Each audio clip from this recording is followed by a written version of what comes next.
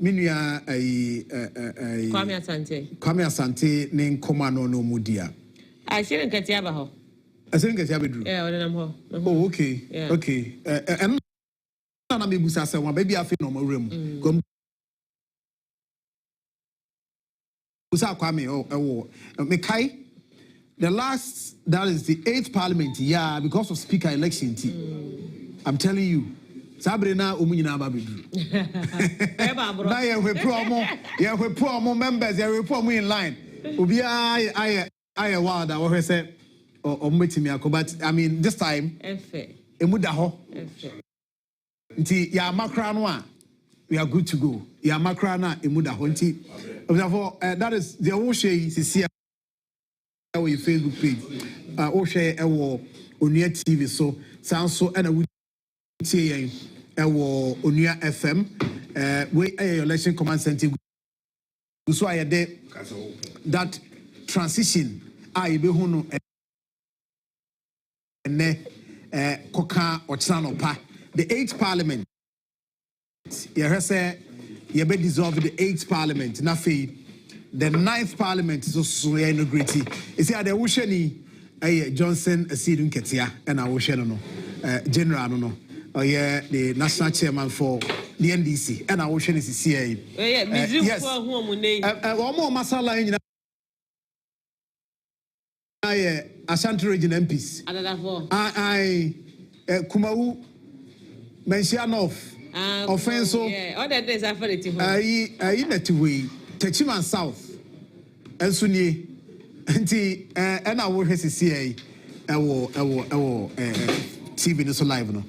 Evia Parliament ayefe ti say de na wo kan no wo sha say entiasia ya adwuma do omunya started the normal proceedings that we all know no but wo sha from afar wo TV so whoever wo fear or monitor this noble videos ne pictures from Onua TV ni Facebook no who say and the parliament be fair a horrible by de a horse to be nika na sad drama na last 4 years the experience here this time obi the kind a tram kabia what am I saying enti ye expect say the ye nyina ye hwe say be ye boko no e be koso pepepe and say your friend saying wadam for you say John to wadam for and say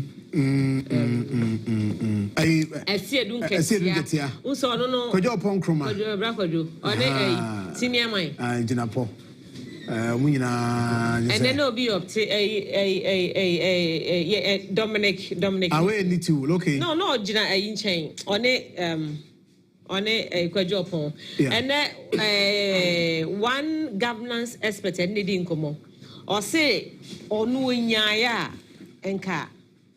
Afenyo markings. In fact, I think that all contributed to West Nambusa and he said, apart from Afenyo, Kahwana obey leader the man minority and Kaye and obo Kwajudi. But I was surprised. The Kwajo Ponkroma. Sanko can be a Patrick Boa Mane or Momaka and I said, this guy, they know what. In fact, that's what in some adwaji. Honestly, then so shit because that position way you find gentility in home. But I said that because your pong is also no clutch some no on person by any hoofing, but at this point he will be waiting and hoofing kakra, you know. Into no opt for set or no buy and Kenya bad. And they Obiabon a choice, but Nina could be party no leadership. Some better yes, some who dey but we make my catch say the minority leadership no MPs be ebonyo so kra MPs be bonyo so kra omo leader no ai a free leader eba be see the whip the third and will be in it omo bonyo so first and the second whips na amount for ebonyos. In fact, the guy said decision na member of parliament the man asukore efiase Otro Nsempa Nyasem Kitwa. Every year. I say who say party no crown or maton party no the amankrofo nka ade nkeka ye gomuni say Ashanti region and the seats edoso ntinka anya hwe crown no nka positions bi wo hono mo a na wo se nkomo consider enye deputy minority leader and then kafata wo at least ka wo so munya more appointment or leadership, but all the same, and then all right. Sir John, I better say, quick one, young call your catcher, your tear for near her for say, Odogwu and Chabakaya, Santi, Makojo, Baba, honey, good evening. Should I say? What call?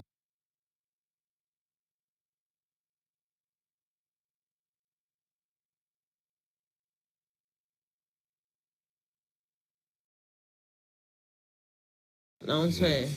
I mean, David. No, I want to be serving you guys. Don't serve me. I mean, you've done so well, and I think that is properly done. Let me serve you. I am just okay. I want to worship you tonight. I know what to mean. Me some special feel and a certain energy. I just want to sit here. No, you just sit here. Sit here. I just need to wait. You want to pop champagne with me, right? Yeah, cry. I'll pop champagne and then we'll be done for tonight. And 26 minutes after the 23rd hour of the 6th day of the first month of 2025.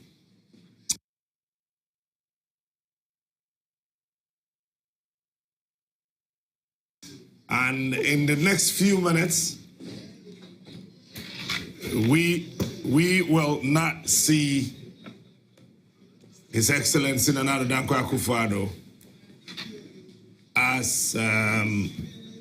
as the president of the land again. You are not watching, you're directing. Anyway.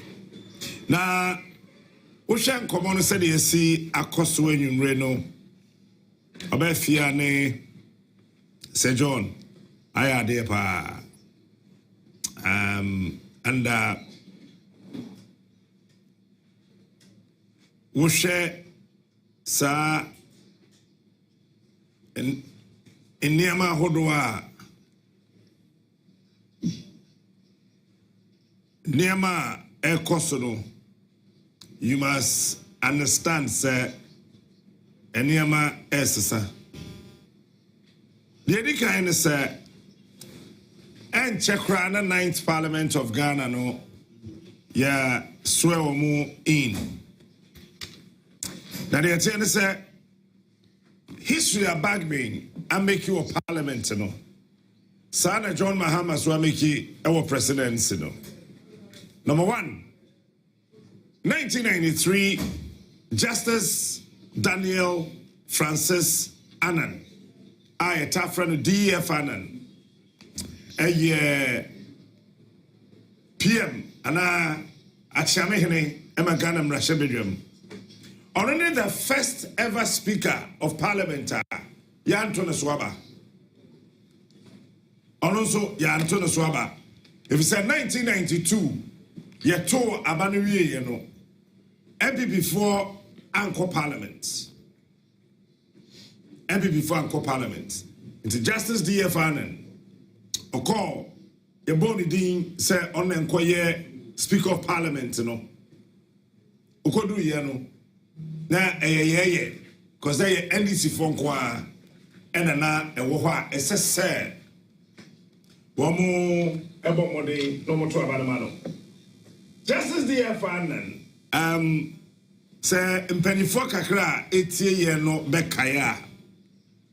Ye to abano November 1992 no 26th December and Omampeni Dada Rollins Echo Car Christ the King Sir, DFN and Bay Speaker.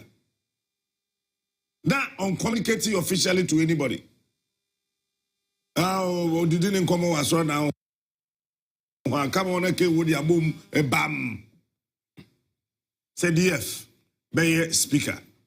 It was somebody else. And on my DFT answer officially communication no eba abontain. Justice DFN anyhow and a rolling susuni ho, but then cry second is at a point not on pesobe. Because also a very fine, refined judge. Or should I say, Oquaye parliamentary. There is no opposition. And Kasa so fine. Na Sam Ready Muno, or the Quatua, so the Koya. Actually, the Santo about 1996, you know, Inya MPP for co-parliamentary. Justice D.F. Annan. And so, Speaker Odikanya, Amembo Bakum, Odin Fion Trina as Speaker. It started here from 1993 to 2001, 7th January. And Odiwie Nejuma. Then His Excellency John Adjaho took over from Flight Lieutenant Jerry John Rawlins. And I remember very well, MPP Penny Fuankasa, Crime de la Crime no, na party no, and winning second round no, every year no. Na SSL Usim Kunya. Asimesi Bekwaha. Asimesi Bekwaha. And it was J.H. Mensah who proposed that Peter Alajete should be the Speaker for Parliament. And at that gathering, Peter was sitting right there. Harun Esiku was there. Darocha was there. Papa Yesamina wo Kumasi Apino Apia and a few others, the Jacob Echebilamtes and all the others were there, and they settled on it that Papano Mekwakoye, Speaker of Parliament. Sanawo Shepa, the first Deputy Speaker of Parliament, and also Wamodema, was Freddy Blay, and also came up, said, MPP decided that one man will be uncontested because of CPP, Ewelembele constituency. So what's Freddy Blay should go like MPP Nibi anyhow. Because MPP filled their candidate 2000, and CPP filled their candidate, and NDC candidate no what. NDC didn't be familiar with their cop, and we need seat no. So the MPP and the CPP came to a compromise, say, for candidate to be anchor. So automatically, Freddy Blay, the first time in Parliament, you know, he became a first Deputy Speaker of Parliament. Usha Peter Alajete timer, there were a lot of scandals about him. Number one, a car not him not say umpe, and there was a confrontation between him and Jay Kufuor. There was a heated argument at cabinet about his car. You know, he was offered a Mercedes-Benz. He was also looking for a BMW 5 Series. Full option. And it was a big deal. And it took the Papa, Ubusuan Commerce, the J.H. Mensah, J.H. Owusu Chow, one of the NDC MPs from the Volta Regiment, Aboni Dimpa, Honorable Clensu, and a few others that came in and said that, I think we're doing it's not about the car you want to sit in. It's not about Natadia Nana or Shena Kurano. He rejected, Peter Alajete rejected, Sagon Tentena. Also, no Sudan move or so. Yeah, but could be on the man no or rejected. And they had to bring Pam from London before he accepted it and wore that. See, it's a kind of formation for a very long time. No, could be no suit to Konon until the new one came, and then the party, you know, at a point, there's a Kufu and Costasano. But not for political expediency, the greater Accra factor, Peter Lajete is a guy.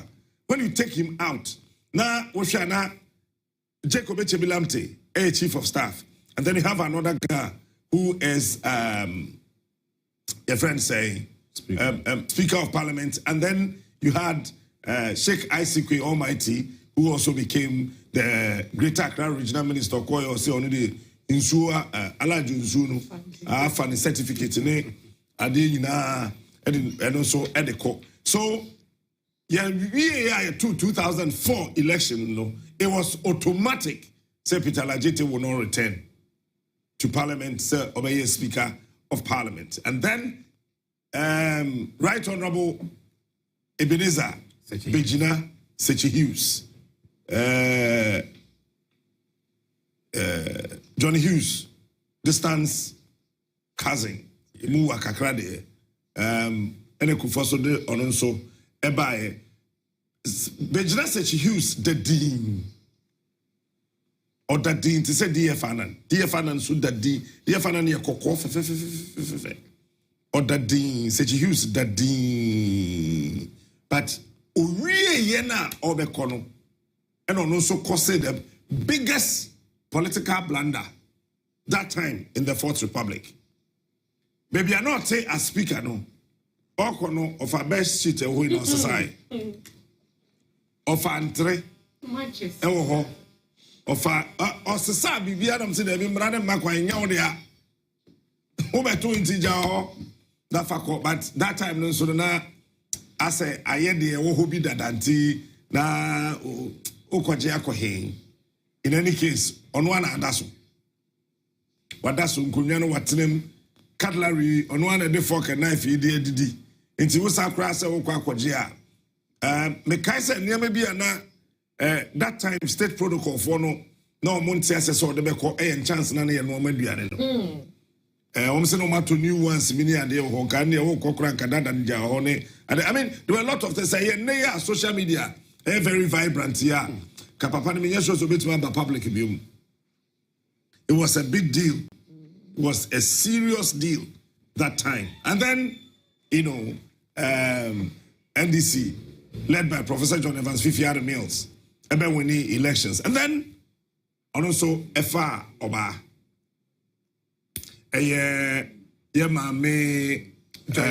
Joyce Bamford Addo.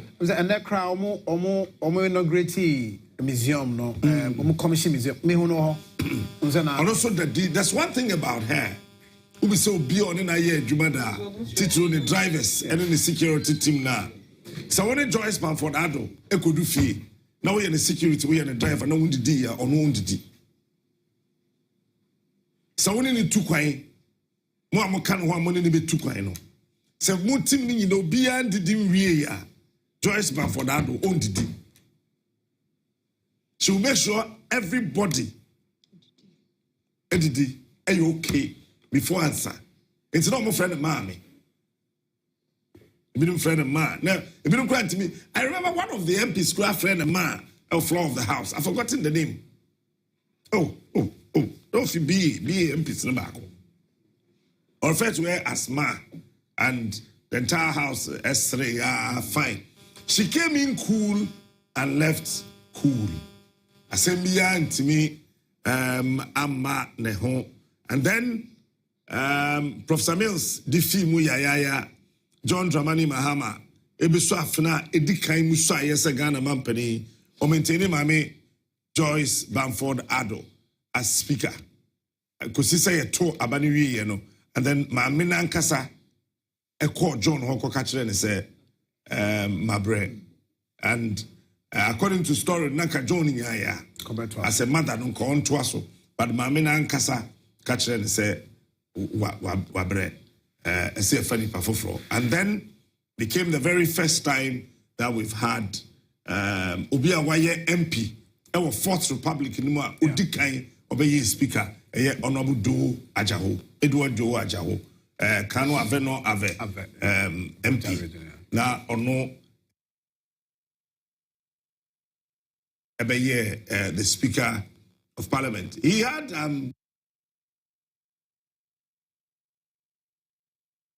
about 7 confrontations with the MPP MPs. I mean, some of them, well, I think 3 of them were a bit harsh, and but he also managed and sailed through. That time,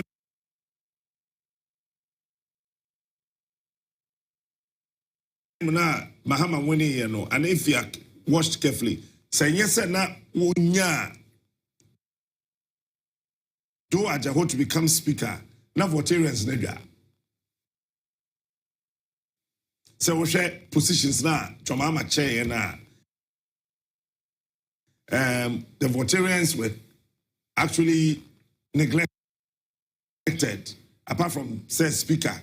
And by a lot of NDC communicators tried that time to defend it, but I'm sure it also contributed to the fact that 2016 votarians na anto abani bibri ama eye NDC, and then another Dankwa Akufo-Addo wins the 2016 elections. So, as usual, the first ever hung parliament, you needed an experienced person to be Speaker of Parliament. And that time, you know, it is the very first time Abai Fufra Oba 2016 na hang parliament. 2017, see 2 years, you know. That is 2017. Hang parliament. No, so sorry. Yeah. Hang sorry. No, 2016. Yeah. 2016 was not hang. Yeah. I mean, it was the Almighty real one, and then it went straight, and then Professor Mike Aaron Oquaye became the speaker. It do baby no wabre. I told her so me so mo go and cross over betnas no. Na kwakura o dwene ho kakra. Ulman abre.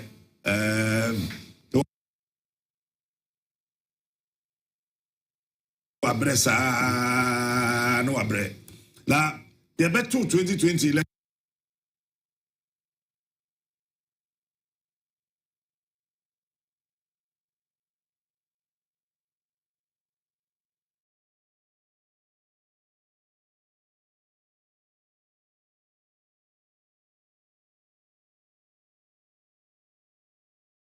no wie ye no.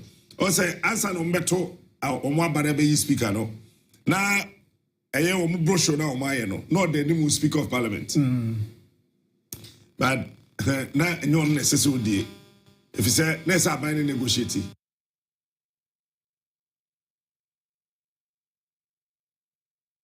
And as I said, it's the very first time in our parliamentary democracy Abaya Otia Kunyaso one winning second term or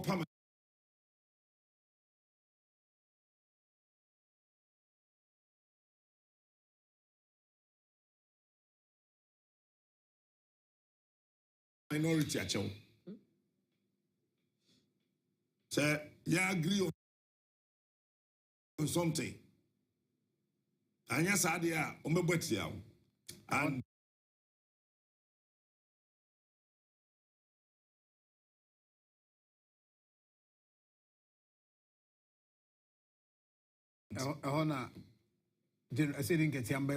that's right. Bagbin, the nominee Bagbin. I said we get some about Tema MP Carlos Ahinkura or Tam ballot papers, bear Trishan and already said chingum or the Janino Musu Kokumi Achana Betufi to crab and the moon Takanum. I do a good for any answer. It was it was planned. Yeah. But at the end of the day, Bagbin sailed through to become the Speaker of Parliament. Now, Bagbin is the longest serving member of Parliament in the whole of Africa. Africa, what's from 1992, basically. What about Cletus Avoka? Cletus Avoka, say ono waba Oquaye. Cletus Amba 1992. Cletus by 1996. Okay. Cletus Avoka by 1996. One honorable Sechi Minsa Bunsudum ena ebaye, and then Tema MP Honorable Abraham Osei Edunum, yeah, one contemporaries, no woman, woman eba Parliament. Since the clerk is order. Yeah, I think I'm not Oquaye. I said Oquaye. Yeah. And see, onya continuous stay. No. But Bagbin from 1992, missing ne Unfi Parliament. He won 1992, 1996, 2000, 2004, 2008, 2012, 2016, and then he became the speaker in 2021. And one could be ma on one so nipa peno, and then they call the constituency. They say, "Hey, want to about my way, mommy." Then nipa so the second term or the bar a year parliament. It's Bagbin. He's seen it all. Our parliament. First thing they say, Oye Mrashebedweni from 1992, 1996,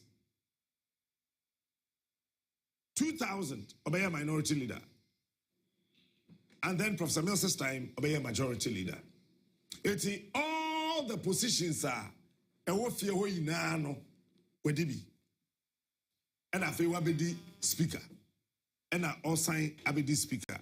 So Bagbin as I'm making history, so the first ever speaker.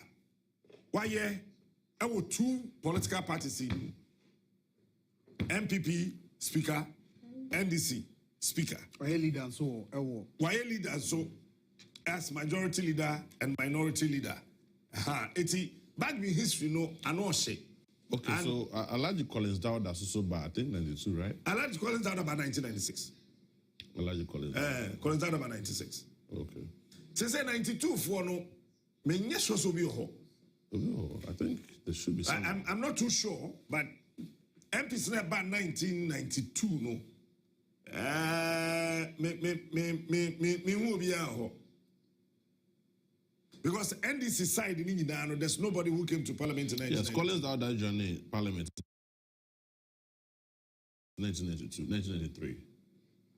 Collins Dawda? Yes, Alhaji Collins Dawda. 1993. Alhaji Collins Dawda joined in 1993.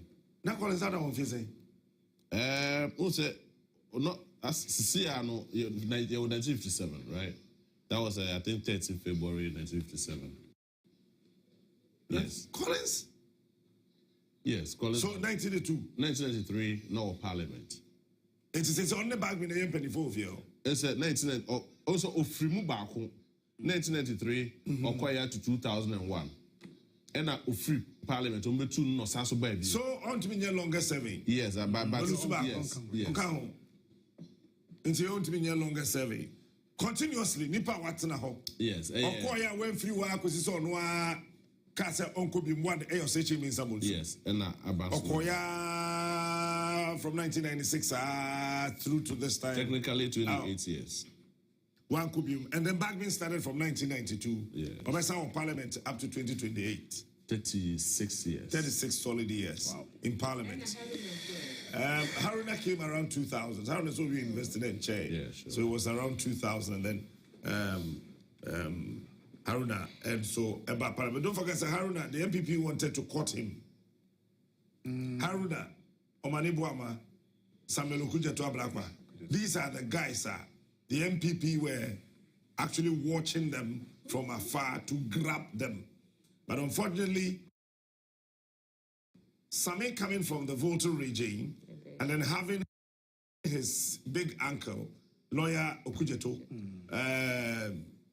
for the MPP, I don't know what actually happened, but it was prudent for him to have joined the National Democratic Congress. And he became a minister, deputy minister, and then bam, where he is today. Omani Buama, same. Haruna, same. And then a few others had a split. Some of them went to the NPP, and then also it is a party, and I say, as a Bagbin, when you need to win out of you. Sure. There's a Nigerian MP, Ulusu here this time. Now, with the 28 years. But unfortunately, okay. Oyo side of Oyo state side of sorry. but and yeah, they I akoma for join here e wo Kumasi nti omo tie nso Asante Mantemuti or Akoma 8. That's right. It's Akoma for now. Yeah, Mamo. Yeah, Mama Joe. So that's it. Yes, and you ever share preparations of the various people I hear speaker now. We start with DF Adan. I mean, the night before the swearing in, when he had his long white kaftan, his very long white kaftan. That very time, his Nipa no muye Juma one office as a judge. They are the same people that followed him through to Parliament, and then they were given some 1 or 2 positions to hold because as a judge, he needed people he can trust to work with. And as usual, all the speakers will be a qua or the Nipa Bakwana, you know, and Sambi Komo one office, and then the DFN. Only one year Juma Dadano, one or one Oquaye, and on in 1992, from Rollins' time in Inano, I think there were 4 by-elections. 2 MPs died, and then one person also vacated his position, and then another person also. For best reasons known to himself, also so intimate and Kobima and Yedi BC. And Intino Enche, you call if you're Hona Feno proceedings necessarily at Seno. Pacho say, say almost in we pepe yapon, so that we can go have some little rest and come back tomorrow. Morning at 6, and then we'll continue. Bonaya, near Sambuya Ketim, near Independence Square. Nafi, you swearing in na, Chasafina, Leapo, no Kuana no Paso, ya bedjuma, Yawana no pa, the bedjuma, if you're no pa, the bedjuma, Yamiaduma, Nedjuadan there. Although you go and rest on Monday, it's okay. Is that fine with you? Good. I had it. Okay? Chairman. Yes. So to say nobody can na yakako journey feed no our Parliament, but it's been very interesting journey for some members of Parliament like Abbas Bagbin. I was still there for 32 years. I mean, Enchebia after 28 years, Obabe is speaker. And as I say, was also a speaker. And I think he's the very first speaker of Parliament. I want to me, Ababe enjoy 8 years, continuous stay in Honomo, and so as other government appointees in Honomo. Then say Chairman Saboso, and I'm happy to also hear say Chairman Saboso is going to be part of the Parliamentary Service Board. Mm-hmm. Yes, he's going to be part of the Parliamentary Service Board. Indeed, technically. Only a member of Parliament, but he's going to be a member of the Parliamentary Service Board. And also so a good call at the man. So Adjaho would determine in India or what in will come to stay because of the fact that was still Parliament for 28 good years. Any assembly 28 good years. Say na name and Nema, I mean Nema what me I were holding positions be to say minority and the majority as well. And I was also a minister in charge of parliamentary affairs. Sisaminoka say you dissolve Parliament and no minister being, but it is a minister for parliamentary affairs. And Obi to say no, Ababeka Parliamentary Service Board no. Obi to me adding a rich experience and the Abua Duduana Wabano. But I did back where ya womu this current Parliament. Apart from a large college that as I say was back to Parliament. He's almost so Latino. Apart from one. You shouldn't need, from the NPP side, you shouldn't need well-experienced members of Parliament who spending more than 3 terms of Parliament. NPP. Oh, MPP Omobi. Patrick Boama. Patrick Boama for how many terms? This is the 4th term. This is Patrick Boama. Yeah, Patrick Boama was the 3rd term. No, was in Parliament in 2000. Okay. Around 2000. 2004, 2008. 2012, 2020. And why me? Captain Smart. apart from Onono, all crisis in 90. Yes, because no,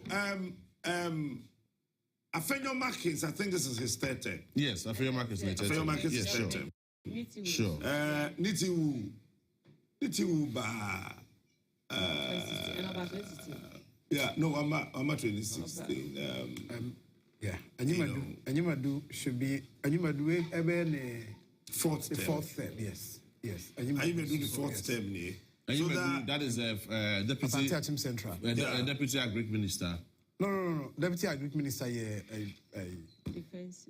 No, only deputy. Is it railway or rules? Currently, only any appointments. Okay, but compare the experience NDC MPs need be war our parliament here now. Now, or they compare that of the NPP. You could see the rich experience at NDC for war as compared to the NPP. Now, Oshe Obiti say, Chambers was a free parliament, Joe Wise a free parliament, notable names. And I feel yes, that's when your first time MPs to do now our parliament. When you look at a more experience now, the side of the NPP. Yeah, the side of the NPP, especially in Ashanti region, do na first time MPs. I feel like be a more second term near there. Which means experience in share that new one year, and that is why. Nananka, who be here say some of the members of parliament, so mo your munya ye, and no moye bibi nanka. It's possible say, and commit me from the previous members of parliament are no mukuta that rich experience and commit me the abua ama the parliamentary business na etumi akoso ye. Mind you say the members of parliament and a parliamentary business no say yan konkweshemra na yemfa adwene ne nimdi a ye wo no yemfa mwa ne yemfa build the national discourse. But the way I mean yama oye member of parliament and I say MP adwuma na akwakoye na akwakoye business as usual. Akwakoye the highest bidder in the constituency. Most of them omukuteska no mo dia kono wakoko wini omukuteska no mo dia kono wakoko wini. Me I will not be surprised to say enche bia no ebehu scammers our parliament. Ebehu scammers our parliament. Ebehu fraud boys and fraudsters our parliament. Because yes. Sorry, you lost. Because right now as it stands now the highest bidder. Wo kuteska no okọ constituency here now year projects 1 2 3. Na bakumi enubia.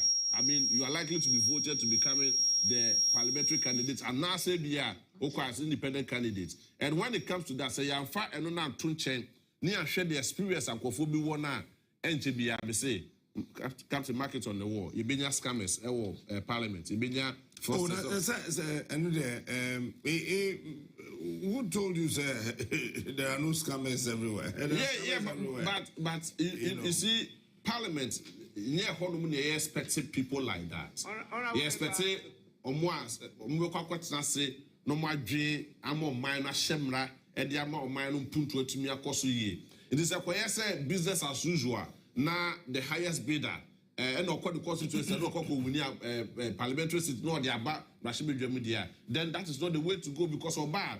Only experience, only share out the babeboa. Only share out the babeboa. But those times, when they share the lives of Richard Ananom, McMenu, Waofa, Adukufo, and those look at the experience of what they buy, and the whole family of what they buy, a bam, those times. You know who's a Nema Oquaye, but this time around, this 8th parliament, it is the worst parliament ever in the history of our fourth republic. The MPs themselves, they know. James Abusuaka said it is the worst parliament. Joe Wise-Akai is the worst parliament. A lot of people I will blame them. What him reason? No, I think, sir, your politicians you're too selfish. Oh, well, I mean, they are very selfish. And this is what politics can offer to us. As I said, Anka, you makwani you gumi not just one person. Our constituency here. Usha Papa Usuan Kuma. When you're being grooming, and defeat parliament. You're going to say Richard Anane. Almighty J.H. Mensah did not groom anybody. Kletos Avoka, Oko, Waba. It means that when grooming will be yes. Nade eno to nchen a. Ofa Collins Dowda when Grumi obia. To akọ aseba. Waba. Bagbin enye se na oba be speaker nkobeko. Also no okokra. When Grumi obia. Oh. No oko. And obey speaker. James supposed to say. When Grumi obia. James supposed to Grumi obia. Na ko okọ. And omo pa na cho no ba and sana after your marking. Oba be Grumi no because nipa no mo de man no before. Sarah Adjaho a. Adjaho emphasize for yes, minority leader. But she became the minority leader. And the seventh, yes, the deputy minority leader. Under the seventh. And look at it carefully. A man of parliament, a constituency. Man parliamentary leadership positions now. Ayana a more dink cramo momentiase because ye who ma part Patricia PJ. Oh, but yeah, deputy majority leader. Yeah. Ye whom no on the floor of the house are. I say, oh, pushy BB. Adjaho also became deputy majority leader. Yeah, who BB are. Yeah. Adjaho was loud. Adjaho no loud. Oh, she was not loud. Adjaho Kasaba Kumi and one because that time no. Say, Chairman Samusu Jano Kasabia. Unyasemianka. Oh. So I think that ni mono. I say grooming crop for here. Kojo Ponkroma. Fine broadcaster or your MP. Say yes or be minister. And can the MP no? Yeah, true. But we can say the ministerial position in Debbie, I mean on the floor of the house. Because as compared to Obiso also first time on buy it to say Honorable Dan Kokumutri or call Parliament. Yeah. The first time on your backbench Akurano, you could feel say he was up to something. And he's also not going to Parliament again. It's Wusha Parliament and Lucy almost 151 highly quality members. Despite or no jovial attitude, Nina Katie Hammond was also rich with a lot of experience. I also saw Uncle Parliament. We are not quite the same Uncle Pessoa but Omutu. You see, so and so for about me another president to be. Oh, sorry, you lost the elections. About 12. Oh, sorry, you lost. Open your president. To say, I can say, you Ghana, young Pessa, oh, what mean, Jerry? What mean, Jerry? Say, be a sort of mission another. Say, your Chief Justice. Yeah, I think the Chief Justice is. But Chief Justice or no local Parliament here. Is on a man, sir? Yes, but speaker in. To speaker in. What do you feel? Or no, it's now Akufo-Addo is still as a former president. No, he is a former president. He is former president. No. But for JDM on us elect, say process we are starting. Still all you elect. You elect, yeah. Former president Nana. But they said Nana Akufo-Addo I former president. Oh, sorry, you lost the election. Former president. Nana Akufo-Addo. Oh, that is that. Oh. Sorry, you lost the elections. I see. Yeah. Former President Nana Akufo-Addo. Sorry. Fellow Ghanaians.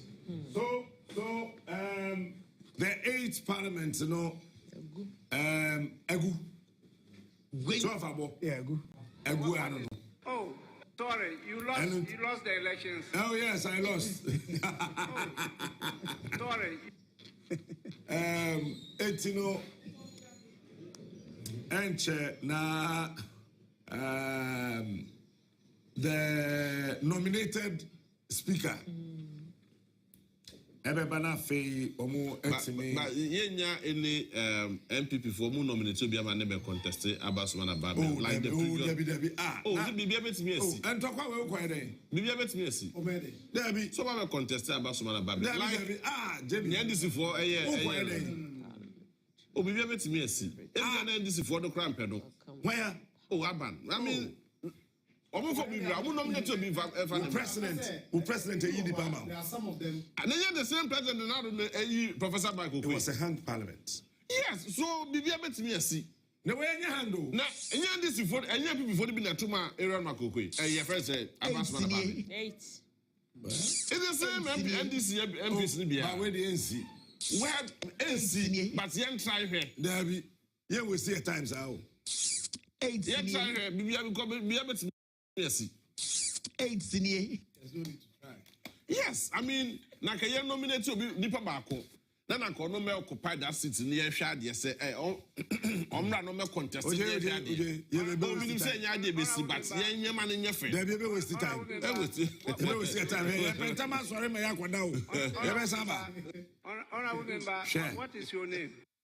And I mean, under. Finance Minister. Former Finance Minister. Yes.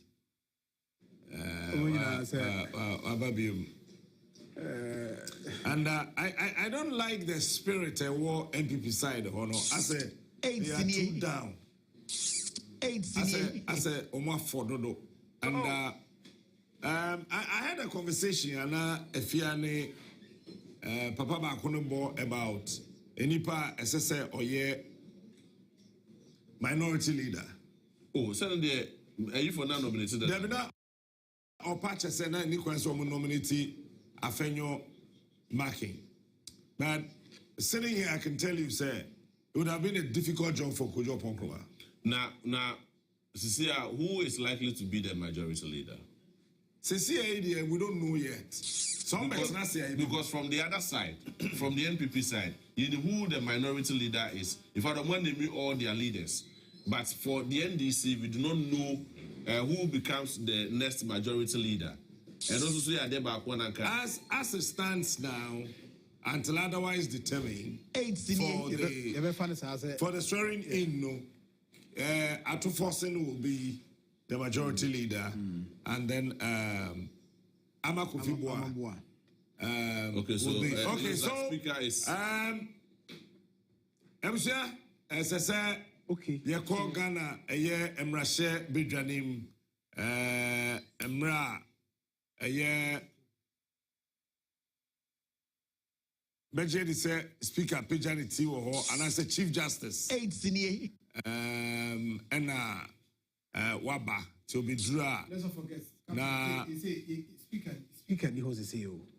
Say Obama the clerk of parliament on Obeshama Yatuabano. Yes. Nti speaker ni ho. Interesting. Yeah. 8 senior. Ombudsman no kwatena se na fe yenko. That's right. Hey, finally, ex-president Nana Dankwa Akufo-Addo. Fellow Ghanaians. Finally, the former president of the Republic of Ghana, Fellow Ghanaians. His Excellency Nana Dankwa Akufo-Addo, is watching on your TV.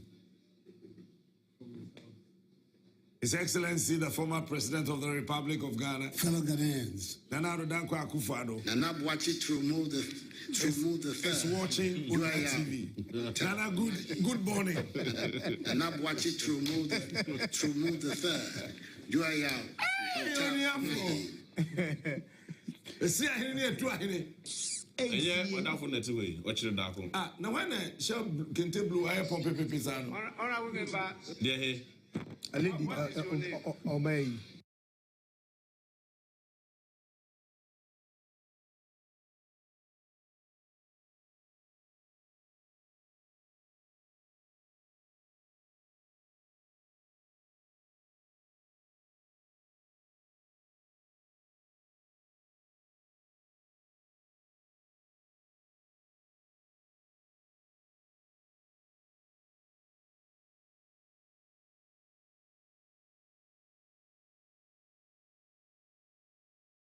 Of the 9th Parliament of the 4th Republic.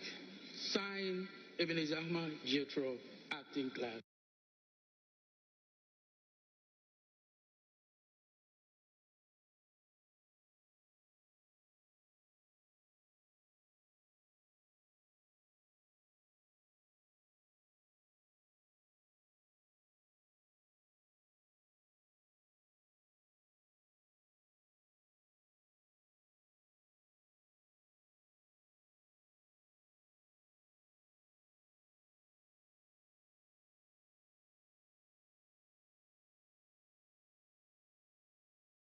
To Parliament.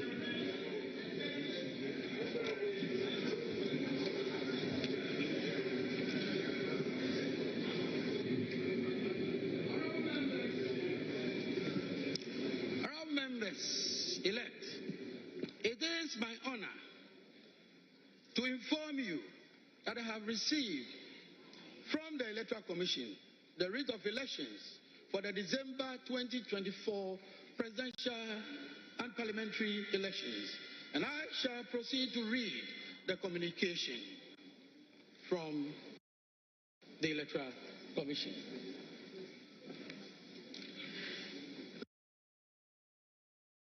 Let me indicate that the writs came in sequence. I have 3 writs of elections. Some are supplementary writs of elections. The first writ of election was issued dated 23rd December 2024, addressed to the clerk to Parliament. And it reads, Dear Sir, submission of writ of elections for the parliamentary elections held on 7 December 2024. I bring you greetings from the Electoral Commission and trust that this letter finds you well. I write to acknowledge receipt of your letter dated 17 December 2024 with reference number PS/CS/027/34 on the above subject matter. Kindly find attached the writ of elections for the parliamentary elections held on Saturday, 7 December 2024 for 274 constituencies. Also attached is a schedule containing the names of the candidates elected pursuant to Regulation 43.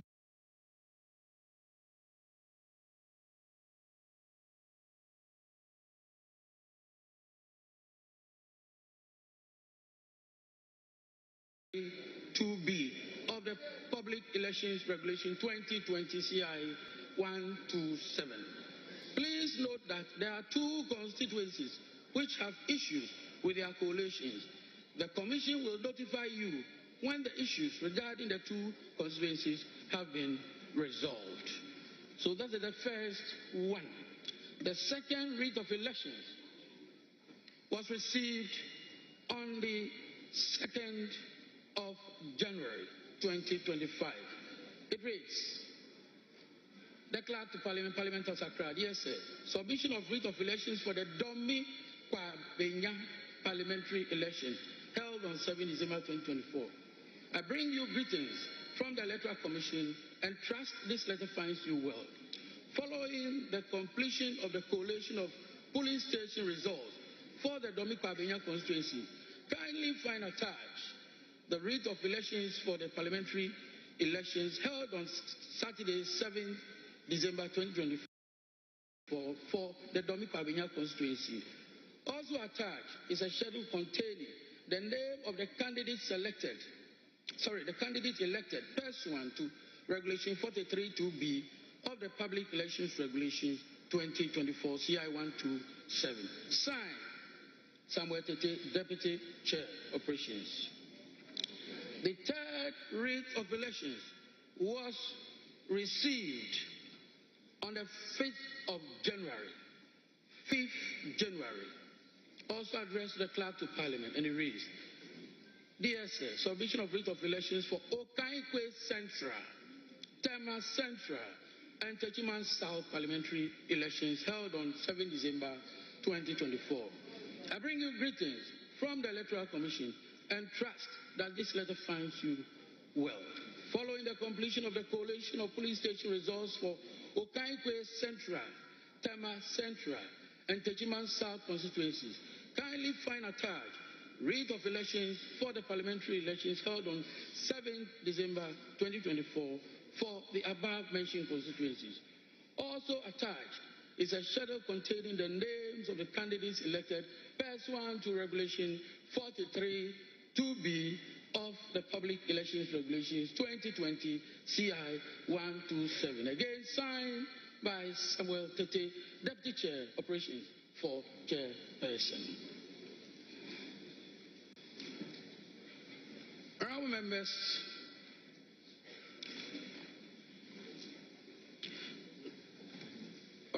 elect, by this communication, the writs are hereby tabled for the information of the entire House. Honourable members elect, Order A3 of our standing orders states that a clerk, as the presiding officer, shall conduct a roll call of the members of Parliament elect, and a member is expected to respond to the roll call. I now proceed to call out your names in alphabetical order. But before I do so, it is imperative to bring to the attention of honorable members a matter of concern. I say so because I know this is a matter which will come up on this floor.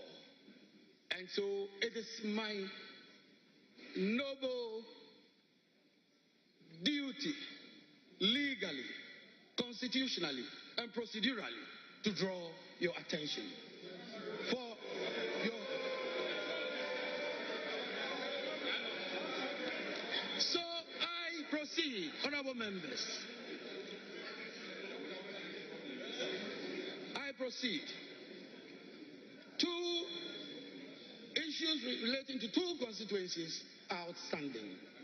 And the constituencies are Ablekuma North and Oquaye.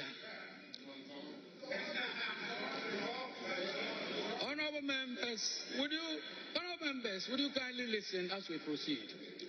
Ablekuma North and Oquaye. The case of Ablekuma North is known to all of us in this honorable House.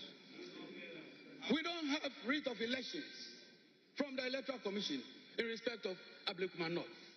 And therefore, it is impossible to proceed with any matter relating to Ablekuma North in terms of roll call and in terms of the eligibility of a member for that constituency to participate in the election of the Speaker.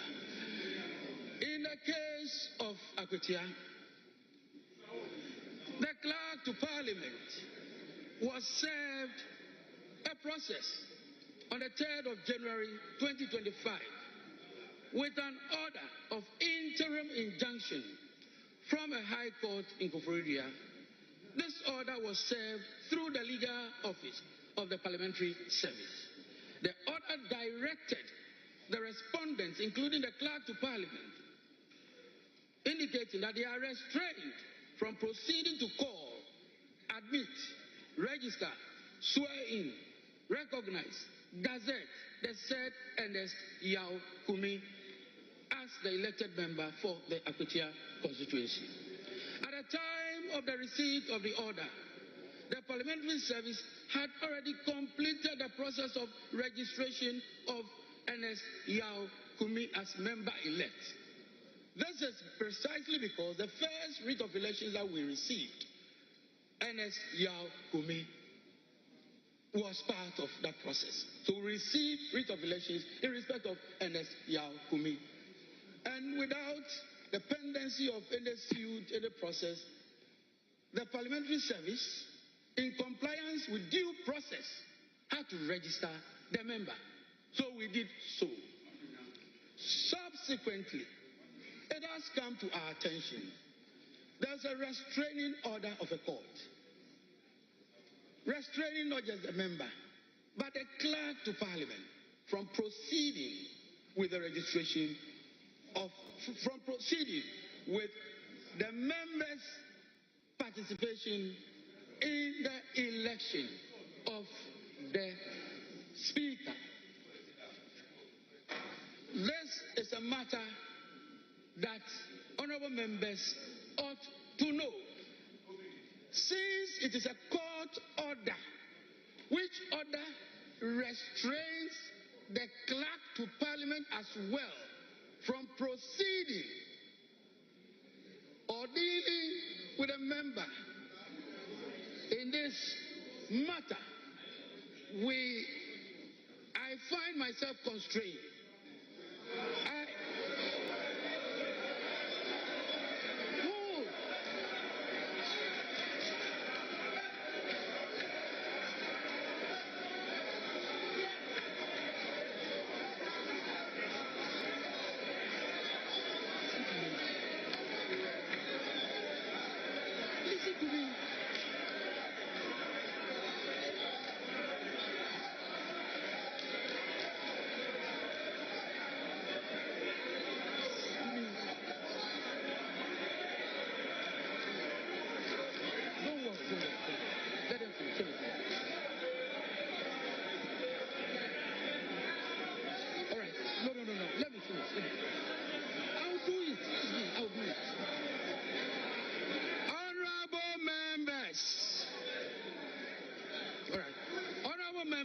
So I have brought this matter to the attention of the House. That is my pleasant duty to do. The member may decide, may elect to participate, but in doing so, I'm drawing attention to Article 105 of the Constitution, and I will read, a person who sits or votes in Parliament knowing or having reasonable grounds for knowing that he is not entitled to do so commits an offense and shall be liable on conviction to such penalty as shall be prescribed by or under an enactment of Parliament. Having done this, I have discharged my noble duty. I will end there.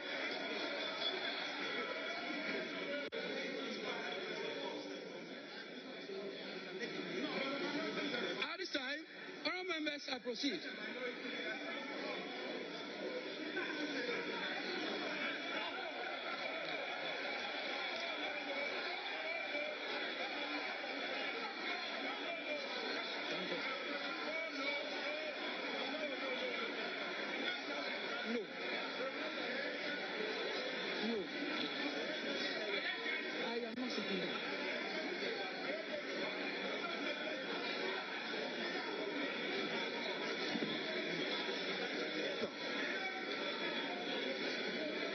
Mr. Chairman, Mr. Chairman, colleagues, please, let's make a headway. Mr. Chairman, we have heard you. This is a house of rules and procedure that is not in doubt. This is a house that relies on precedents. I just have a simple answer to the point you made, and I have the instructions of my respected colleague-elect, Honorable N.S. Kumi, and fortified by the precedents of this house. with precedence is dated 7th of January 2021. I simply, Mr. Chairman, the member so desires to proceed to be sworn in and to also participate in the election of the Speaker and bear the consequences himself.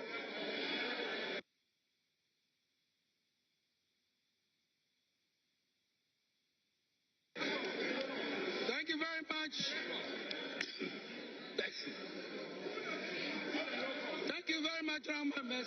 I proceed with a roll call. And I will invite the head of table to proceed with the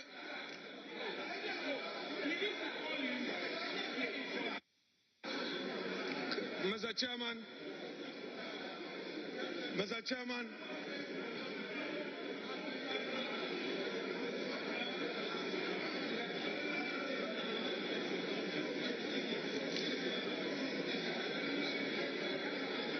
Mr. Chairman, we do not want surprises. We do not want surprises. We do not want surprises. I am therefore, for the records, inviting you to respond to the position the honorable member concerned has taken, just for the records, because we don't want surprises as we proceed. So we want to know so that we take.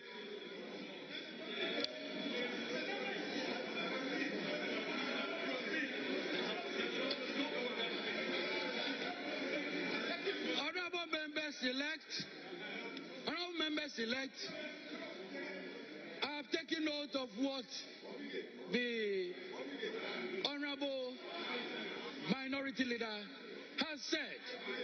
We will proceed appropriately. Yes.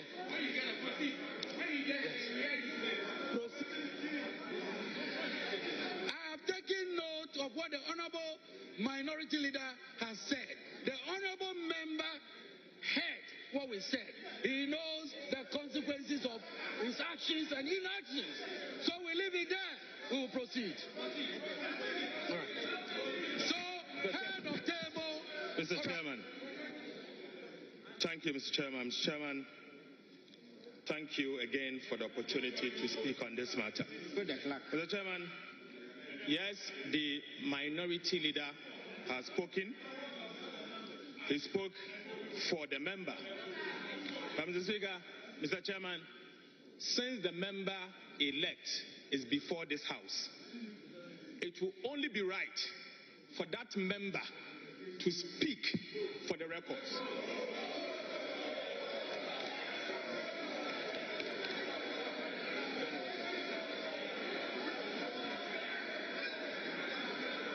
Mr. Chairman, I say this because the court has issued an order. The said order has been served on the member and the clerk to Parliament. Mr. Chairman, you read to us Article 105 of the Constitution. The honorable member, the minority leader, took responsibility and spoke on behalf of the member-elect.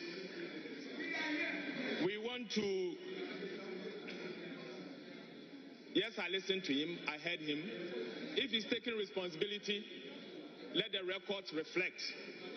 Let the records reflect that the member-elect for Oquaye constituency has disregarded the court order, and the repercussions of Article 105 of the Constitution applies. Thank you, Mr. Speaker.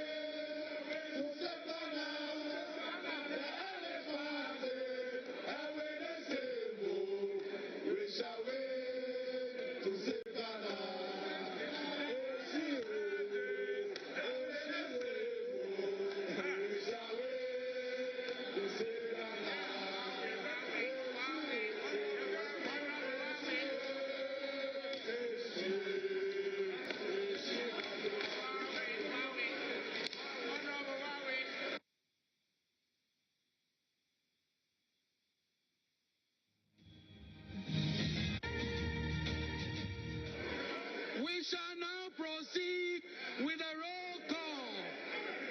Yes. We are proceeding with a roll call.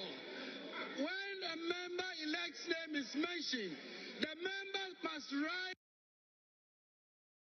in his seat to be recognized. Thank you, honorable members-elect. Head of table, proceed with the roll call. Abdul Khalid Mohammed Sharif. Ablakwa Samuel Okujeto. Abuaje George Kwame.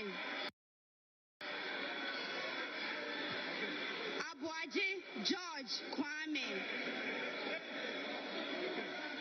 Abuaje George Kwame. Achampon Brian. Achampon Richard.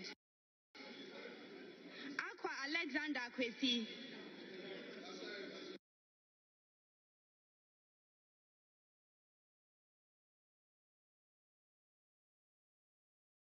Adam Hamza. Adam Mohammed Amin. Adams Abdul Salam. Adams Kofi Idi. Adams Mishab Mahama. Ado Ebenezer Kweku. Ado Kweku. Ado Yao Frimpong. Ado Kenneth Daniel Nana. Adi Frederick. Ejay Felicia. Adomako Ernest. Adongo Isaac. Educhum Yao Osei. Afenyo Sadem Kweku. Afenyo Markin Alexander. Afol Eric. Afol Kofi Bente. Efriye Nanayu. Efriye Frank. Agalga James.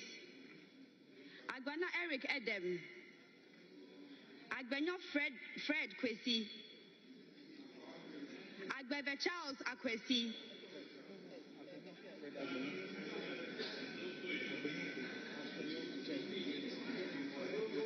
Agbenyo Fred Kwesi. Agbeve Charles Akwesi. Agboja Kwame Govins. Ejari Alexander. Ejekum Emmanuel Kwejo. Ajimai Prempe Eric Nana. Ajimai Kingsley. Ajimai Rollins Zaneto. Ajin Sam Lawrence. Ahinkan Frederick Yao. Ahi Samson. Ahiafo Bernard.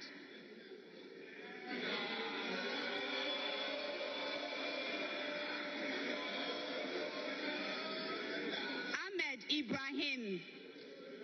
Edu Michael Kwesi. Akando Kwabna Minta. Bunkpurugu Faustina Eliklim,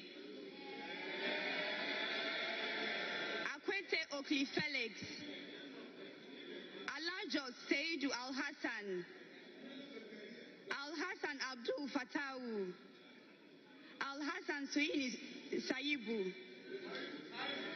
Al-Hassan Umar, Amankwa Millicent Yabua, Amankwa Nicholas, Amankwa Menu Kofi, Amwa Stephen, Amwaku Andrew Esiama,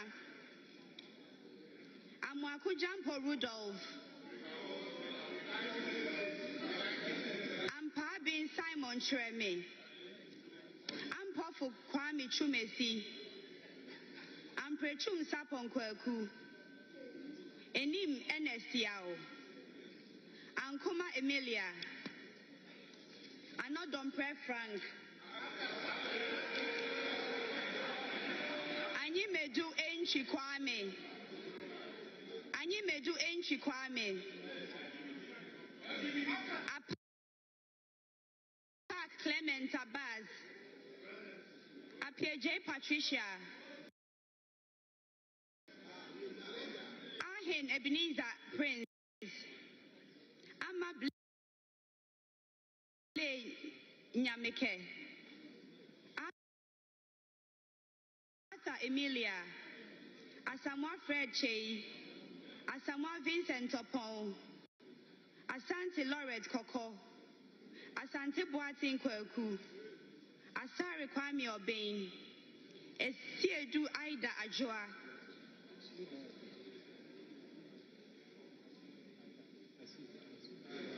Asensu Boache Francis,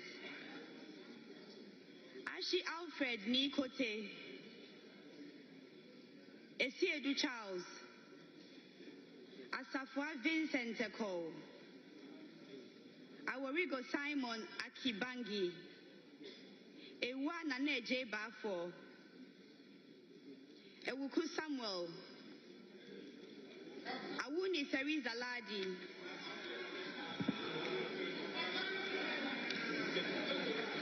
Ayamba Ladi Ayi, Ayariga Mahama, Aye Nana Asafweje, Ayen Sudan Kwa Grace, Ayene Dominica Kritinga, Azuma Bandim Abednego, Azuma Joseph, Befi Michael, Batagli Mohammed Isa, Baudra Charles, Bawadua Charles, Beja Emmanuel Kwesi, Bequin Frank Estiedu Bequin, Bessie Daniel Keshi, Beyo Titus Kofi, Bisu Mavis Kukwa, Boako Gideon,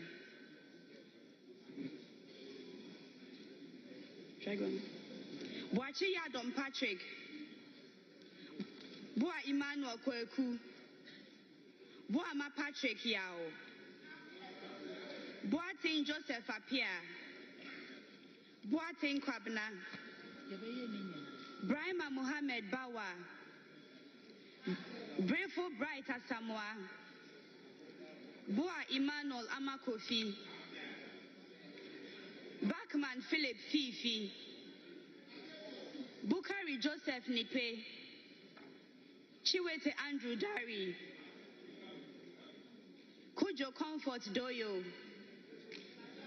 Kujo Joanna Jan, Kujo Robert Wisdom, Dafia Mako Roxon Nelson Eche Kwame, Damwa Kwejo, Dan Abdul Latif, Dangbe Ernestina Ofori, Dapa Elvis Osei Mensah, Dapila Kletu Seidu, Dako John, Dako Mensah Kwabnotre, Dauda Collins,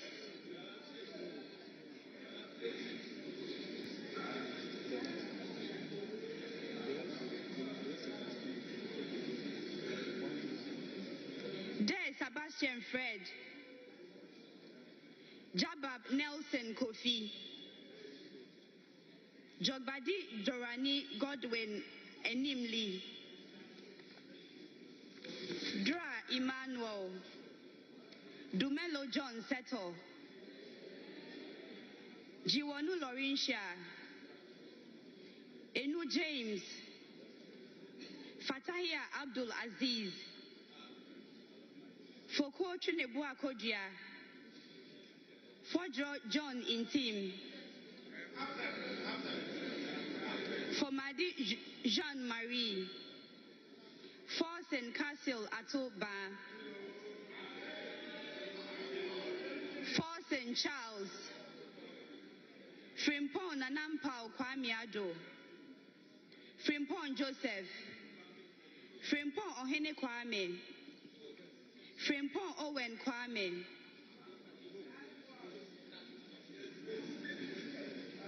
good. Gakwe Kwame Jujoli, George Samuel Nate,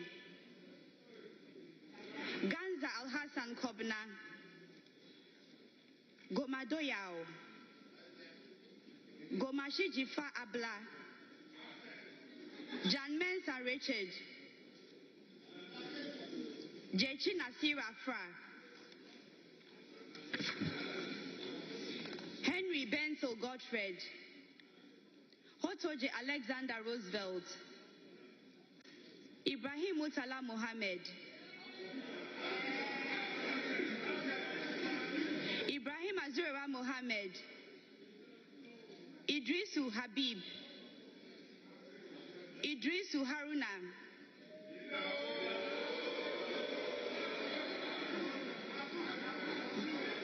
Isa Atta,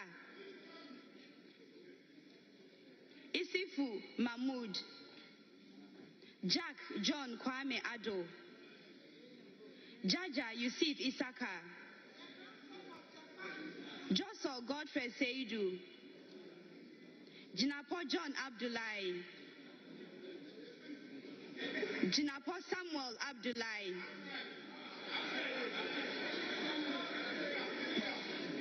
Kabiru Muhammad Tai Abdul, Kini Jeffrey, Kodia Kwame Apia, Kunedu Akwesi, Kosa Martin Kweku Ejay Mensah, Peli Wolase, Potosu Edem Richard Kofi, Kuma Joseph Kwame, Present. Kumi Ernest Yao,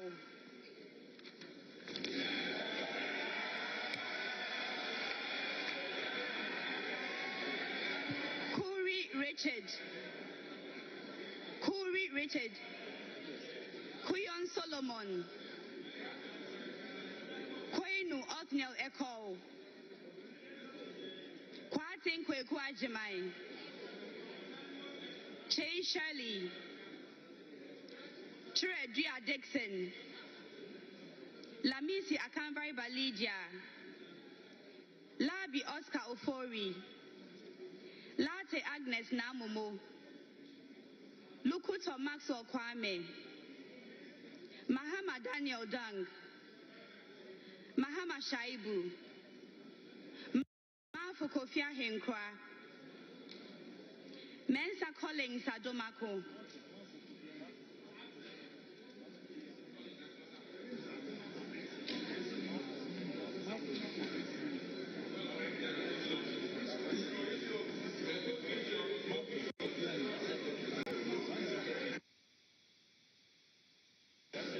Mafu Kofi Ahenkwa, Mensa Collins Adomako, Miss Adumako Mensa Collins, Mensa Isaac Ejay, Mensa Joseph Kwesi,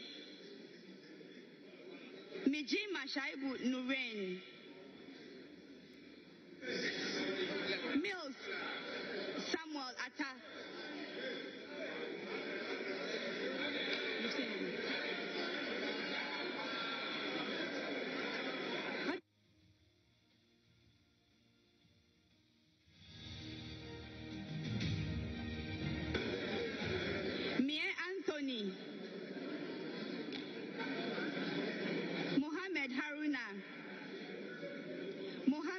Yakubu,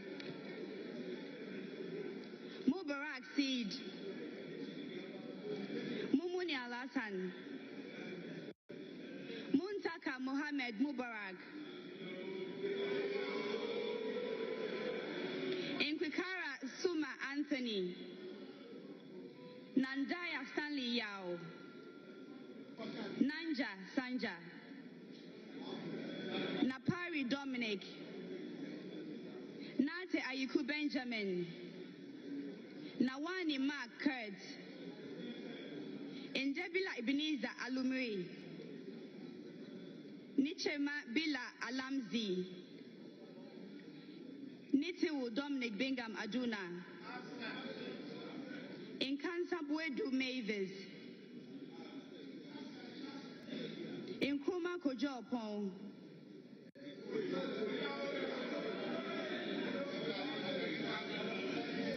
Nukwa Pius Kwame, Nokwai Kofi Ako, Nogbe Ernest Henry, Notuko Toy Peter Kwesi, Intebe William Ayo, Intekuni Emmanuel Kofi, Intim Adelaide, Intosu Helen Ajwa, Nuruddin Mumuni Mohammed, Nyakote Albert Tete, Nyakum Bismarck Tete, Nyako Isaac Boama, Nyako Kingsley, Nyako Thomas Ampim, Nyako Kwame Naminta, Nyindam Matthew, Oklu Linda Ohenewa, Odampton Isaac Asha, Oforiata Duke William Allen Kwame, Ofosu Felix Kwache, Ofosu Ejari Elizabeth,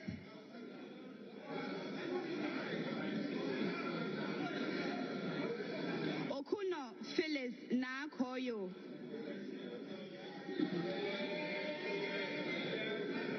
Onyina Champon Akwesi Jemfi, Opoku Davis Ansa,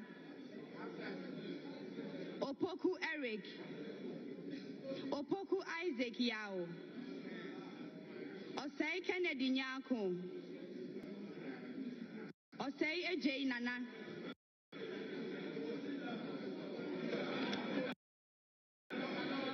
Osei Akoto Seth,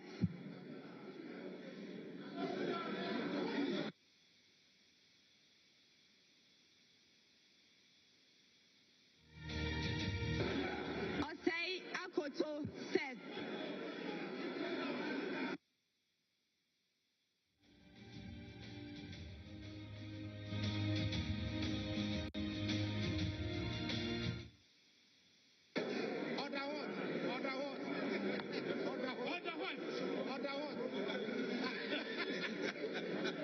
Osei Akoto Seth,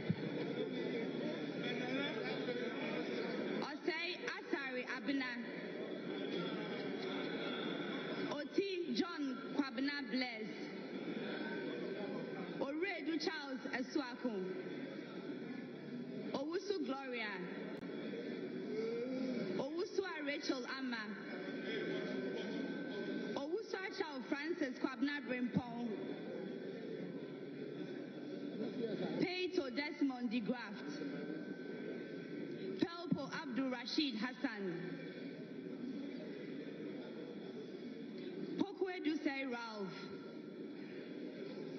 Kwaisin James Jechi, Ramadan Mohammed Adamu, Ricketts Hagan George Kweku,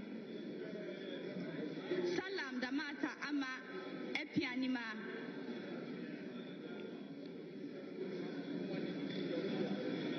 Sandari Sebastian Meneso, Soya Queen Sapokwa,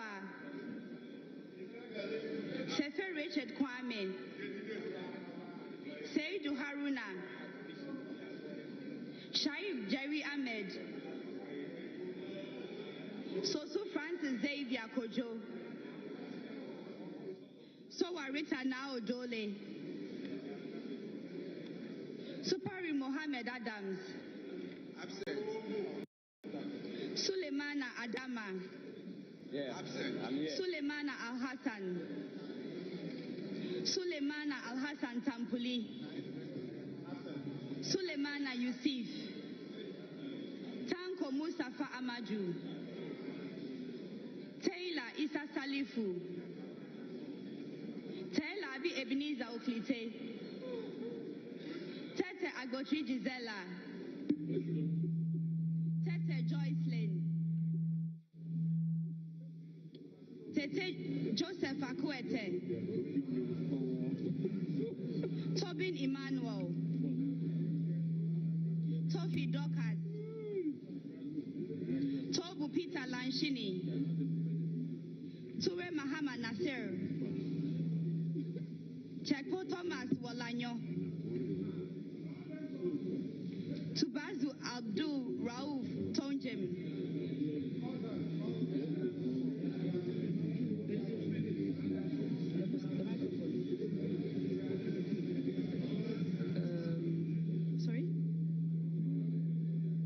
Yusuf Mustafa, Vanderpoy Alfred Oko, Vondi David, Winsum Annaba Thomas,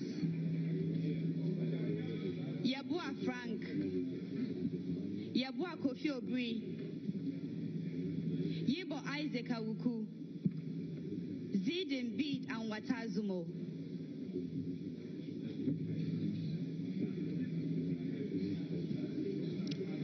Thank you very much. Honourable members elect, we shall proceed in accordance with Standing Order 8.1 of the Standing Orders of Parliament. I am satisfied that quorum is present in this House to enable me proceed to conduct the election of the Speaker. In doing so, I would like to draw your attention to Article 95(1) of the 1992 Constitution, which requires that a Speaker of Parliament be elected by members of Parliament from among persons who are members of Parliament or qualified to be elected as Member of Parliament.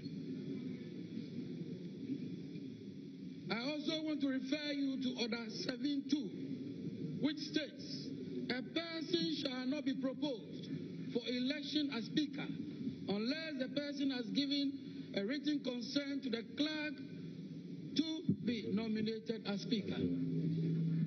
It is also important to draw your attention to Standing Order 8.5 of the House, and I beg to quote, where only one person is proposed, the person shall be declared elected and conducted to the chair without any question being put. A member elect addressing the clerk shall propose a person to the House as Speaker of Parliament and shall move that the person do take the chair of this House as Speaker, which motion shall be seconded without debate or remarks. Honourable members elect, I now invite nominations for the election of the Speaker.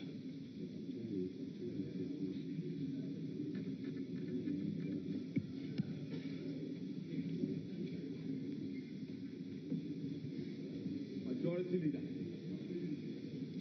Mr. Chairman, I come under Order 8.4. Mr. Chairman, I beg to read. A member elect addressing the clerk shall propose a person to the House as the Speaker of Parliament and shall move that the person do take the chair of this House as Speaker, which motion shall be seconded without debate or remarks. Mr. Chairman, I move that Honorable Alban Sumana Kingsford Bagbin.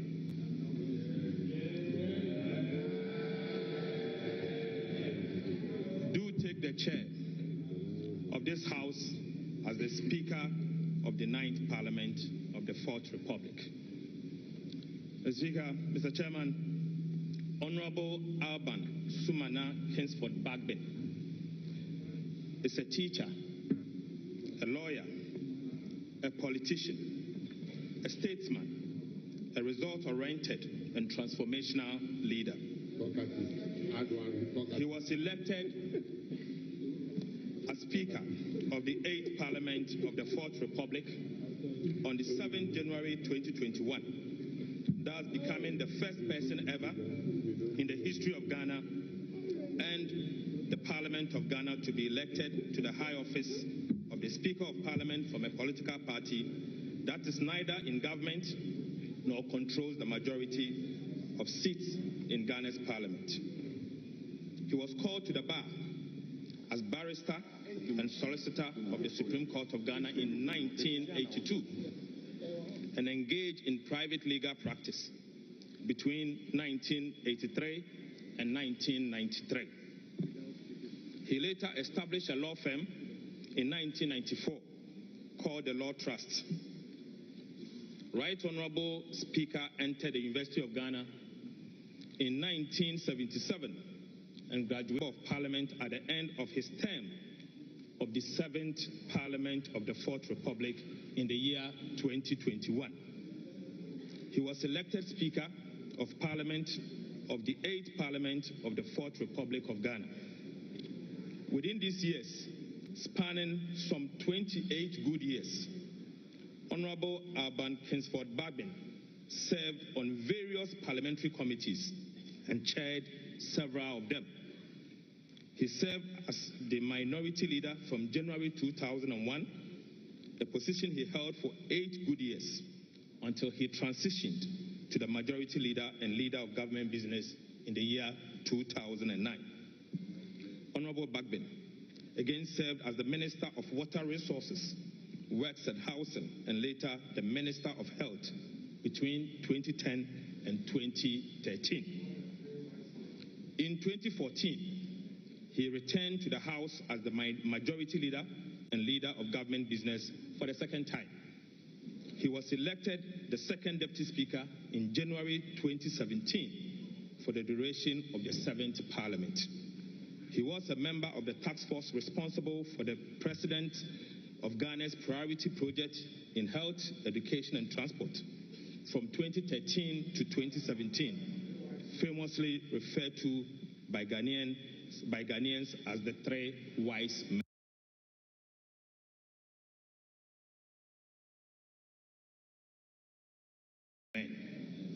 Right Honorable Speaker also served and continues to serve on several boards and international organizations. This includes, currently is the chairman of the Parliamentary Service Board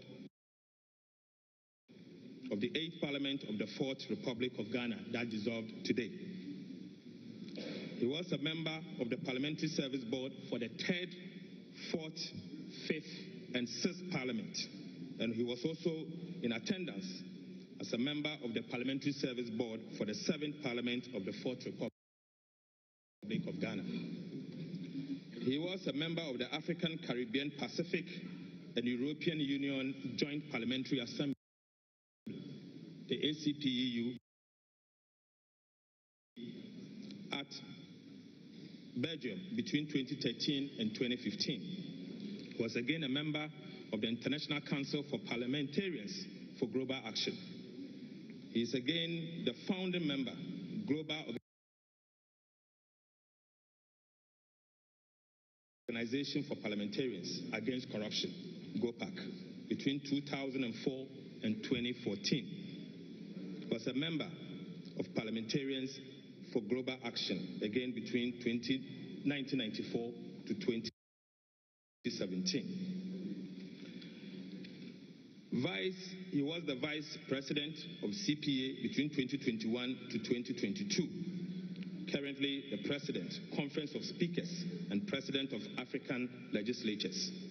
He's a member, International Advisory Council for Global Governance in Washington, and a member of the International Council for Political Renewal, again in the United States, Washington.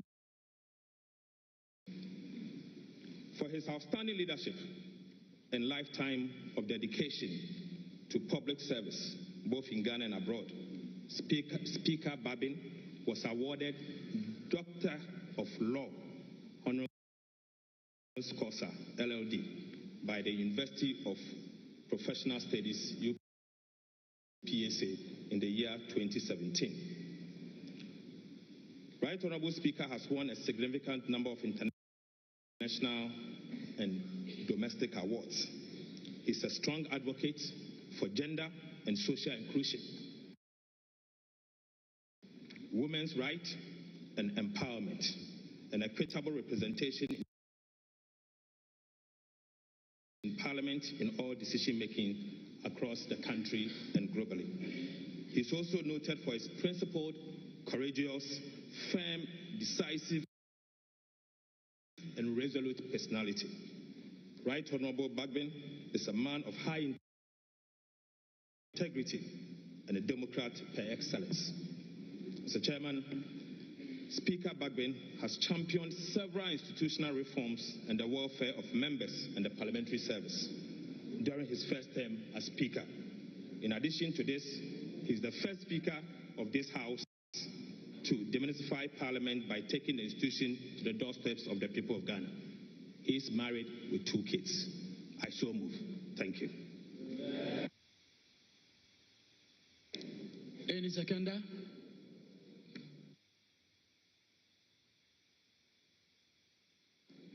Our minority leader?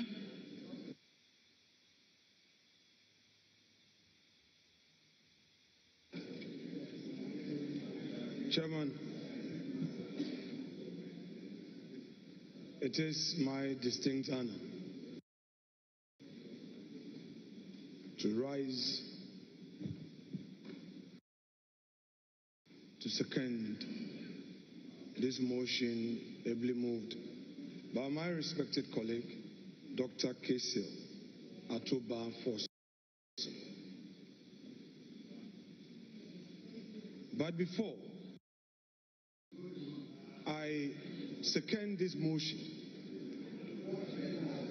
before I second this motion, under the rules of this House, which secondment requires that there should be no need for remarks or debate, I shall address some preliminary matters. Before, Mr. Speaker, Mr. Chairman,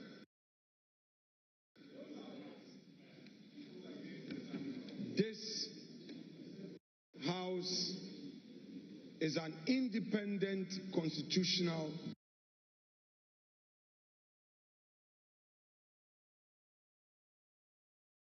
body. The mandate given to us to elect a speaker is engraved in the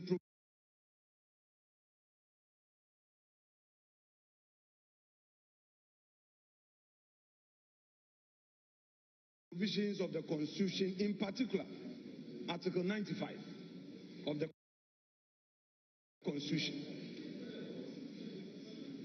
The Speaker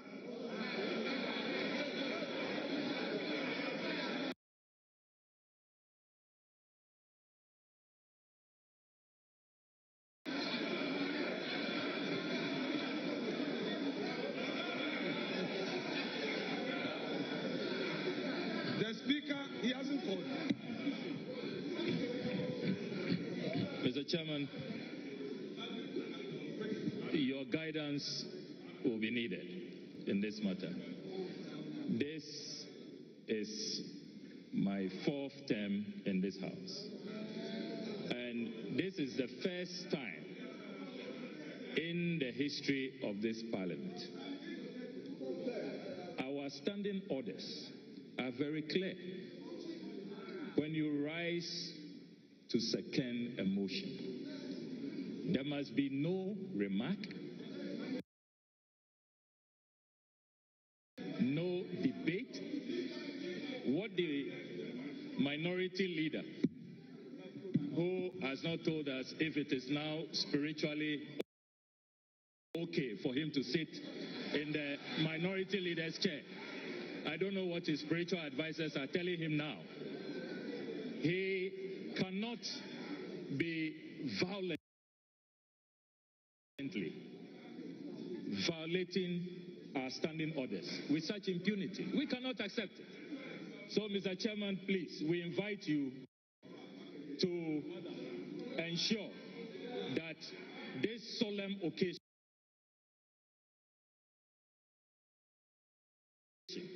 proceeds with respect for our Constitution and the standing orders of the House. If you have some, you call it preliminary remarks, you can do that out of the confines of the motion and secondment. You are minority leader. You are well within your right to make your preliminary remarks after. You cannot be violating our standing orders. Please, let's be careful the precedent we set. This is so bizarre. It's never been seen in this House. So, respected minority leader, please. And, Chair, I'm getting the impression that the clerk is allowing the minority leader to dictate the pace. Please, let's see your authority. We will not accept this. Thank you. Thank you. Thank you, honorable member. Mr. Chairman. Mr. Chairman.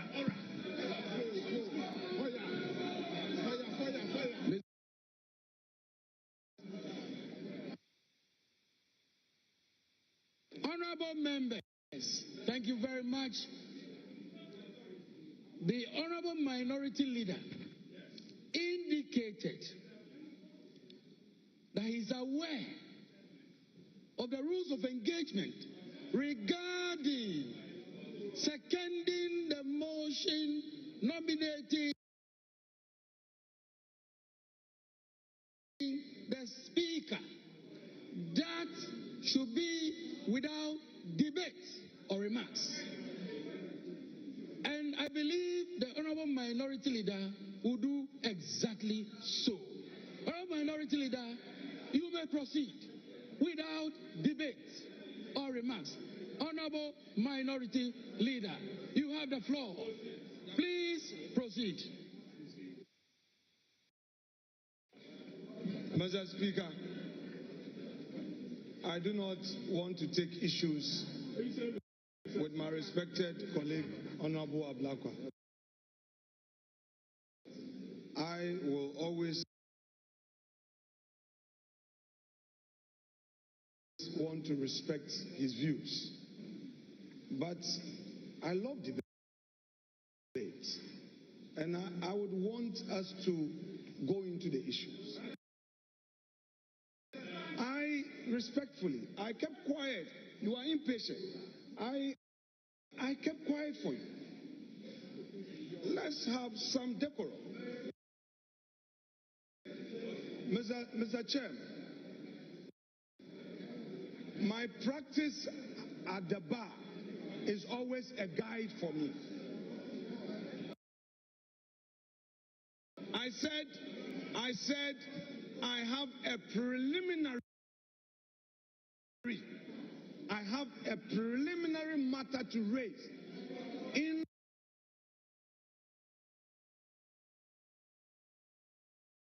law. Mr. Blakwa, you pay attention. This is a matter of law. This is a matter of law. This is a matter of law. Law, pay attention. When Mr. Chairman, Mr. Chairman, I said I have a preliminary matter. I meant to say that I had to deal with the preliminary matter before I get to the stage of seconding the motion. And that is allowed. Mr. Chairman.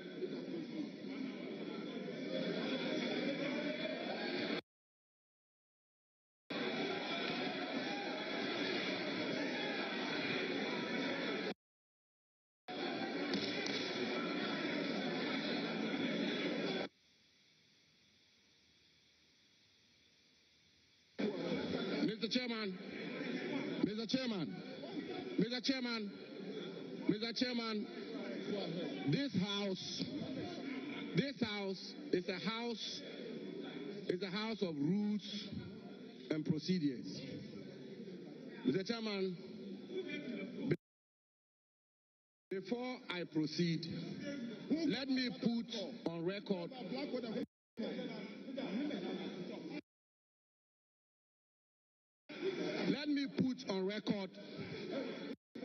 that the minority leader is a distinguished lawyer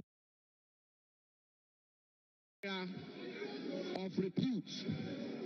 And indeed, Mr. Chairman, I will refer the House to the rules of this House, and specifically to Order 8, Rule 4. And Mr. Chairman did refer to it, which reads, with your permission, and I quote, that a member-elect addressing the clerk shall propose a person to the House as the Speaker of Parliament and shall move that the person, quote, do take the chair of this House as Speaker, end quote, which motion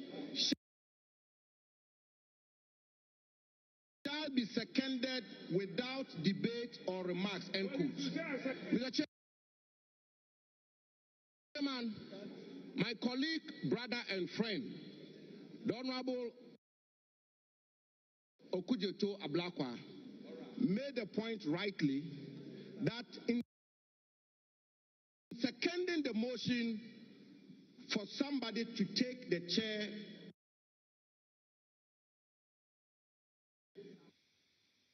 one is not entitled to make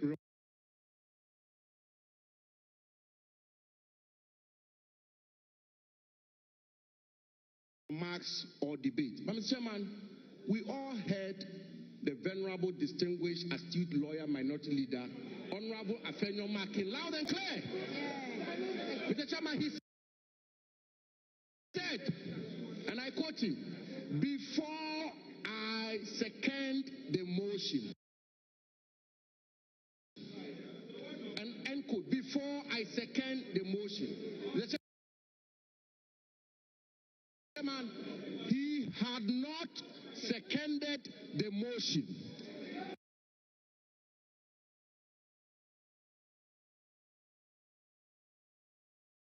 And he did go a step further, Mr. Chairman, he did go a step further to say, before I second the motion, I would like to make some preliminary points. And so, Mr. Chairman, I will pardon my friend and brother, the Honorable Oquaye. He is not a lawyer. And therefore, by a basic rule, Mr. Chairman, by a basic rule or canon of interpretation, even a lay person will appreciate that the distinguished minority leader is yet to second the motion, and therefore he's entitled to make the preliminary points he sought to make.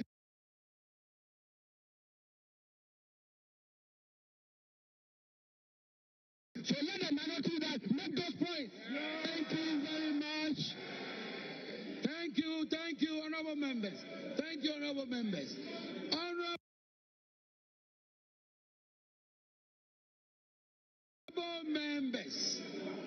Honorable members, we shall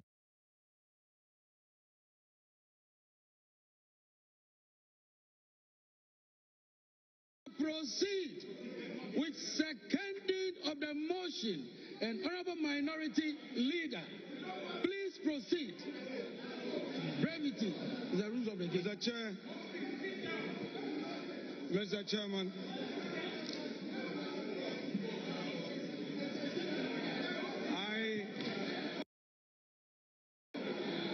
Ramsey, sit down. Mr. Chairman,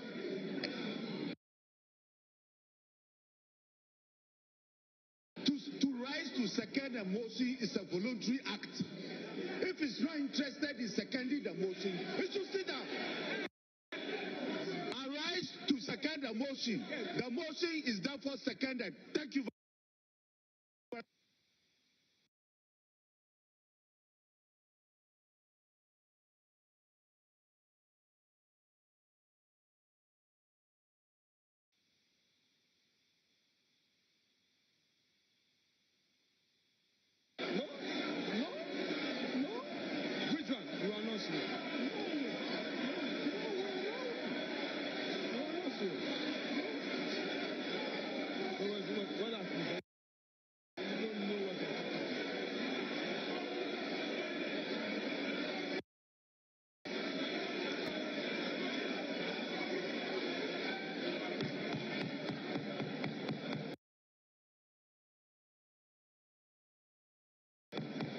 Mr. Chairman. Honorable members, Minority Leader, just a minute. Would you kindly resume your seat, Minority Leader? Minority Leader, I'll give you the floor. All right. Honorable members. Honorable members. Honorable members. Honorable members. Honorable members. The Honorable Minority Leader was on the floor before the other honorable member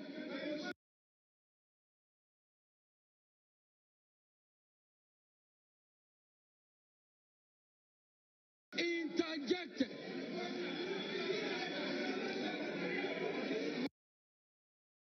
The rules of the House.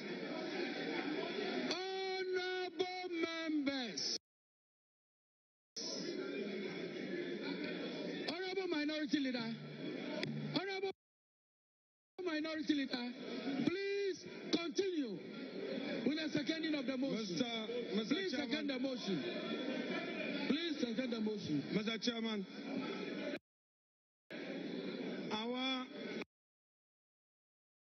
our Constitution, Article 95,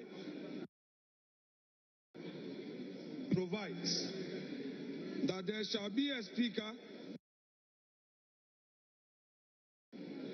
who shall be elected by members of Parliament from among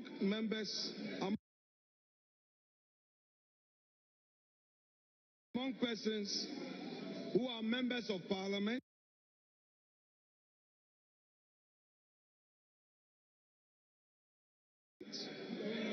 or who are qualified to be elected as members of Parliament.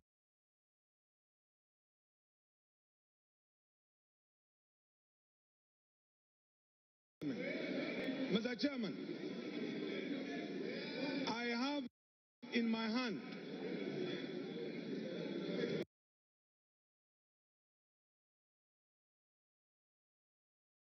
a statement issued by the office of His Excellency John Dramani Mahama, titled President-elect Mandate NDC Parliamentary Leadership to nominate Right Honorable ASK Bagbin as Speaker of 9th Parliament.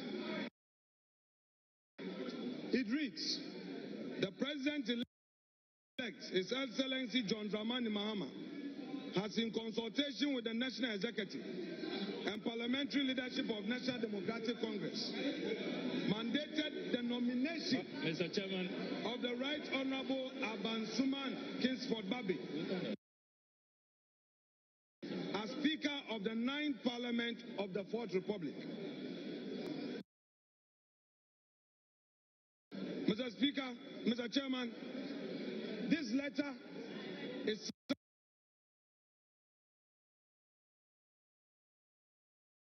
signed by Mr. Felix Ofosu, Pachi Ofosu, as special aid. Chairman, the preliminary issue I'm raising is to the effect that the nomination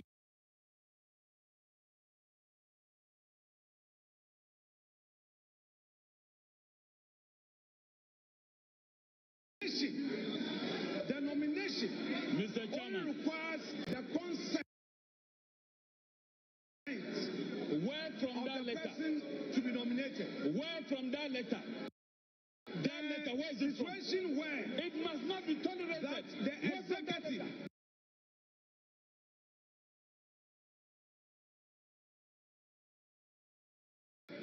now directs that a member to nominate would make this arm of government House of Records. an appendage of the executive.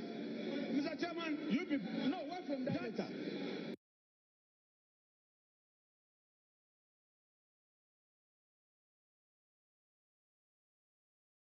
Is the objection that I have. Having made that point, where from that letter? I need, Mr. Chairman, to also draw your attention. You see, Sammy, to the fact you have been vindicated. In 2001, 7 January, when Right Honorable himself, as minority leader, was seconding the motion ably moved by J.H. Mensah for consideration of Alajete as the Speaker. These were his observations.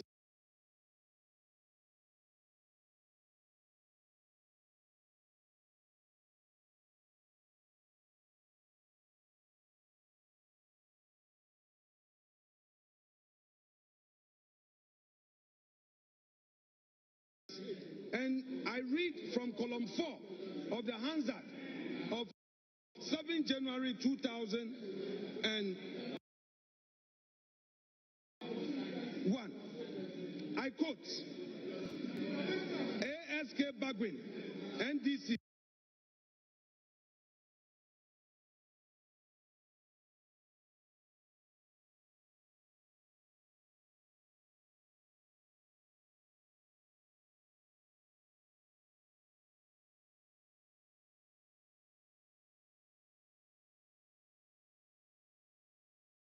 now Dole North, as he then was. He says, Mr. Chairman, I rise to second the motion urging this House to accept the nomination of Mr. Peter Alajete as Speaker of the 3rd Parliament of the 4th Republic. He goes on to say, Mr. Chairman, in doing so, however, I would want to register the displeasure of the minority side on how this issue has been handled. Mr. Chairman, it is part of the rules of democracy for us to be heard. I am not opposed to the motion, but my concerns must register for Hansa. And the man that we are proposing for the high office of Speaker himself has set a precedent where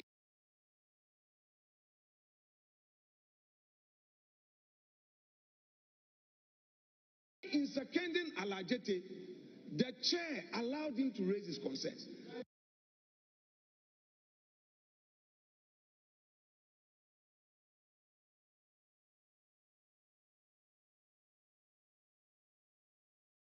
Let us tolerate each other. I am here with his own records. Mr.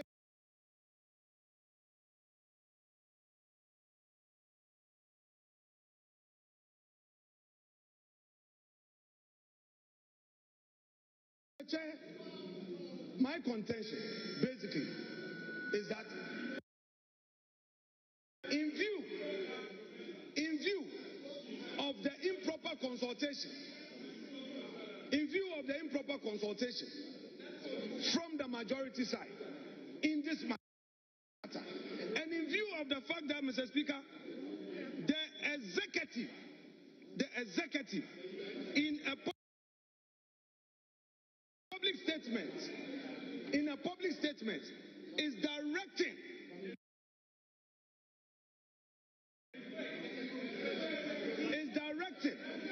the honorable majority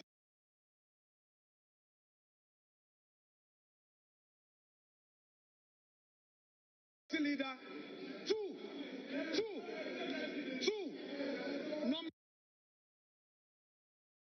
nominate a person. I hold the view that honorable minority leader. No, I have to come in. There is no any executive.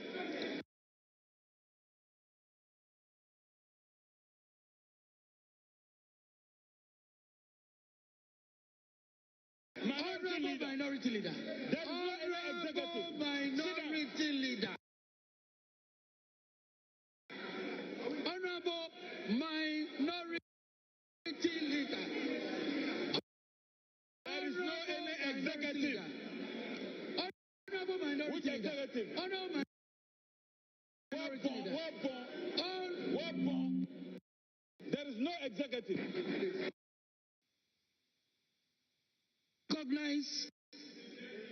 Recognize honorable members' intents.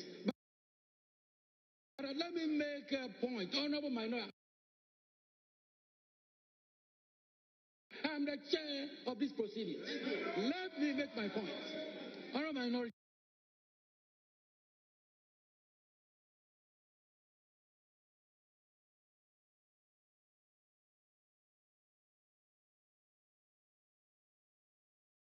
leader, there are extraneous matters which I believe should not be part of this process. You were to second the motion. The other information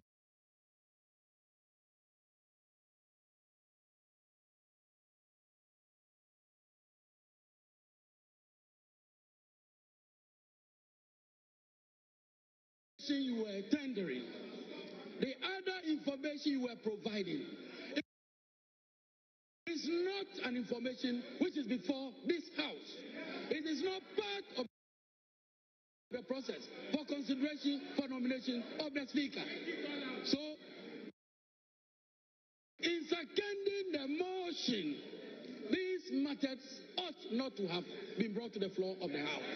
Let me make that point. In doing so, I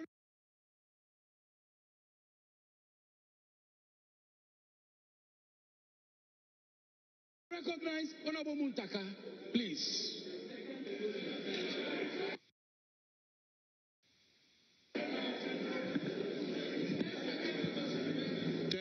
Thank you, Mr. Chair. The Chair, ordinarily, I will not have reason to speak, but because we have rules, and you have a leader grossly abusing it, I need to draw his attention. Aside Order 7, I want to refer the minority leader to our standing orders 11510. And in 11510, it says, and I read, under rules of debate, and I read, a member seconding the motion or an amendment shall state, Mr. or Madam Speaker, I beg to second the motion or amendment, except that this may be without limiting the right of the member to speak later at a later stage within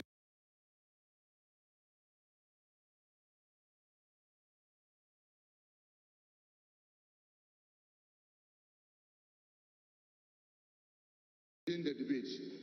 Most importantly, Mr. Chair, 11, it says, a mover of a motion or amendment may speak in support of the motion, but subject to these orders, no further, and that's where the emphasis is, no further debate is allowed until the motion or amendment has been seconded. So while you are saying yes, it's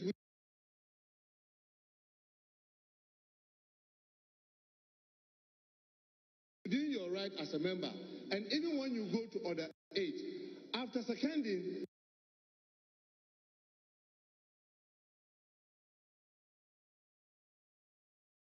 and the motion is taken, before the speaker is called to take the chair, the standing order allows a member to get up and make other comments before that chair. So all we are saying is that in what you are doing, you are abusing the rules. You can second the motion, let the motion pass. If you have something to say, you get up and you cut out the chair, and then you'll be allowed to speak. So with this, you are abusing our rules, and we need to draw your attention. Thank you very much, Mr. Chair.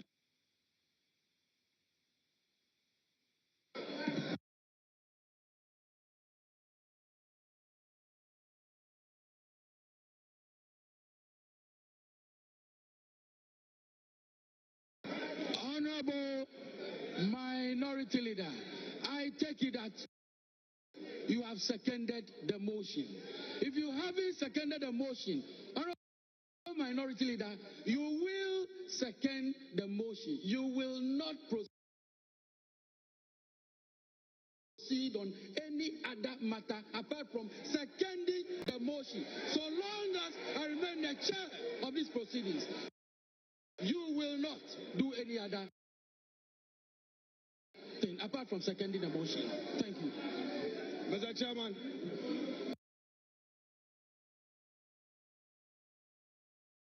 Mr. Chairman. Mr. Chairman. Mr. Chairman.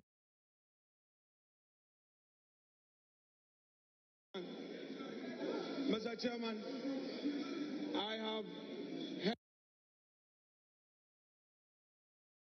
heard Honorable Muntaka. I disagree with him, but I'll reserve that for another day.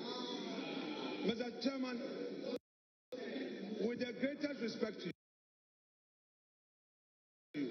Wait. Mr. Chairman, with the greatest respect to you. A preliminary matter is a preliminary matter. Having raised them, Mr. Speaker, Mr. Chairman, having raised them, I shall proceed, therefore, to second the motion moved by my legislator colleague.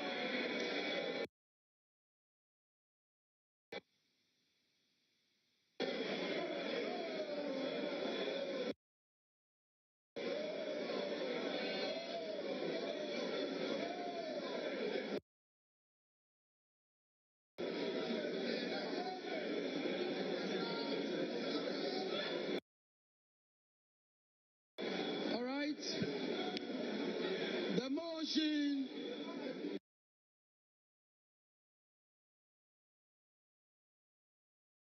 for the nomination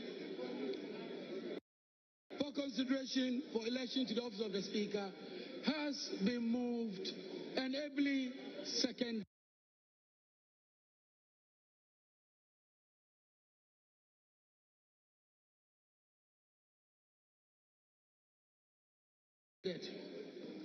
Earlier, I drew attention to the relevant provision of the standing orders, which requires a consent letter from the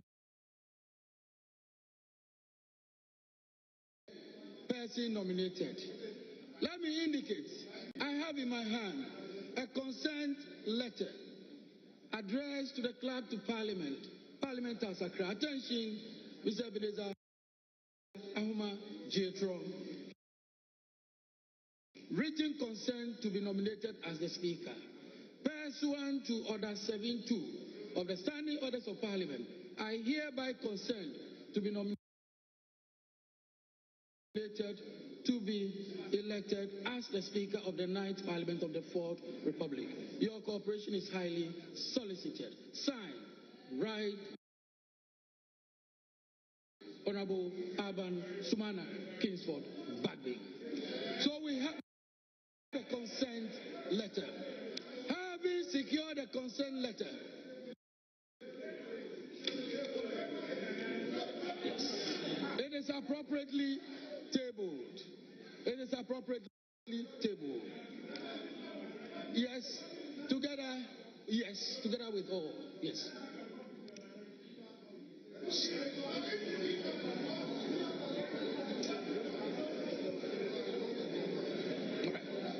Thank you very much, honorable members. At this time, I want to find out, is there any other nomination? No. All right.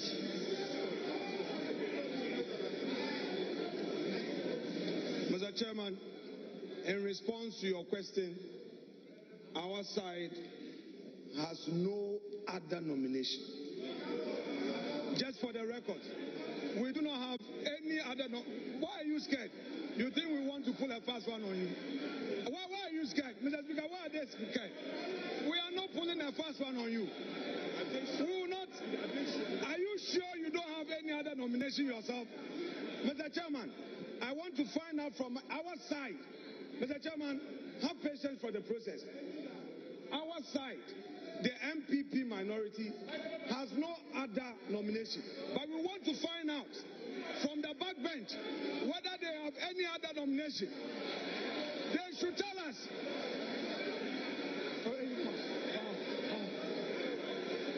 Whether they are only relying on the president-elect's nomination or they have another one. They let us know.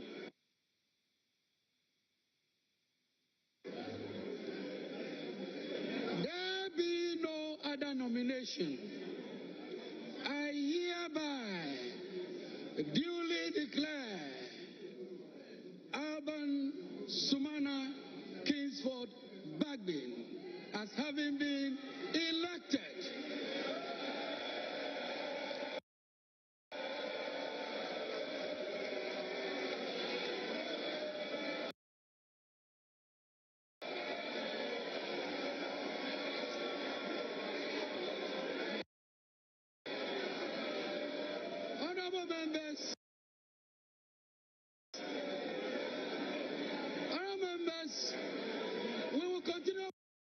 proceedings.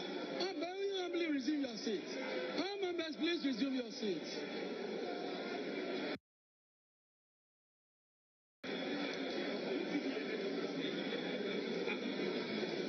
Now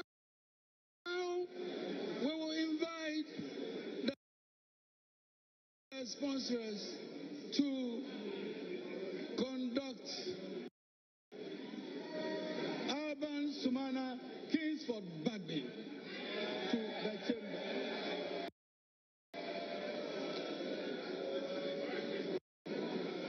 As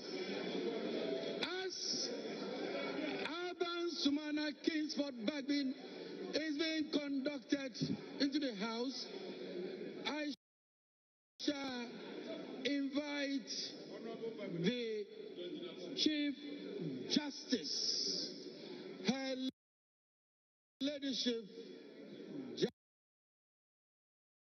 Justice Tokonu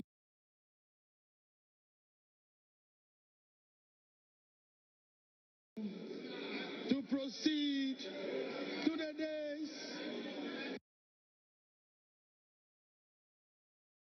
for the administration of oath.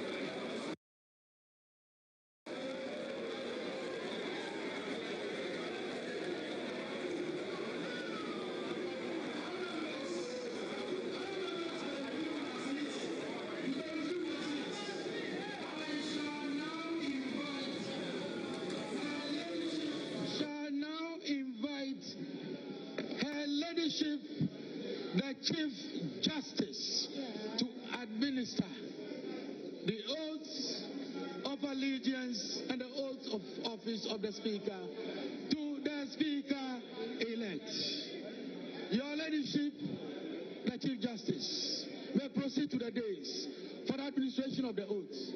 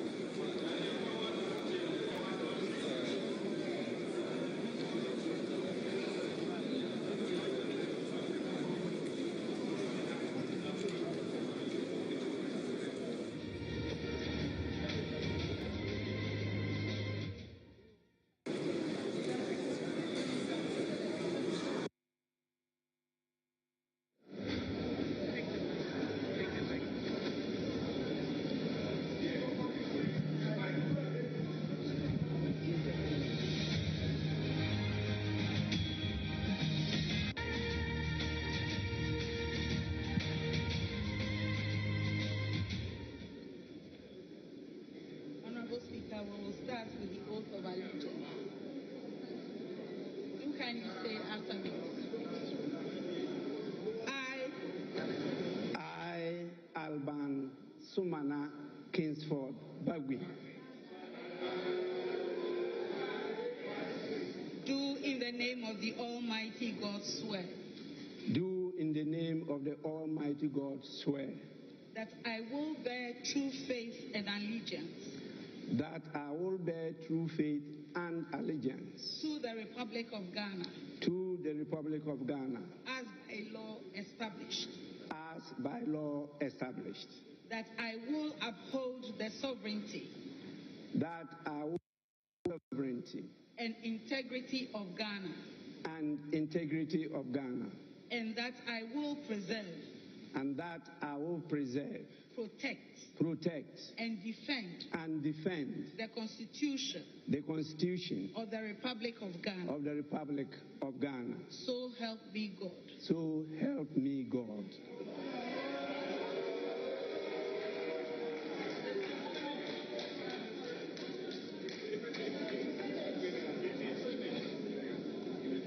Now we will have the Speaker's oath. I, Alban Sumana Kingsford Bagbin, do in the name of the Almighty God swear. Do in the name of the Almighty God swear. That I will bear true faith and allegiance. That I will bear true faith and allegiance. To the Republic of Ghana. To the Republic of Ghana. As by law established. As by law established. That I will uphold the integrity. That I will uphold the integrity of the Republic of Ghana. Of the Republic of Ghana. That I will faithfully. That I will faithfully. And conscientiously. Discharge my duties. Discharge my duties. As Speaker of Parliament. As Speaker of Parliament. And that I will uphold. And that I will uphold. Preserve. Protect. And defend. The Constitution of the Republic of Ghana. The Constitution of the Republic of Ghana. And that I will. Do right. To all manner of persons. In accordance. With the Constitution of Ghana. And the laws. And conventions. Of Parliament. Without fear. Or favor. Affection. Or ill will. So help me God.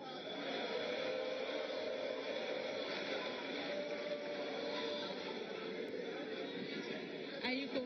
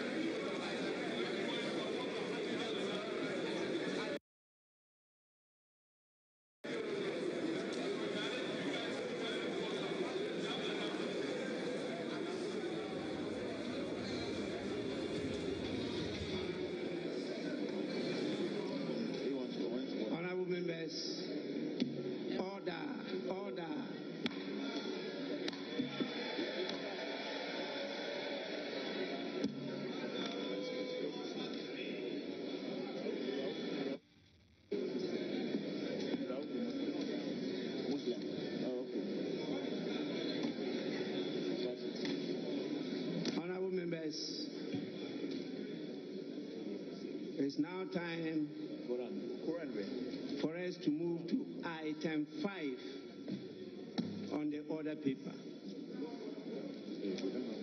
Right Honorable Speaker delivers acceptance speech.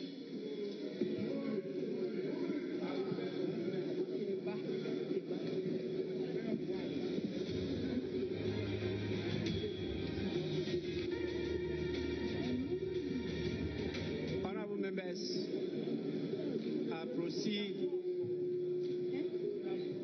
to deliver my acceptance speech.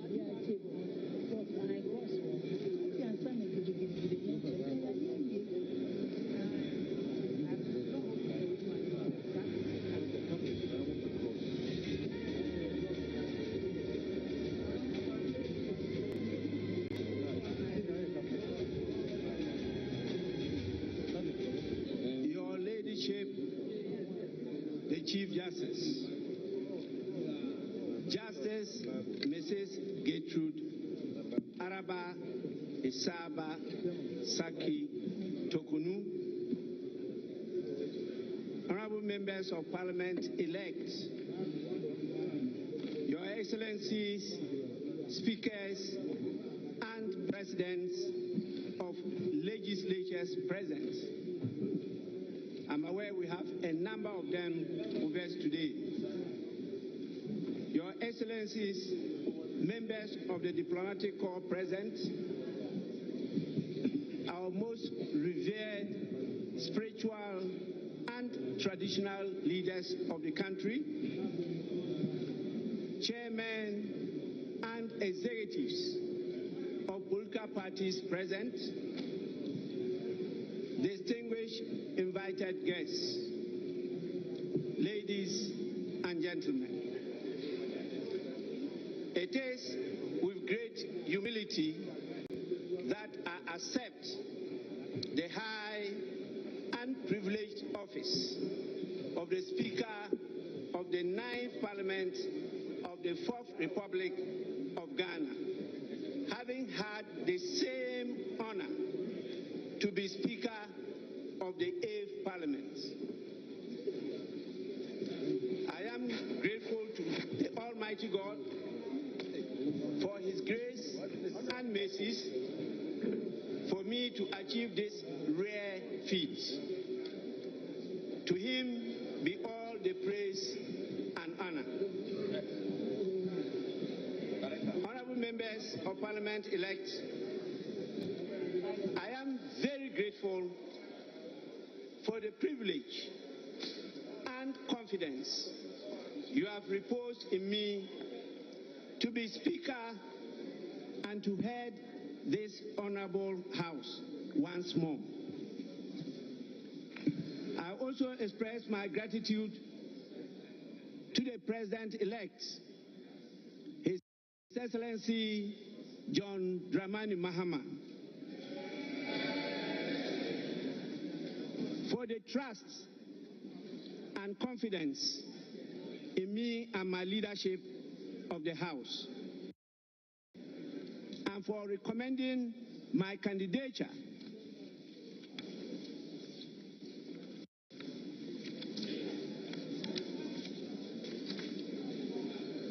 in consultation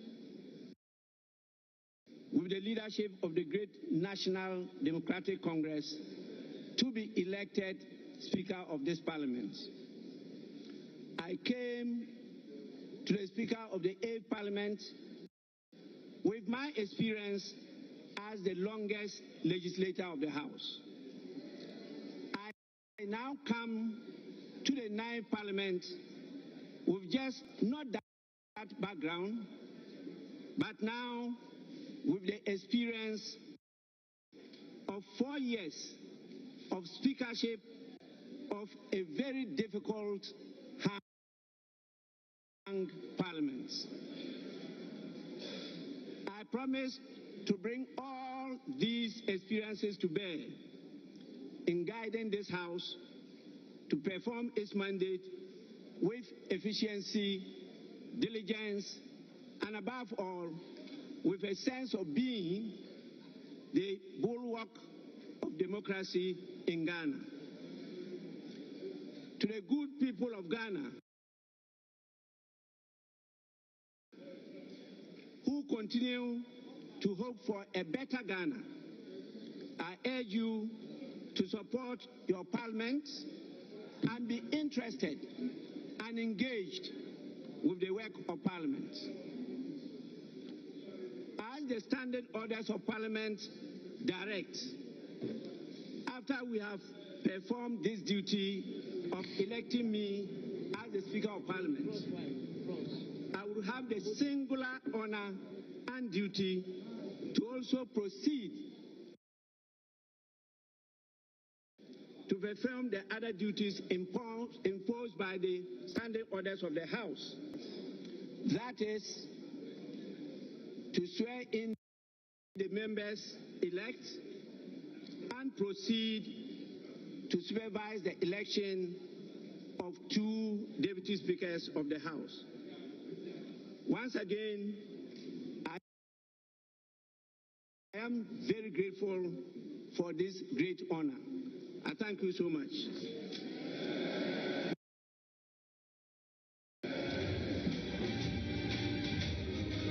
Honorable members, we now proceed to item 6 on the order paper. Taking of oaths.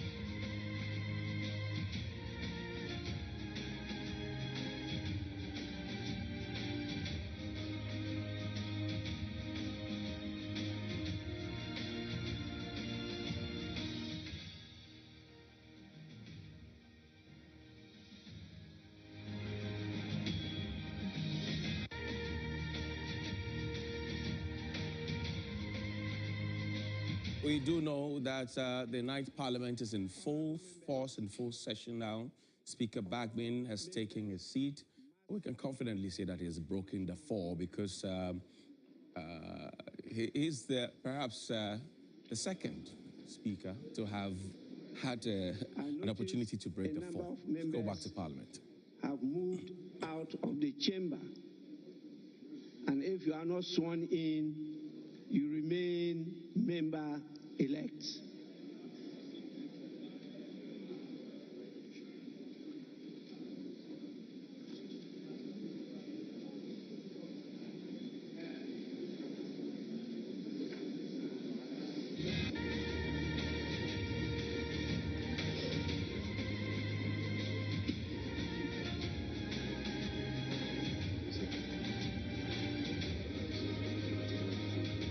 Also live on 3FM 92.7, your Urban Lifestyle Radio. Speaker Bagbin obviously not happy that some members of Parliament who are yet to be sworn in, members of Parliament elect, I should say, who are yet to be sworn in, have gone outside the chamber, and he has registered his resentment and asked that they be brought in.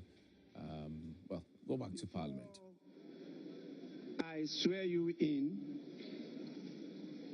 is proper.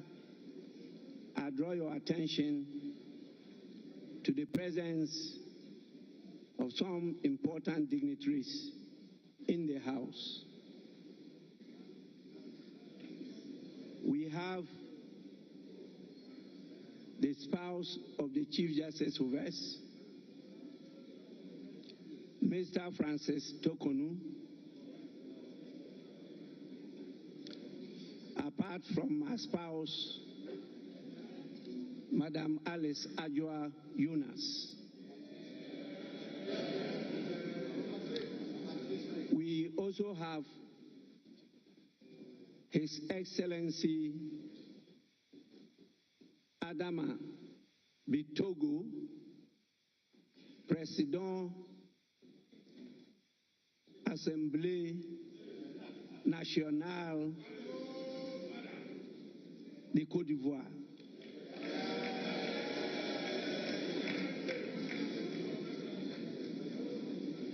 As you know, he's a very dear friend and brother of mine. You are most welcome. We also have the Right Honorable Nagbekun, Speaker of the Liberian House of Representatives. We have His Excellency Fortune Zifamia Cherubira, Speaker of the Pan-African Parliament.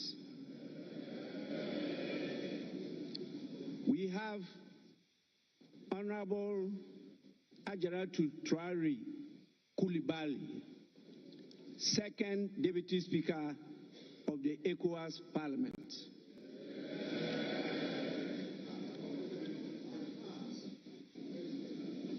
We have the Chairman of the National Democratic Congress, Honorable Johnson Asiedu Nketia.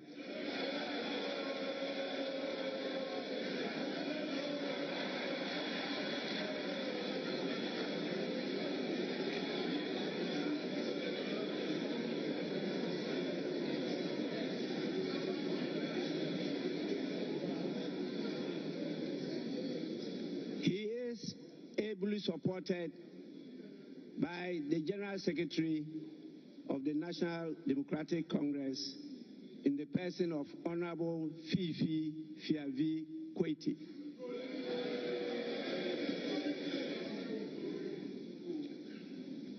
We have the Chairman of the Foreign Affairs Committee, Information, Broadcasting, Cultural Affairs, and Tourism Committee, and also the Vice Chairman of the Maritime Committee in the person of Senate Abraham Darius Dillon.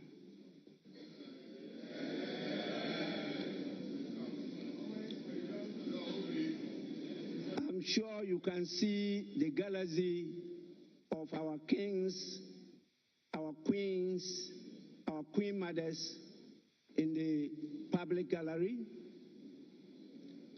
And I see your lovely, the term I use here is spouses of members of parliament. And those who actually lead us spiritually. We have a lot of religious leaders with us.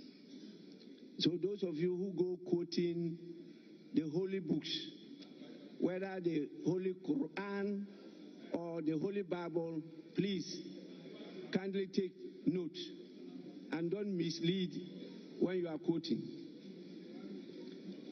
We have a number of the members of the diplomatic corps with us. On your behalf, I warmly welcome all of you.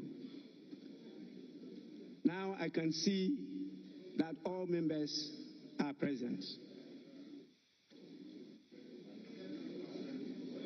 Honorable members, members-elect actually, in accordance with Article 100 of the 1992 Constitution and Order 13.1 of the Standard Orders of Parliament, I shall proceed to administer the oaths to you, members-elect, and you may swear on the Bible, the crucifix, or the Holy Quran.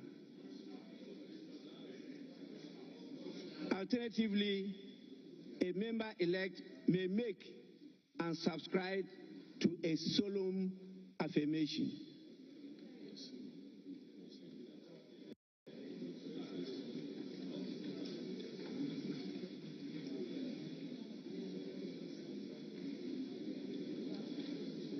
May I now kindly request members-elect to rise in their seats.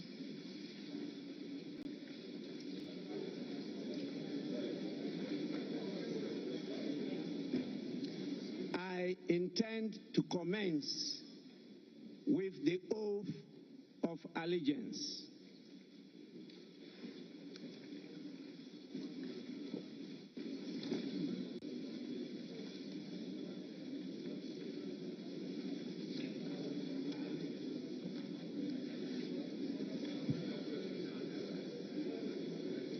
Honorable members-elect,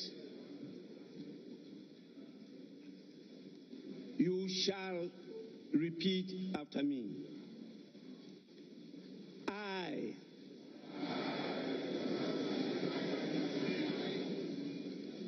do in the name of the Almighty God swear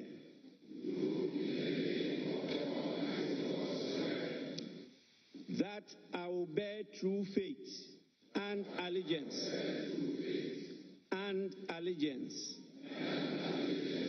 to the Republic of Ghana as by law established, that I will uphold the sovereignty and integrity of Ghana, and that I will preserve, protect, and defend the Constitution of the Republic of Ghana.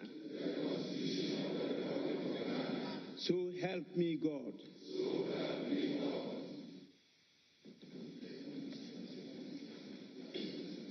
We shall now proceed to the oath of a member of Parliament. And once again, you repeat after me. I, having been elected a member of Parliament,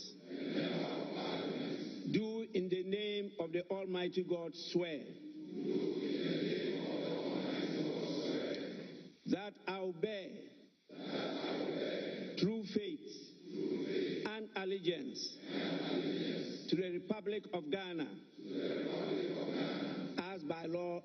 established, that I will uphold, preserve, protect, and defend the Constitution. And defend the Constitution of the Republic of Ghana. And that I will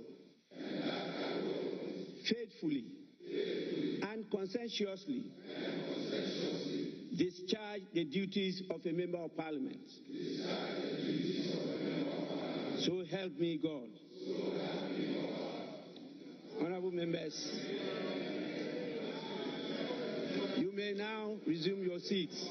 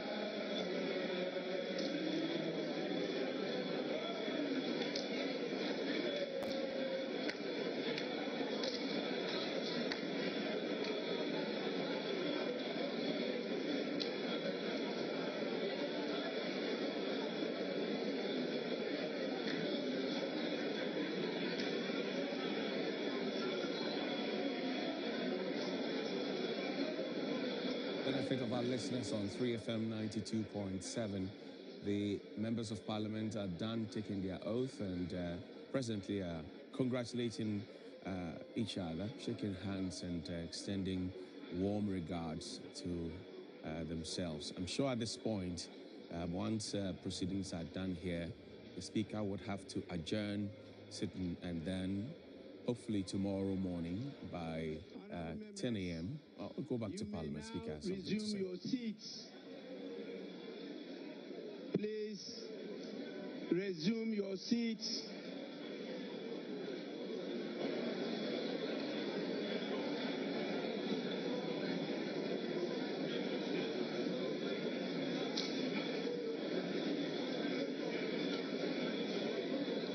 Honorable members, resume your seats.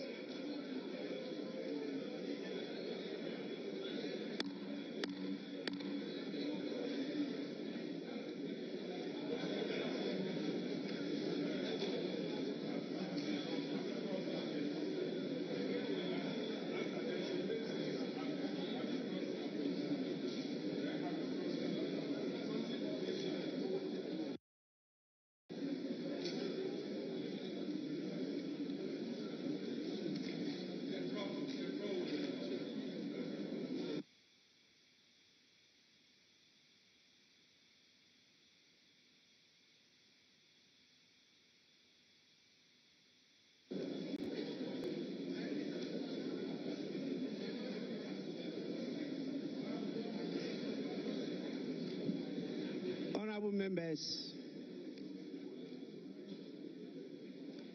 before I congratulate all of you on the assumption of office as members of Parliament, it is important I remind you of the crucial role of political leadership in development.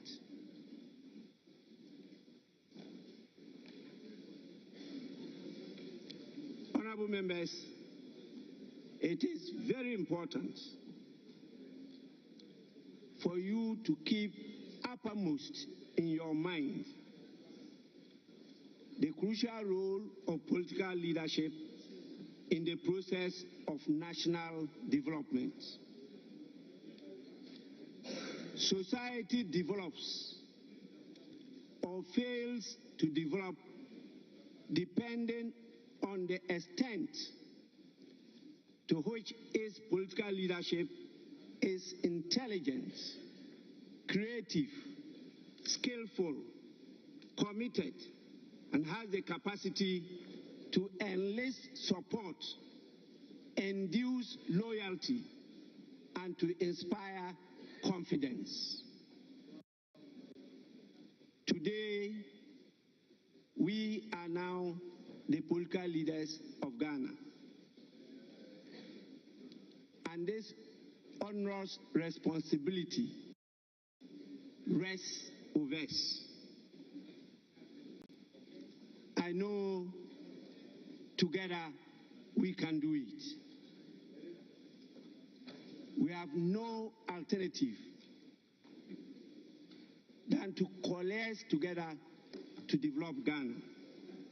With this, I thank you for your patience and attention.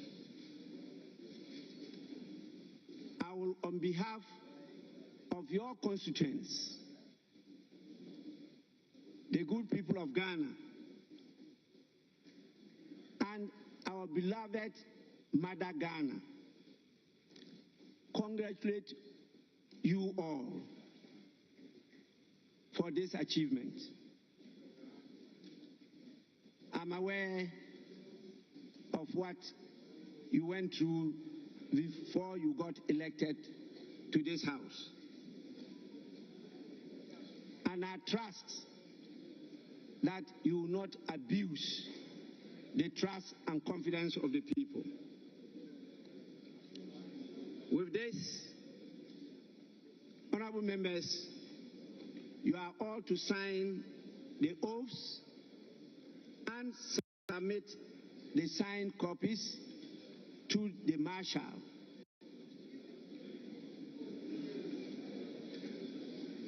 Please, you can do that now or later.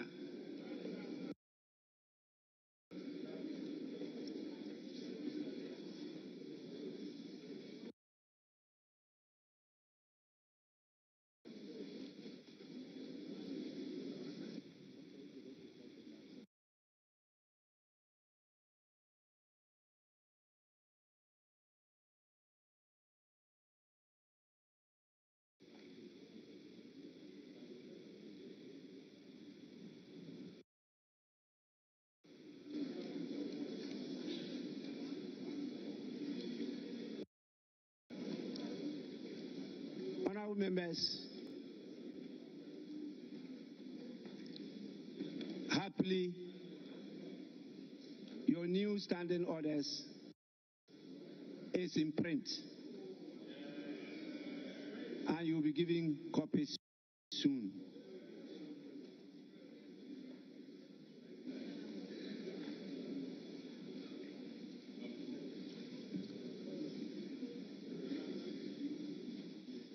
May I now have the guidance of the leadership of the House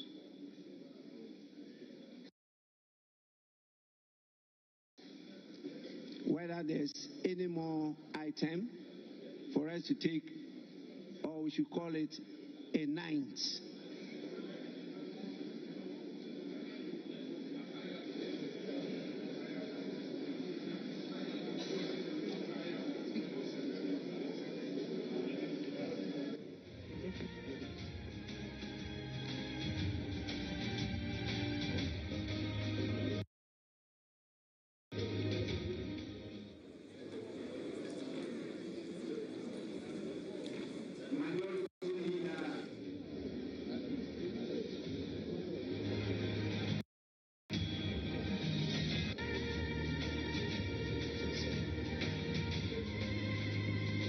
Majority Leader and Leader of the House. Thank you, Mr. Speaker. Mr. Speaker, may we please proceed to item 7. The House elect deputy speakers. Item 7. Thank you, Mr. Speaker. Honorable members, is that the sense of the House?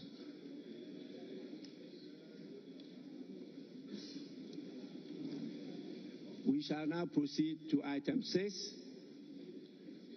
to elect the 2 deputy speakers of the House.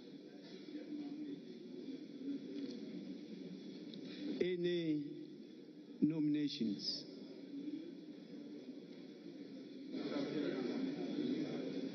Right, Honorable Speaker.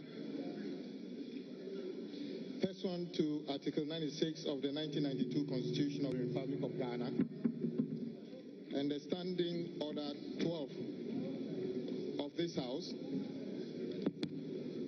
I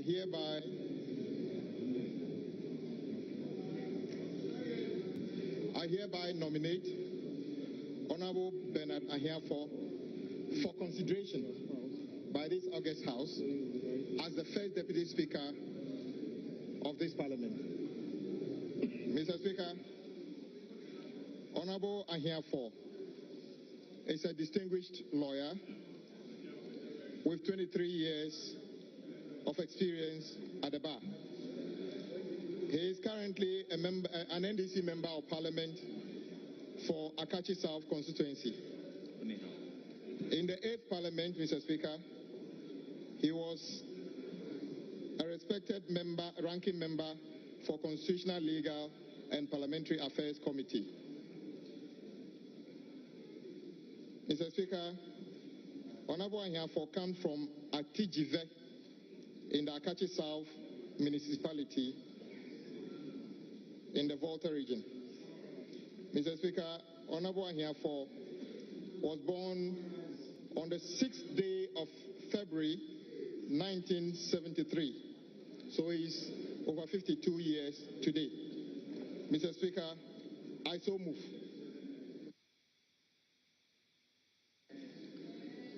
Honorable members, any seconder? Right, Honorable Speaker. I rise to second the motion ably moved by Honorable Member of Adjaho, Honorable Kwame Abuja. I so move.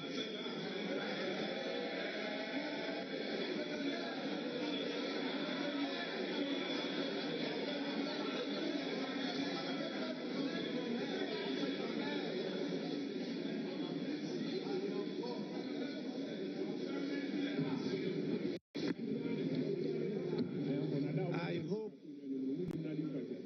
honorable members, honorable members,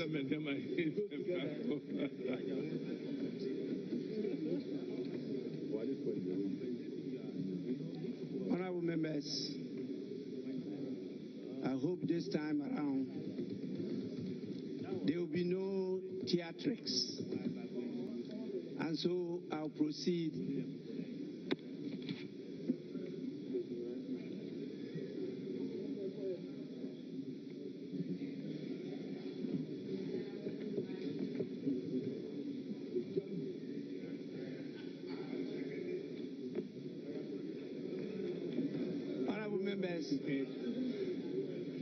The motion has been moved and seconded. I proceed to put the question.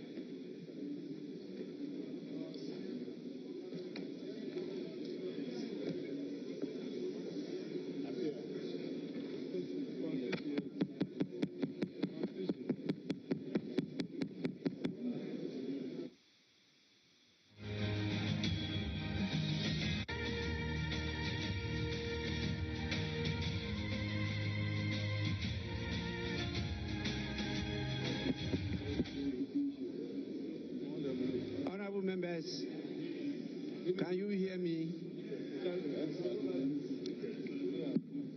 Honorable members, there be no other nomination. I proceed to declare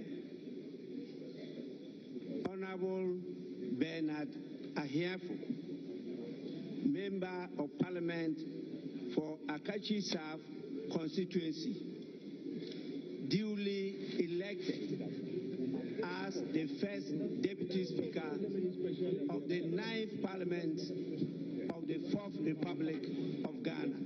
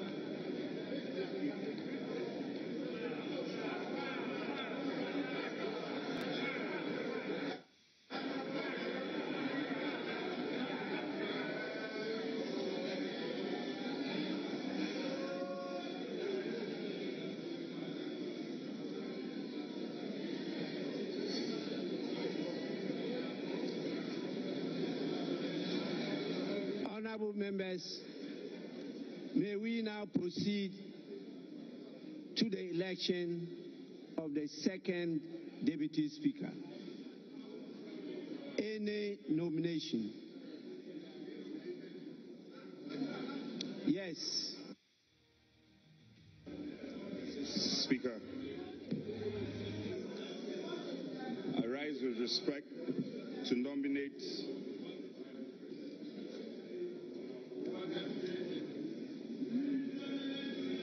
Speaker, I rise to nominate the Honorable Andrew Esiama Amuako for the position of the second Deputy Speaker.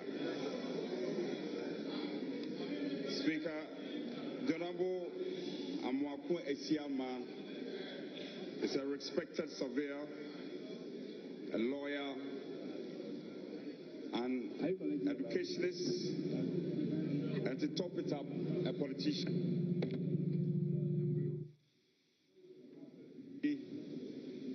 In environmental law, degree in conflict, peace and security. He also holds a bachelor's degree in land economy and law. Speaker, the Honorable Esiama is proudly married with 5 children. All of us, most of us in this chamber can testify that in the 8th Parliament, the Honorable Esiama has played a role of deputizing you on many occasions, especially occasions where the House has come to some form of tension. He has dispensed his job and himself creditably. Speaker, let me also say that I have in my hands a letter of consent of the nominee. And so I shall rely on this, and without adding more, I so move. Speaker, I'm grateful.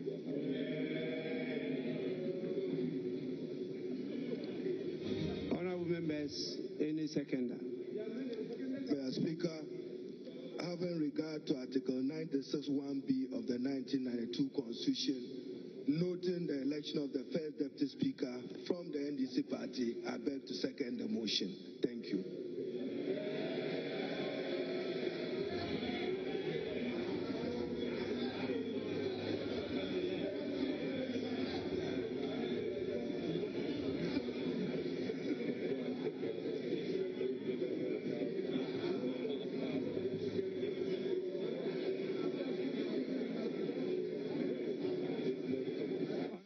Yes.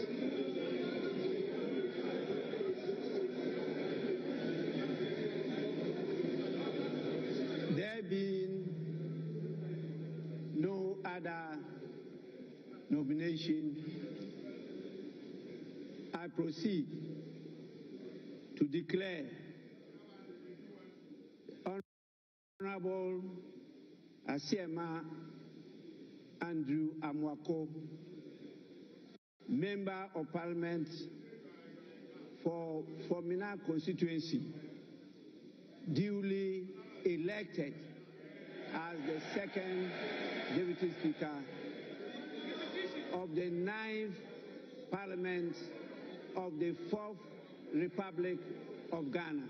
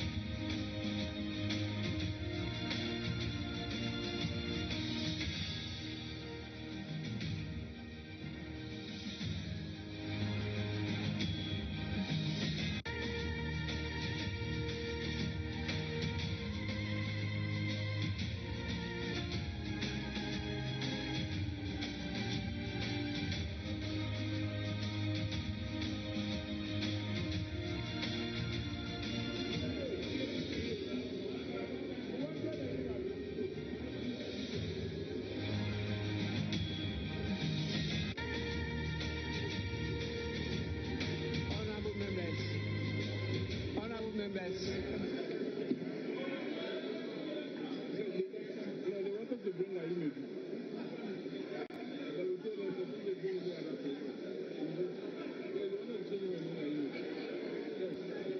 Honorable members, this is the first sitting of the first meeting of the 9th Parliament of the 4th Republic of Ghana. So I understand, but let it be known that it's unparliamentary to clap in plenary sessions of this House. You don't clap. You say, yeah, yeah. You have to control your emotions.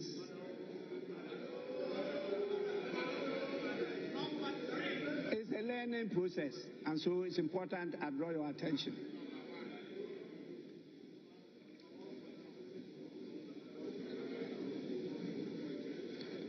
Let me now happily bring to your attention that the people who made me possible to get to these heights have come in their numbers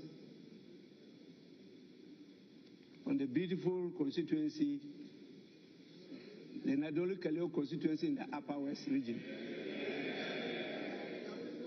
And so I have a number of my hard-working constituents at the public gallery. I think it's important you thank them on my behalf for what they've done for all these years. I'm extremely grateful to all of them. Now, with your kind indulgence, I will proceed to suspend the sitting of the House to 10 in the forenoon, when we shall all reconvene at the Independence Square for another important activity. Honorable members are expected to be seated by 9 in the forenoon. Proceedings will commence at 10 prompt. With this, the sitting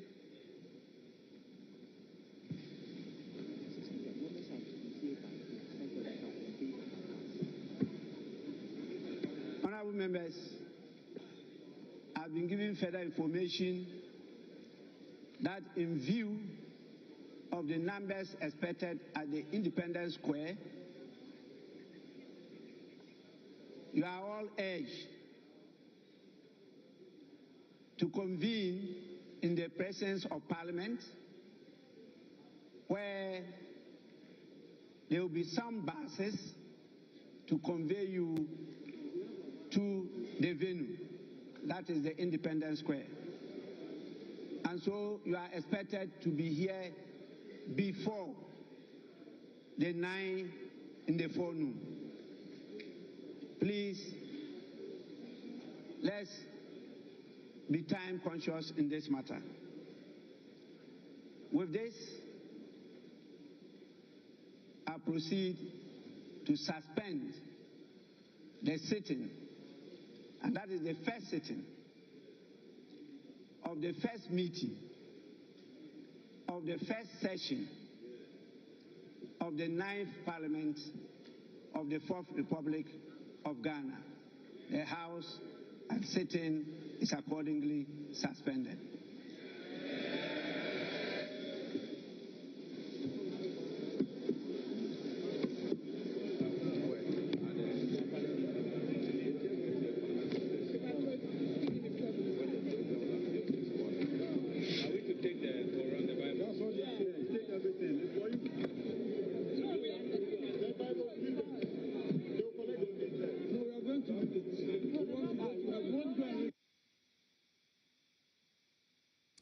And there you have it. So the first meeting of the first session, the first sitting of Parliament, done. And we do know that the proceedings will continue tomorrow morning at 10 a.m. at the Independence Square, Black Star Square.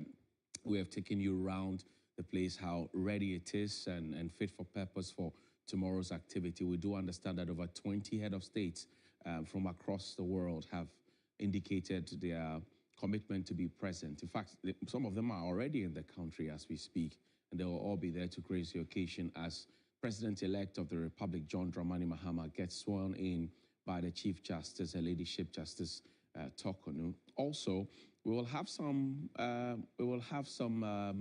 conversations here with our panelists who have joined us in studio. Mr. Samuel Obeng of the Parliamentary Network Africa. Also, lawyer Inauguration Hussein, former member of Parliament for Tamale Central, former minister for the Lands and Natural Resources Ministry, also former information minister, former MP for Ablekuma South, a renowned journalist and media personality and consultant, also the Noya Manche of one of our key constituencies and key societies in the Greater Accra region. Also, with him, lawyer Kwame Jantua, a respected lawyer and a regular on this platform. They will be interacting with Judith Brown and to get you some details. We'll also be taking you through some of the information that we have regarding some of the persons who have had the privilege of becoming speakers of Parliament of the Republic of Ghana since we started the 1992 dispensation. That's the fourth Republican dispensation, which has been most enduring, if you ask me. If you look at a comparative analysis from the 1957s down the way to 2025, you will know that the Fourth Republic has stood the test of time. We'll get into it. Plus, we'll tell you what exactly will be happening, a blow-by-blow account of what will be happening tomorrow. We'll give you some interesting insights as well on what to look out for and what to consider on your election command center. My name is John Hughes, and Helen Apiampofo is joining us. Hello, Helen. Hello, you Johnny. enjoyed proceedings, right? I enjoyed it. Team No Sleep is back at the helm of affairs. And just like that, the 9th Parliament has been birthed. We thought this day would never come, but here it is. Right. With all the different elements that we've got to look forward to, well, it's here now. It's here now. And just so you know, Judith is also seated with her guests, and we'll get straight to the conversations with them. Two former members of Parliament. There's one young chap who used to report from Parliament. Now he leads a civil society organization looking at the work of parliaments across Africa. And then there is a renowned lawyer who also has an interest in the development of his country. So Judith, over to you. Hi, Johnny. Absolutely. Thanks so much for that introduction. You already introduced all my guests. And so let me just quickly mention their names once again. To my right, the very venerable lawyer Kwame Jantua, leading member of the CPP. Also to his right, we have Mr. Fritz Bafwo. He is the former information minister, also lands and natural resources, former member of parliament for Ablekuma South, sorry. And then we have Inauguration Hussein, former member of parliament for Tamale Central. And then we have Sami Obeng as well, who is joining us. Sami is he is the executive director for Parliamentary Network Africa. Good morning. I almost said good evening, but good morning. Very interesting period we've had in Parliament. I'm going to pick your preliminary thoughts on really what has happened in Parliament. And let me start from you, Lawyer Jantua. What have been your thoughts on really what has happened? I just thought the shenanigans was too much from the minority leader. We could have gone on and, straight to it. Seconded the nomination of the speaker, and then probably made his comments later on. But he preferred to go ahead and go on and make his preliminary comments before seconding, and I thought it's just a waste of time. But at least there was no drama. No chewing of ballot papers. That was the mini. That was a mini drama. But hey, yeah, you could see that he wanted it to be put in the hands at, so that one day, it will be quoted that he also was not in favor. And I couldn't understand why he would say that the Speaker was nominated by the President-elect. President, he is not President He's yet. not President yet. He can't be executive.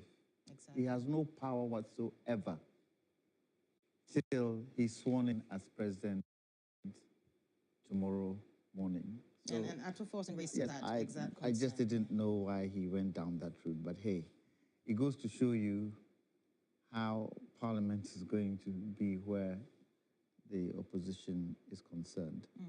Where we are now, we need the cooperation of everybody to build this country back to where it's supposed to be.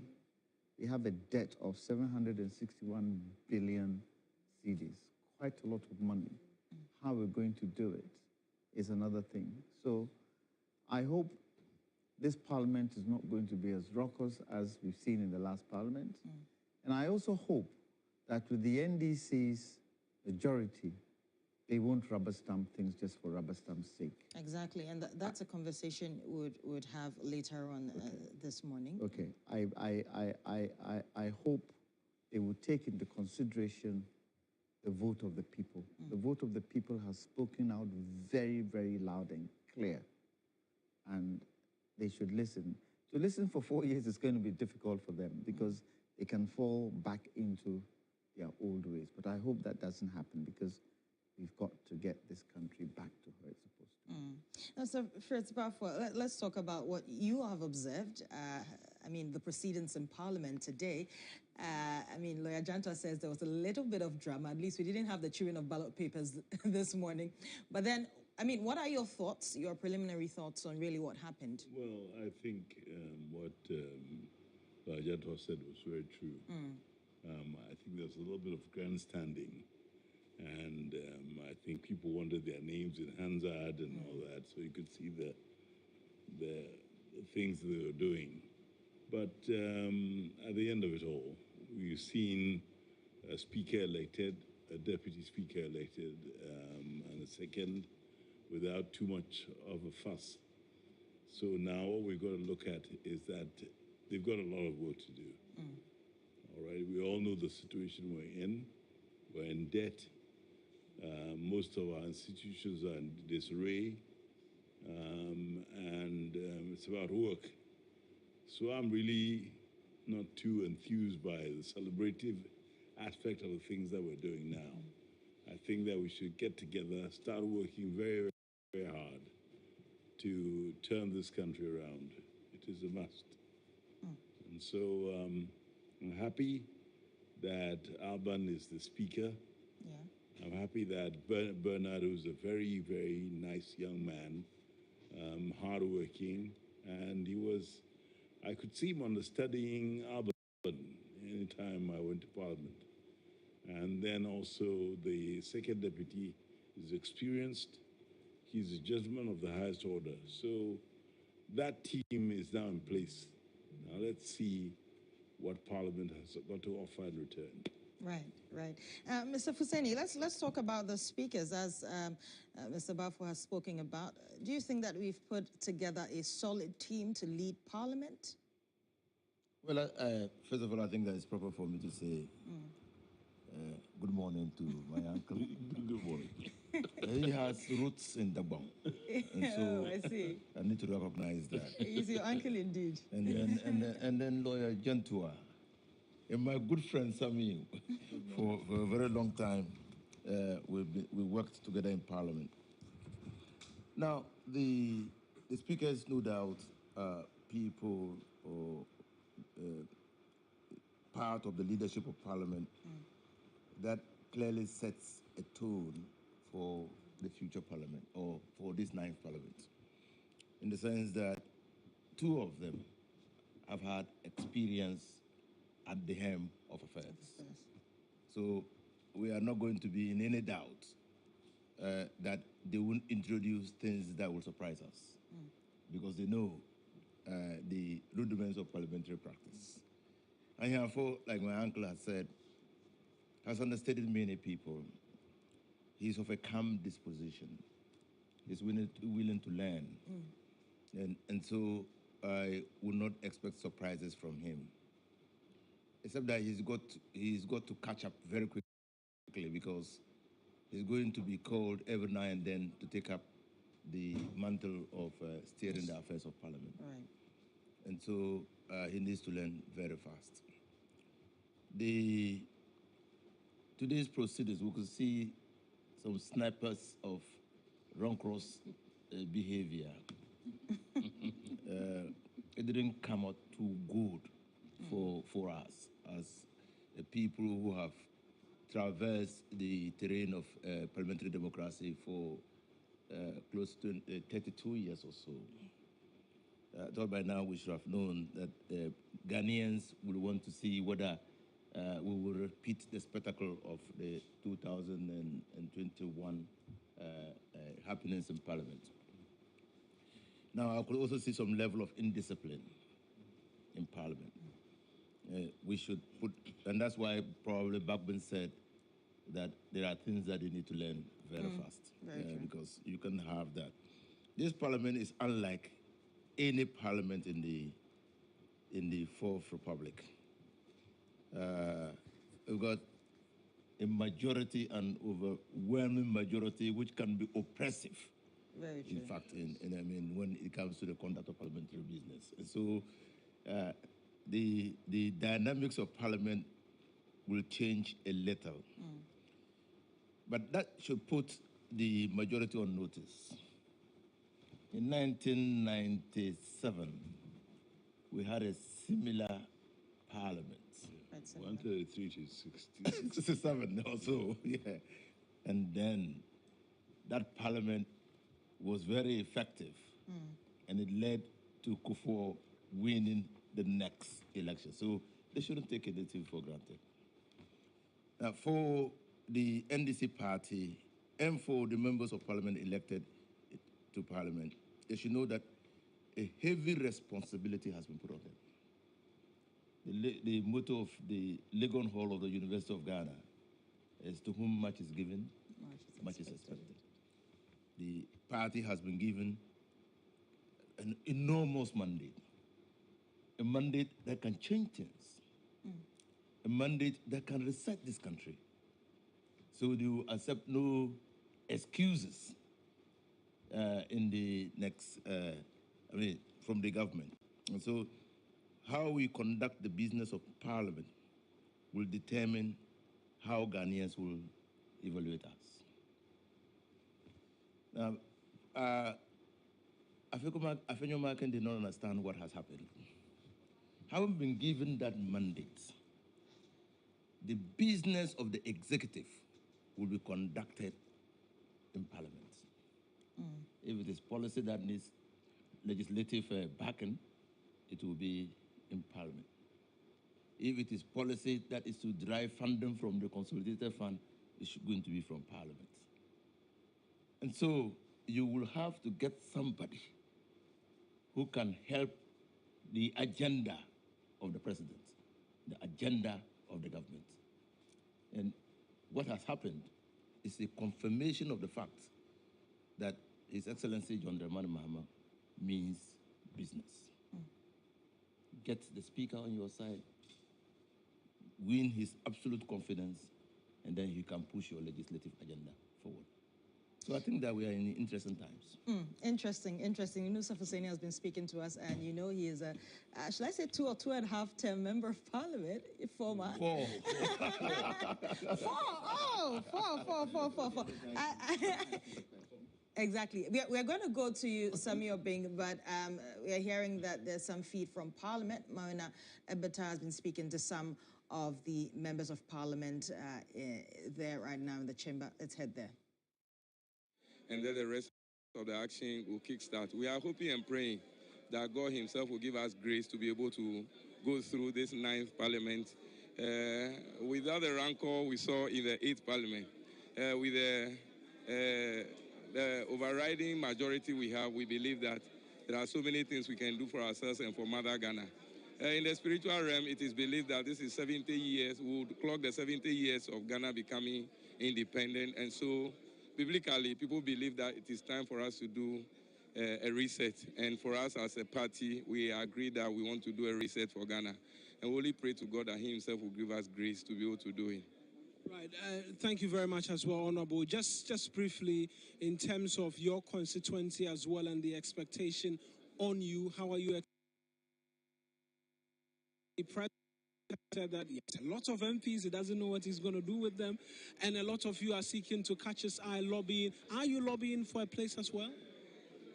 I'll be glad if the President calls me in to help the executive to execute the agenda for 2025 and going forward.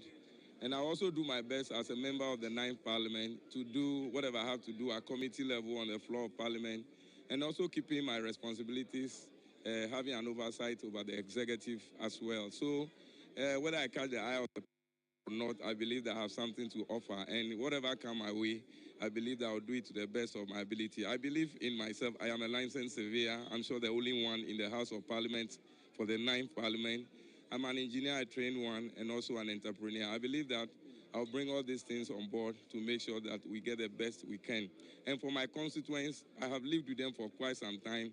I understand their plight, the issues about the road, the issue about water, the issue about youth employment, agric, and many other things. We believe that we can do something to bring it on board. And so the challenges are there.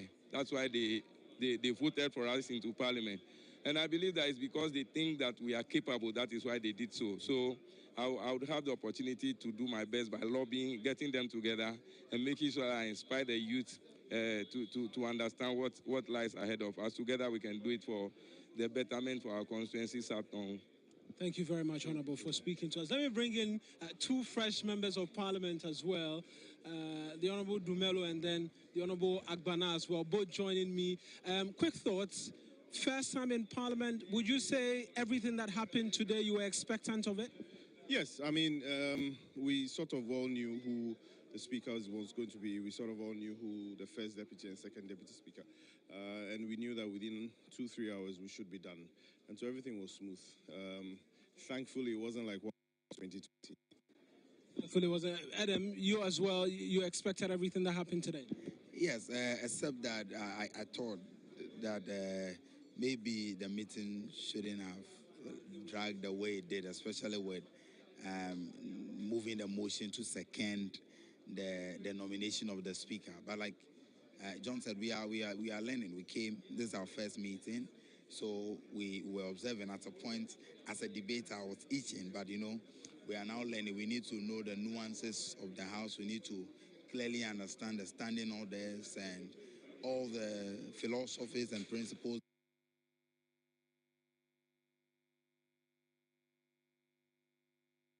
in a full session. So for me, it was a good learning experience, a new chapter. It felt good that I'm part of 276 people who will be directly shaping policy, directly contributing to lawmaking in this country. And I look forward to giving it my all. I believe that this Parliament is unique in many ways. For the first time, we have about 42 members of Parliament below the age of 40. It tells you that young people are heavily represented in this House. This is a big challenge for us as young people, that the voice of young people must be championed, must be echoed in this 9th Parliament. And I believe that we have a unique opportunity to deliver on that mandate. And so I'm looking forward to giving it my all. Two quick final questions to the both of you. You've mentioned the number of young Parliament. It comes across with the concern of a lot of you freshers and how well you're going to be able to learn the ropes of Parliament as quickly as possible to be able to contribute to the business of Parliament. How are you seeking to take up this challenge, particularly on the concern of attrition in Parliament? Well, I mean, like Adam said, we are here to learn. We don't know everything. In fact, I dare say we don't know anything at all when it comes to us being here on the first day. And so we are here to learn. We are here. We are willing to... I mean, we are going to make mistakes. We are going to be corrected. But we are definitely going to make a mark in this 9th Parliament. And you, Adam, as well. And that's it. I think that nobody was born a parliamentarian. All the experience, the very eloquent MPs that we respect also started someday as newcomers, as freshers.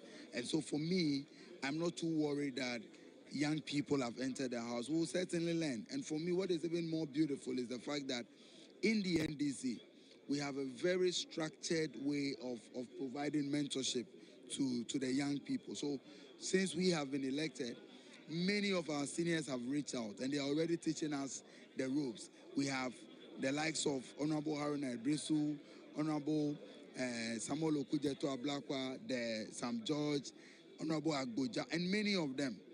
At every point in time, they are reaching out to us as young people, trying to guide us, trying to shape our thinking and our behavior in the house. And so I do not think that it takes anything away from us that we are young. I believe strongly that you will see an army of young parliamentarians who will adjust quickly and contribute effectively to legislation in the House. Adam, thank you very much and congratulations once again. Thank you for the good work you're doing. Always appreciate it. Let's speak to the man who also ousted, Amewu in the Oquaye constituency as well. Talk to us. How did you go about it in Oquaye? It was a tough battle, very Herculean task, but when you set your eyes on something to do, you are committed to it, with the right people, you'll be able to. It hasn't been easy moving from Bono region straight to Volta region. That's where I come from. But I did not live my life. They're coming there to contest, and to contest no other person like John Peter Amewu, the giant in the MPP, controls the region, controls everybody. We know his kind of politics, but we were able to get him out with the right people and determination, and with the help of the Almighty. There's a lot of expectation. Oquaye, your roads of particular interest to many of the indigents there. What's the plan for you in being able to meet those expectations, particularly with regards to matters of development? I'm happy you made mention of the roads, because this is the same roads that the outgone MP has touted that he has completed. All our entry roads are bad. They are not much trouble. All the 3 entry roads we have. So I've discussed this with President Mahama when he came for his last campaign in Oquaye, and he has promised me that the new road minister that he will appoint is going to see to it that he get those roads constructed, because that's a major problem. Oquaye is a business town. That's the second. Well, all our entry roads are in deplorable state. So I can promise the people of Oquaye that in the coming days, in the coming months, within the first year, we will see transformations on our roads. Not only that, there is a serious water crisis in Oquaye, and I've made this solemn promise to the people of Oquaye that we are going to see to it that we solve the Oquaye people. Even the Oquaye Regional Hospital, in fact, Water Regional Hospital is situated in Oquaye, and water flows into their tap twice a week. A whole regional hospital.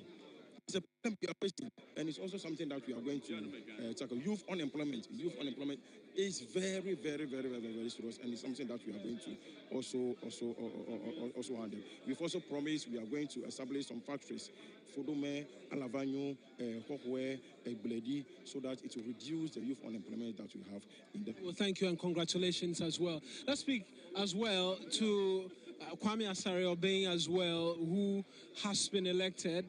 Just quickly, Honorable. Oh, fantastic. Wanting to enjoy this moment as well with his daughter. Honorable, congratulations, I believe, are in order. Your thoughts on what you've experienced today, having had the people in your constituency entrust you to lead their business in Parliament? It's a whole new environment. I told your other colleagues that it's like my first time in secondary school, Form 1. Everything is new. So, but I'm excited to be here, to be part of the 9th Parliament, and my constituency expects that we are going to work hard for them and for Ghana as a whole. In terms of where you decided to do business, that became a very heated subject. But when you came, I saw that you were seated behind with the NDC. What finally made you decide with the NDC? The NPP leadership, the NPP leadership is not a serious one, and I'm making that very clear to them. They are not serious. They don't know what they're about. I think they have not gotten over the defeat that they encountered not long ago, and so I had to go where I'm wanted, where they're serious about running a country, a day after the election, Ato Forsen called me and indicated that he wanted me to caucus with them. It took a long time for the MPP to approach me through Kennedy Japan. And even when he made the approach, and when I came out and said that he had made an approach because they are arrogant and they wanted to do it behind the scenes and put in and some deals that they were not truthful about. They came up and said that, oh, they never said that, oh, it's not true, oh, you know what I'm saying. But that's exactly what happened. And so I had to caucus with NDC. They have shown that they're serious. They have shown that they value what I do and who I am. And so you go where you are wanted. In the look up to the 9th Parliament, what particularly are you looking forward to be able to accomplish for your constituents? My constituents, what we are looking at achieving as parliamentarians is enacting laws for this country, basically. Unfortunately, because we go out there to campaign and make promises, we also have to look at bringing development to our people, which until we start voting for DCs, you can't take out of our mandate. And so we are going to enact the right laws for Ghana, for our constituents. We are also going to that we lobby for development for our constituency. In fact, I don't have good roads. All my roads are bad. And this is one thing that I'm looking at improving upon before I leave office as a member of Parliament of Gomua Central. There are places that lack water. There are places that lack better educational facilities. And all of these are stuff that I'm looking at improving upon before I leave. Well, thank you. I want to leave it here. I'm sure we'll speak a lot more subsequently. That's the Honorable Kwame Asare-Obeng as well speaking to us. And so a lot more in terms of expectation. Let's speak to the Honorable there as well. Thank you very much. 9th Parliament, your expectations of it for you in the House? It will be very exciting because we have quite a number of, looking across the divide, I saw some very good people in industry that I know across various professions that I know are now in Parliament. And I was expecting that, being NDC, my party, my beloved party, being in a super majority now, I was expecting that we're just coming into the House to just railroad things very quickly and go away. But I realized that no. Some level of debate came up when the Speaker was proposed for elections. And, it wasn't a long-lasting debate, but the kind of exchanges, the words that people used and explanations that was given finally before the Speaker was given, for me, tells me that we are in to actually judge or disagree to agree. Well, you heard that. Some of the members of Parliament, newly sworn-in members of Parliament, speaking to my colleague Mauna Ebeta, who is right there in Parliament, as well as my other colleague Komla Kluche. They're there. They've been giving us all the updates as well. But we're going to go back to my panelists because Samia Bing is yet to give me really what he thought of the processes or proceedings in Parliament earlier this morning. What are your thoughts?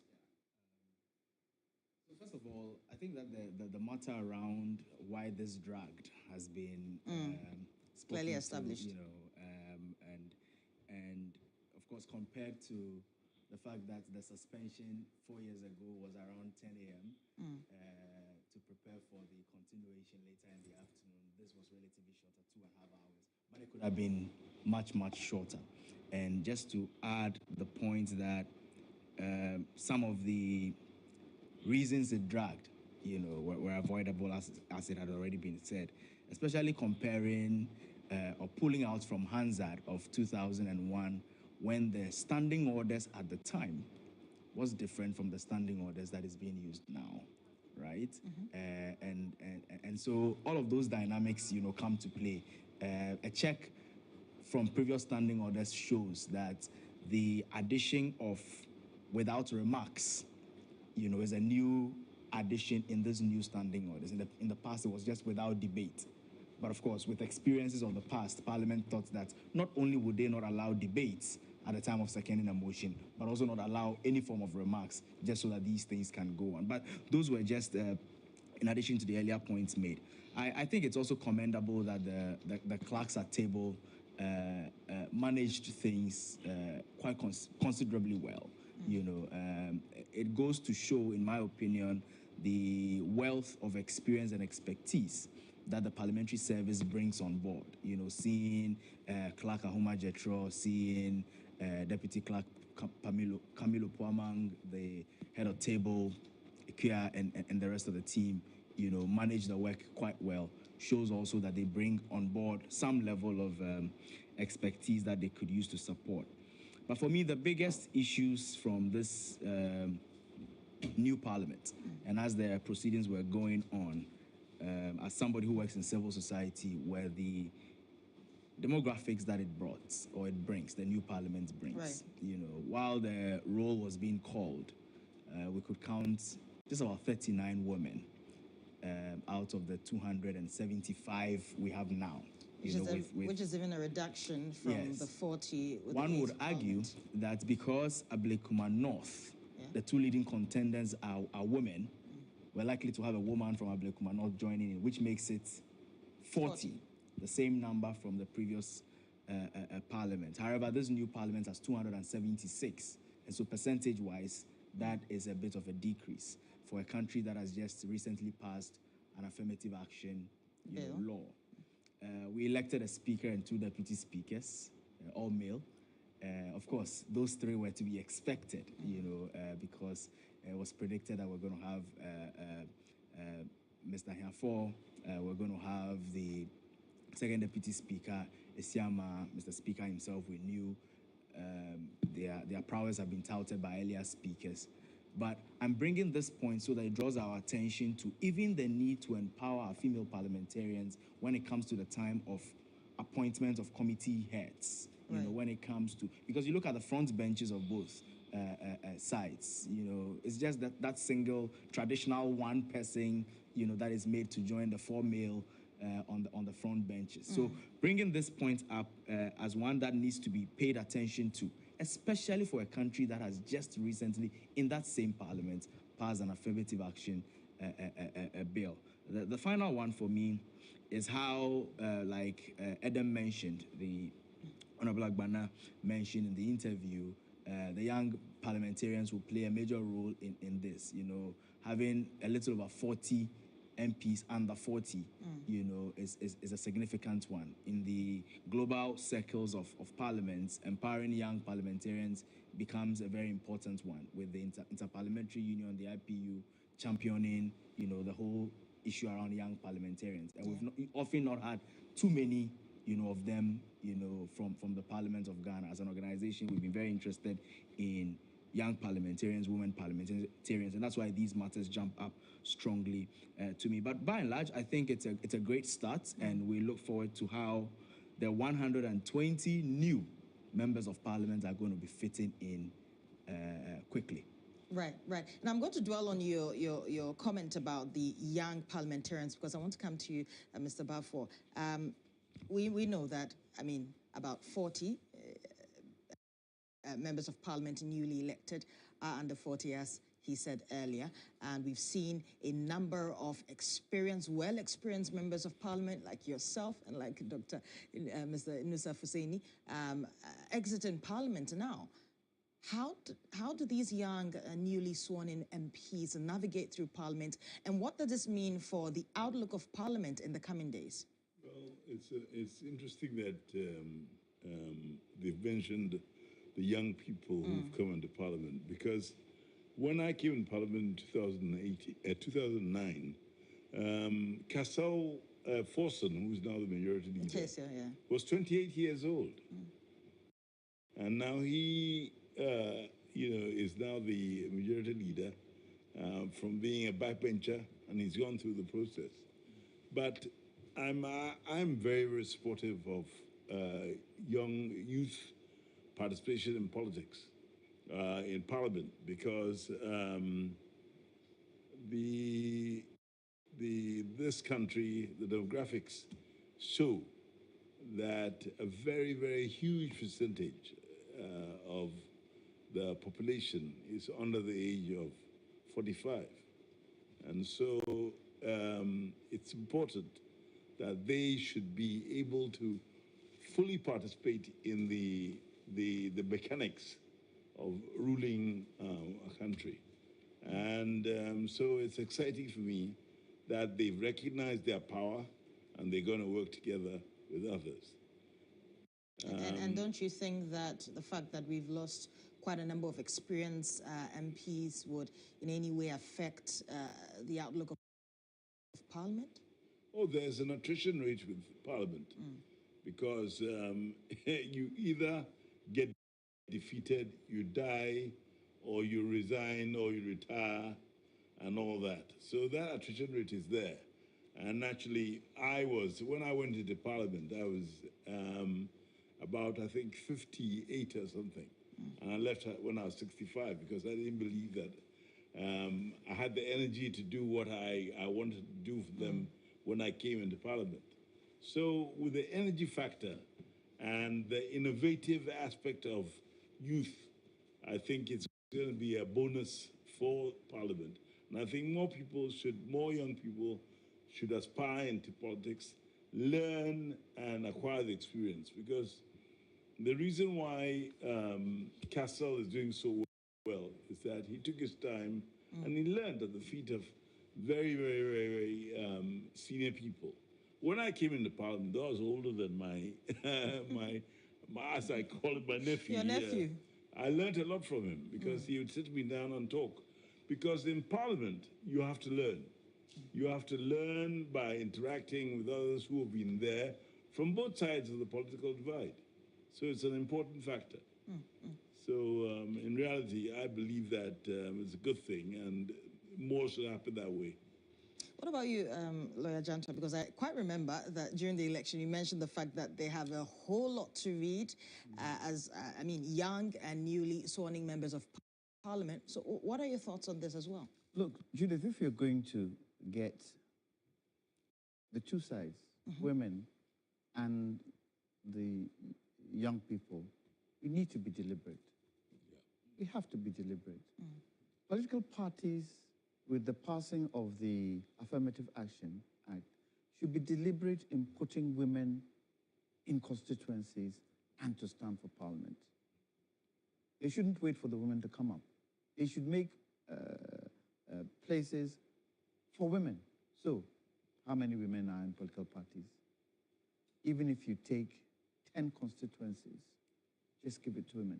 Deliberate and make sure they get into Parliament. With the youth, I don't think Parliament should be the learning school for the youth coming into Parliament. What should happen? Political parties should have a training ground for those youth who want to go into Parliament. And that training ground teaches them the rudiments of Parliament, what it means to be a parliamentarian. When you go to the UK, you have Labour, you have the Tories, who have training grounds for young people who want to get into Parliament. So when governments change and they change the people who come into Parliament, they are not coming to learn because they've already gone through some training. And yes, there's certain things they will learn, but they pick up quite fast. Remember, the youth who are in Parliament today, they are backbenchers. How long did it take her to force in? 2009 to 2024. How many years is that? 16, 17 years. Is that appropriate? Because very soon you realize that all the old ones have died out and the youth coming in might not have people to usher them through. So we should be very deliberate on how we get the youth in, how we get women in. I believe more women in Parliament would help break that balance of where men want to always show their power. But doesn't the affirmative action bill that has been passed as now law, doesn't it solve this issue of the number of women that are in Parliament? If I may interject, sorry about that. But the thing is, it is because the political parties themselves have not made it something that is mandatory for them to bring women on board as part of the political process. I mean, a deliberate process, as he said. And that is a problem. Because, you know, I've always maintained that a country that doesn't have active participation of women in the social dynamics is doomed to fail. And I've traveled around in war-torn zones and found out the problem is the absence of women in the body politic. So what he's saying is right. But I'm saying that the political parties themselves have got to prepare their people, as he said, for parliament and for political activity. He mentioned the Labour Party and the Conservative Party. They have in the UK young Conservatives, and they have the young Labour, and they go through the processes. But we don't have that system. All right, we don't have that system. The NDC has tried to set up an institute, and I've thought of that institute, and the emphasis is not too much on the training, because most of the young people too are very ambitious. So they believe that they don't have to go through that process, because most of them are out of universities, and they think that the learning curve is not that necessary for them. Over to you. Sorry. But that learning curve is very, very necessary. It's unfortunate, because when you look at political parties in this country, I reckon it's only the CPP who has been able to get women in there. We've had a chairman who is a woman. We've had a parliamentarian who's a woman. We've had a general secretary who's a woman. We've had a flag bearer who's a woman. If for nothing at all, you're trying. Other parties should be able to do that. But even with this makeup, with the chairman, a flag bearer, or that being a woman, we've seen that the party has gone down the drain. It's unfortunate that that has happened, but that's a different discussion that we need to have. How, for me, to bring the Nkrumah's groupings back in. But we don't find it difficult putting women in the forefront. That's the point I want to make. But the NDC, sorry to interject, but the NDC has now elected, I mean, the people have now elected the first female vice president from the NDC. She's going to be sworn in tomorrow at the Independence Square. Isn't this a good start? It is a good start, but do you know what it took? Sorry, I said tomorrow is today. Yeah, it's a good start, but do you know what it took? It took John Mahama to put his foot down to indicate that I'm sticking with this woman. It took him. A lot of NDC members weren't in favor of the second coming of Nana Jane. But he put his foot down. And remember, and I keep saying, and everybody should realize, this is a people's vote. This is a people's vote. And they have the responsibility to make sure that they are able to execute the mandate according to the people's vote. I said in the other thread that if, and I can see it coming clearly, if it so happens, 2.5 years into the reign of President Mahama, if the youth realize the old things continue to go on, they will bring this country to a standstill. And so for me, the most important thing is communication and transparency. From the word go, things should change. Things in Parliament should change. With this mass majority they've had, things should be able to change. We can't do the same old things that we are used to. Parliament should be able to communicate and communicate effectively. A walkout by the MPP in Parliament will do nothing because of the majority. And because of that, the NDC should be able to communicate and communicate effectively with the things they are doing. If they don't communicate, then the media, they have a huge role to play. You media people, huge role to play in that wedge if communication isn't coming. We don't expect you to be interviewing President Mahama and the type of questions you're asking makes no effect, has no effect on the people. You've got to be able to ask the hard questions for the people to understand if it is not coming out from the government. My brother... before you move on to your brother, is it not Parliament's primary job to hold the executive accountable? Have we seen it? But it is their job. Have we seen it? Let me tell you something. Speaker Bagbin, he has been able to make sure he defends Parliament and defends Parliament at all times, whether it's NDC or MPP. That has been one of his strengths. Compare him to Speaker Oquaye. But to what effect? Look at what has happened. Look at what has happened. Look at the fact that he's been able, if for nothing at all, people to understand this book. For me, that is one thing about the past Parliament. Ghanaians have been able to understand the Constitution because the references to the Constitution has been more in the past Parliament than any other Parliament. And shouldn't that be the reason why this pressure of that sort of transparency should be put on Parliament?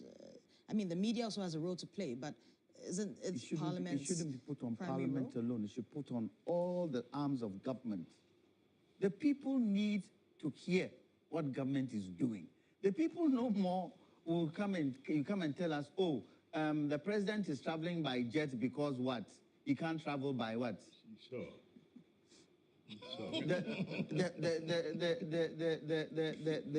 The finance minister has gone for X number of bonds to what? Support the city.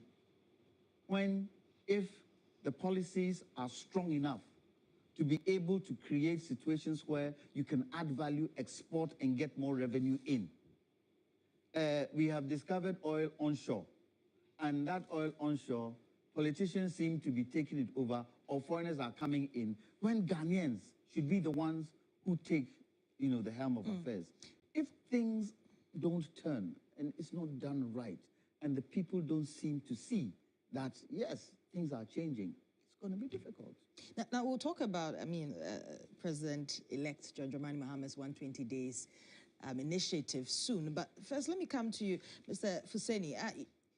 Don't you think that, judging from what Lawyer Janto and Mr. Fritz Boafo have said, Parliament should sort of set up an institution to sort of train persons who want to be parliamentarians so that we bridge this gap of experienced, non-experienced parliamentarians that is currently the situation, because we know that it'll get to a time where we'll see more young people in Parliament, and the experienced one leaving with the example of Atu Forcing took him 17 years. Will we really have that time frame for these new parliamentarians that are in? Well, let me put it this way. I think Parliament itself is a training institution. And it depends on who enters Parliament and with what intentions that person has entered Parliament.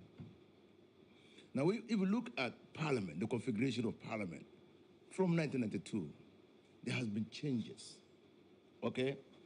Now, and Parliament itself continuously throws up new young people, okay? Okujato, when he came to Parliament, he just completed national service. But look at what he's done. But you see, let me cut in there because let me ask you, because we know that the criteria to be a parliamentarian per the law is basically, it doesn't even ask for a criminal record, just you being 21 years there's criminal record.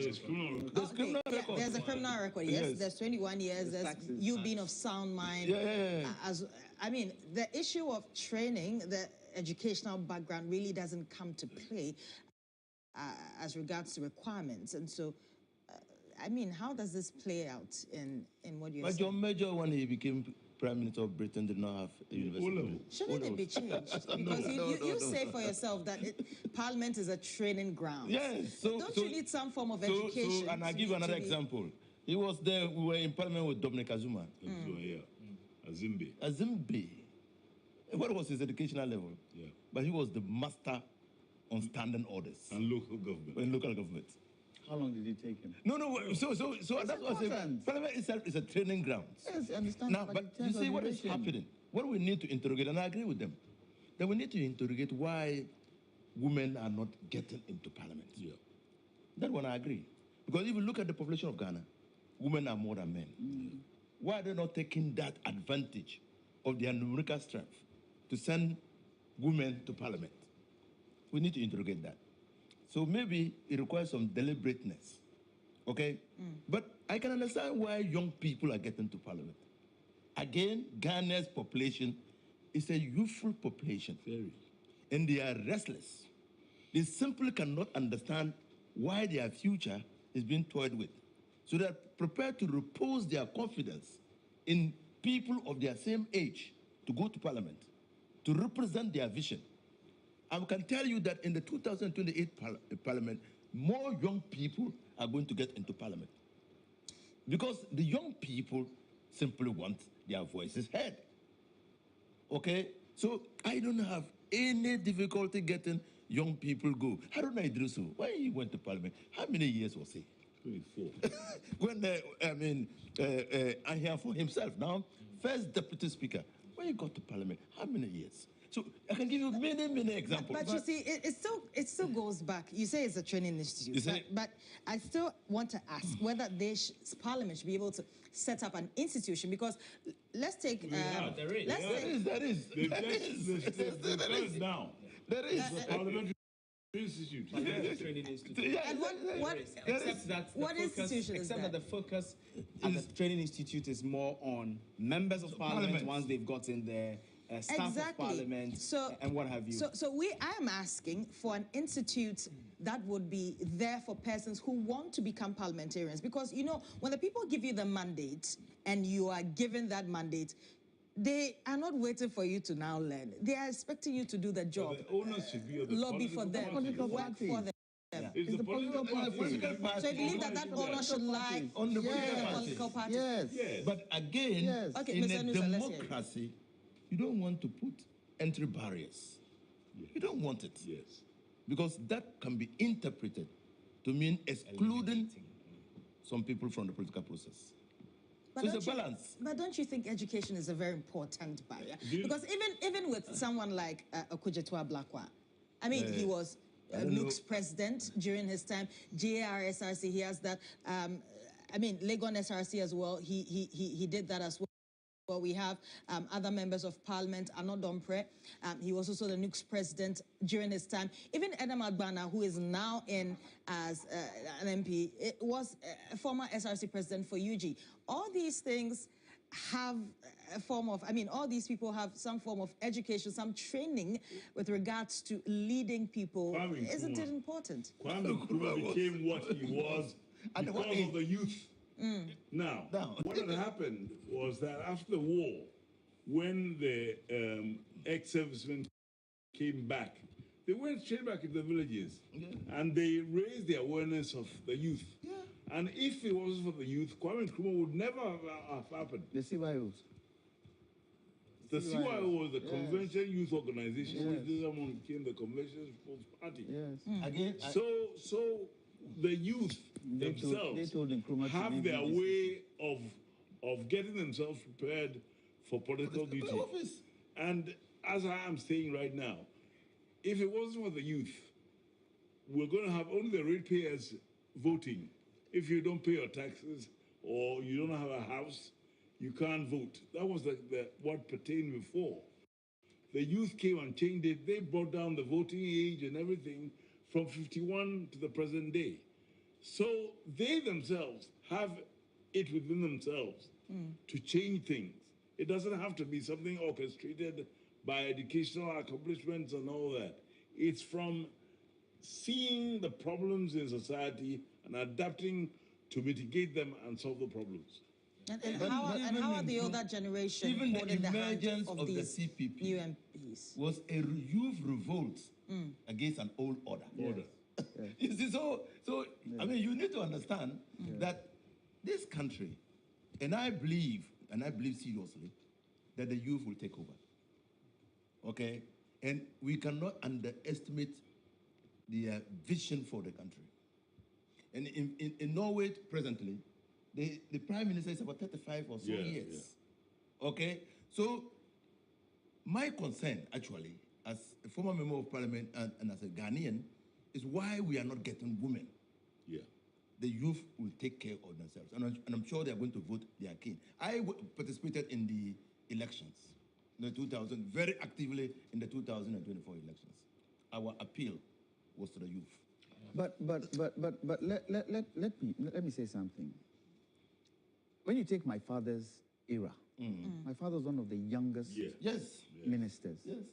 However, there's a difference between his era and this era. That difference is service.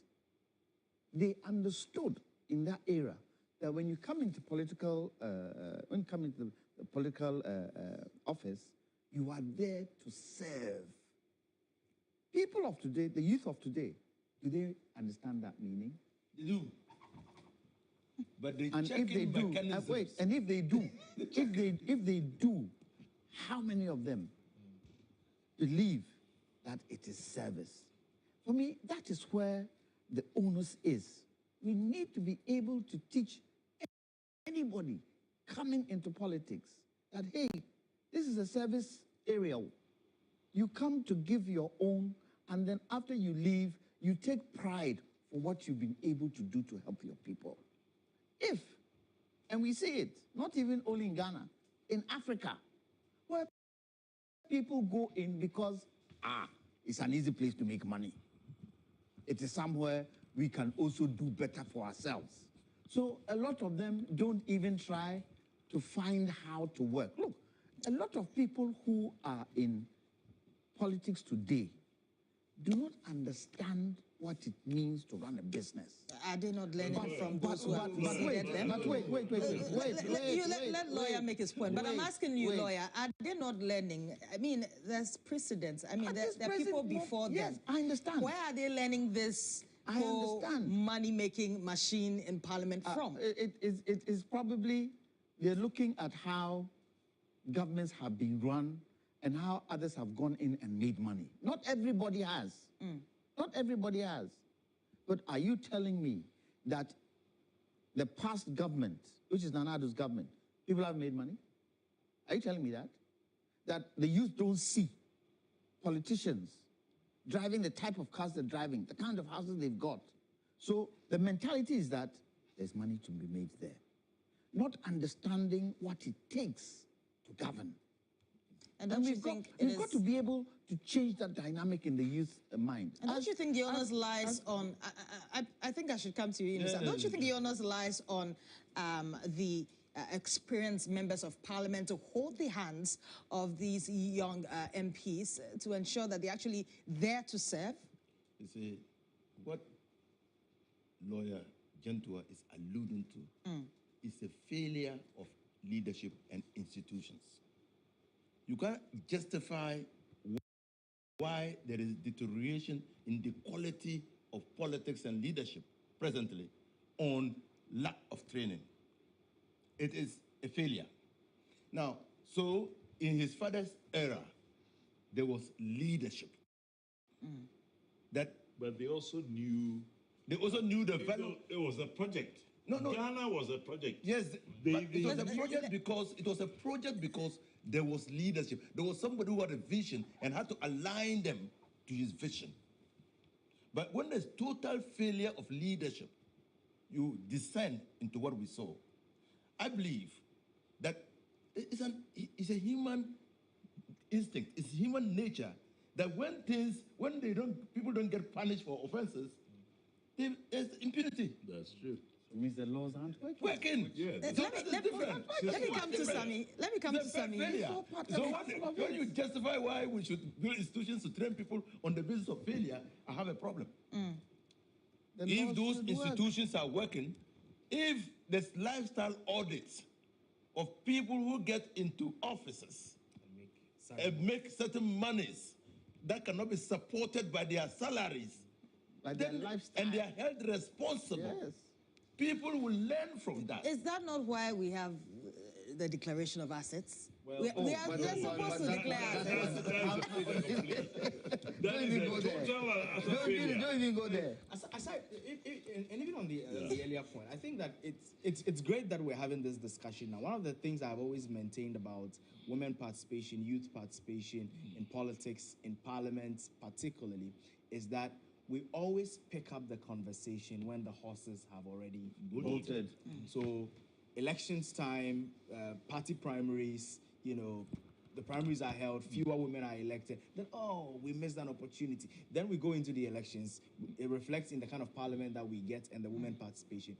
We start a new 4-year tenure, and then we don't have the conversation again, and then we wait, because these things will require changes within the political parties and their structures and systems. The affirmative action law, in its first schedule, recommends that between 2024 and 2026, we should be moving women's participation in every aspect of our governance, economic, business and everything at about 30%. Then, of course, move it to 35% by 2028, and then, of course, the ambitious 50% by 2030.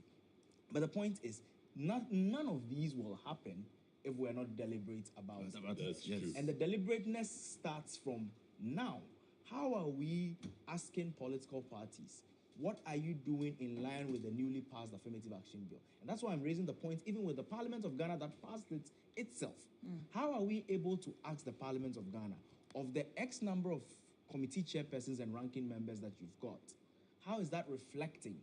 Of course, we know that number dynamics will not allow too many people to be leaders of too many committees in Parliament. But how are we being deliberate about the low-hanging fruit so far as these things are concerned? And for me, these conversations are important. As for the youth, you asked about the opportunity to have their hands held, so that the hand-holding opportunities, so that they can be able to shine. I think that the Parliament of Ghana, just like seniors at the table, having been a bit privileged to see the works within other parliaments, has an amazing institutional arrangement that can, in the parliamentary service, that can support anyone who is willing to learn, right? And so I enter Parliament, I see that these are the officers that run the show in the place. How am I myself availing towards ensuring that I'm getting the necessary learning, knowing, being signposted to the right places to go for information,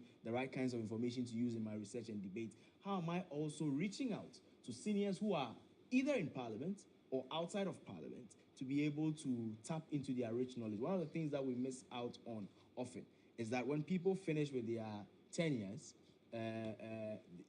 we tend not to make good use of them. Are these seniors, are these experienced members of Parliament deliberately assigned by Parliament to these new MPs? No, but that's the point I'm making. That's the point I'm making, that we must be deliberate about these things. For example... who must? Who are you asking to be deliberate? You see, it's a collective thing. It's a collective thing. The Parliament of Ghana may not necessarily in its training institute be interested in who enters Parliament, right? Because like it indicated, it becomes a political party thing. But once you enter Parliament, how are we using the training institute to build capacity? We've had honorable members of Parliament who have led committees. They've shepherded some very tricky bills with amazing advocacy from the outside, on their neck all of the time. How are we ensuring that these people are brought back? And of course, the Parliament of Ghana has a role to play in it. In this advocacy platform we have at the moment, speaking about it, draws attention to it. But not just speaking about it, following through with it, so that we don't wait, and then election 2028, we come back, we count the women numbers, and we are like, okay, here we go again. And don't you think that the same way that members of Parliament are assigned to specific committees because of probably their expertise, Parliament should find a way to also assign these newly elected or newly sworn-in MPs. So all of these things... specific seniors who can help them. All of these things comes through different modules. So, for example, in Kenya, there is the Kenyan Women Parliamentarians Association, Kenyan Young Parliamentarians Association. Very deliberate about it. It is embedded in the system. Capacity and support is provided to them. Fortunately, the Young Parliamentarians Caucus of the Parliament of Ghana has recently been revamped, so to speak, in the 8th Parliament. The Women's Caucus has also not been too good, by way of mobilization. That also has been relaunched. Those of us in civil society working with members of Parliament, the Speaker's office, the institution of Parliament, are trying to see how these people can be brought together, because fortunately, there are 40 women. There may be 40 women. There are just a little over 40 young people. How are we targeting these people deliberately, providing the necessary hand-holding support, and then also flying the kite, on some of the achievements that they are able to make within the 4-year period, to serve as great examples for other people to know that when X woman and Y woman, because now we are running a parliament where it appears that no woman crosses the 4th term mark. I don't know if do you has crossed the 4th? Do is going into her 4th now. Yes, honorable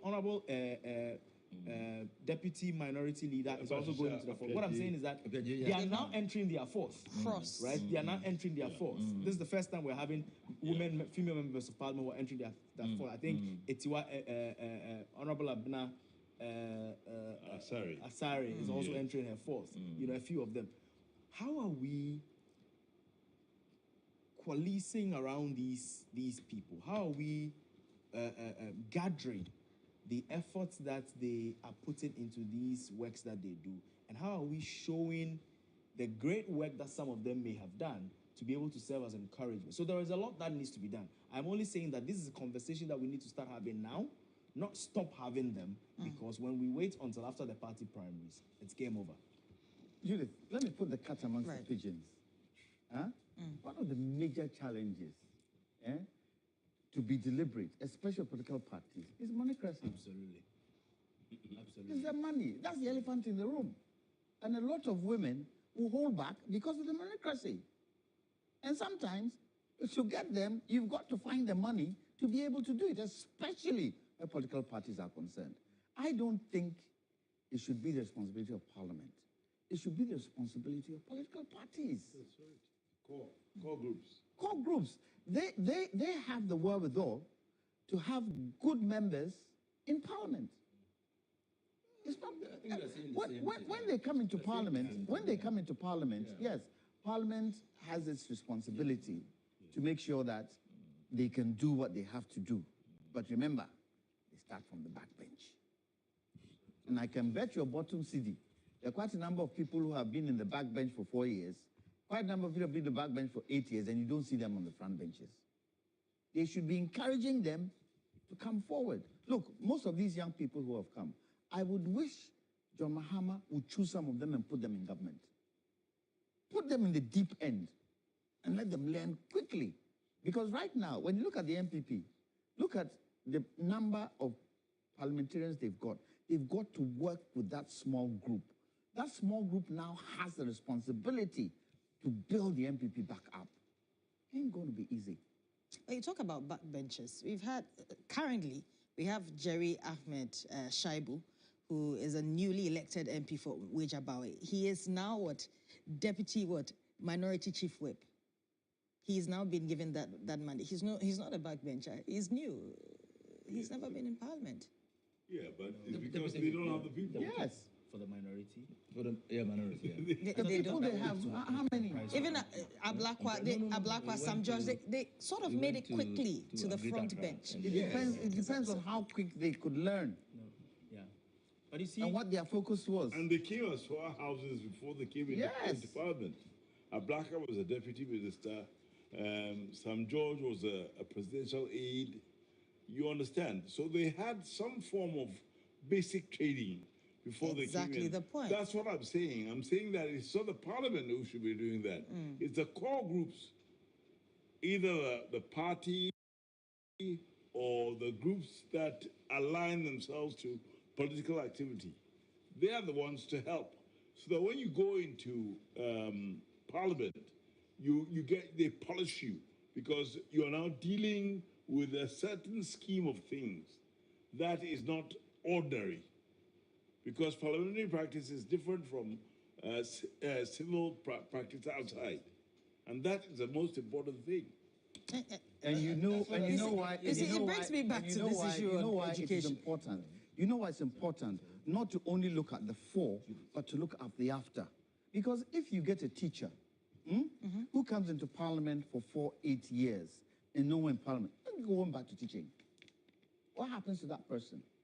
So it is important to make sure that the parliamentarians who come in, when they are no more there, they can go back to something useful to do.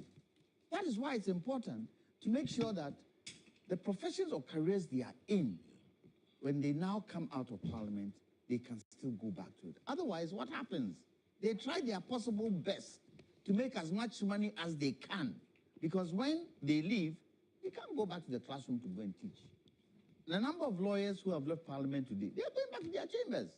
I've spoken to quite a few of them. Oh, you know what? They're going back to our chambers. And they'll use the contacts that they have, the network that they build, to even make good the law practice that they are going into. How many career teachers who are no more in Parliament will go back to the classroom? That is another challenge. So there's quite a number of things that we need to sit down collectively and look at and start building, so that between now and the next 20 years, the kind of parliamentarians we would have are those parliamentarians who we know can do the job. And it is not just coming in there to frolic, but to do good business for the country. Let me change the subject a bit, and I'm coming to you, Mr. Nusuf Hussaini. Quite an interesting conversation we're having here. Now, we know that all 4 independent MPs that have been sworn in are deciding to do business with the NDC side. People may argue that they have no choice, because if they really want to develop their constituencies, then it's better to do business with the majority side. But let's take A+ for one, Kwame A+, and you heard him. I'm sure you've listened to an interview with him earlier this morning. What's his surname? I think he's now Asariobing. Asariobing. The parliamentarian. That's his surname. So we have to call him by his surname. I'm sorry, Kwame Asariobing. So many make the argument that he's a bit controversial. And we've seen him say a number of things about the MPP. We heard him today. He said the MPP is what? Not serious, in his words. And this is a party that he himself claims that important persons like Kennedy Adjaho have helped him. They are his, he's his spiritual father, he's his godfather, his mentor. He's helped him so much in his political, in the political arena. And this is the same party he's done busting openly on air. Should the NDC be worried having such an MP doing business with their side? First of all, you should understand that in politics, being a little bit controversial is good. Yes. It's good. Yes. And you don't think that, let's say there are some personal issues within them that he can bring out? Politics. Then the second thing is for you to know, when he was in the university, his fees were being taken care of by Ibrahim Muhammad. Well, he's an MPP. So that should not be a criteria for determining loyalty, also. No. It's not really about loyalty. I feel like these are two different cases. I'm just giving you the instances. Number 3, since the beginning of the 4th Republic, I've not seen an independent member of Parliament sit with the opposition. Samia did. No. She said she was not going to sit with any. But the Parliament she inclined herself to MPP. Yeah, majority. But so they gave her a seat in the middle, but she drifted towards the majority, and that was MPP. So it is the fact that power comes with some benefits. Okay, so you control the purse, because when Parliament approves the purse, you direct how the monies will be utilized. And so when you sit, Oquaye is talking about water and other things in his constituency. And so if he decides to sit with the opposition, for 4 years, they're not going to bring any budget to Parliament.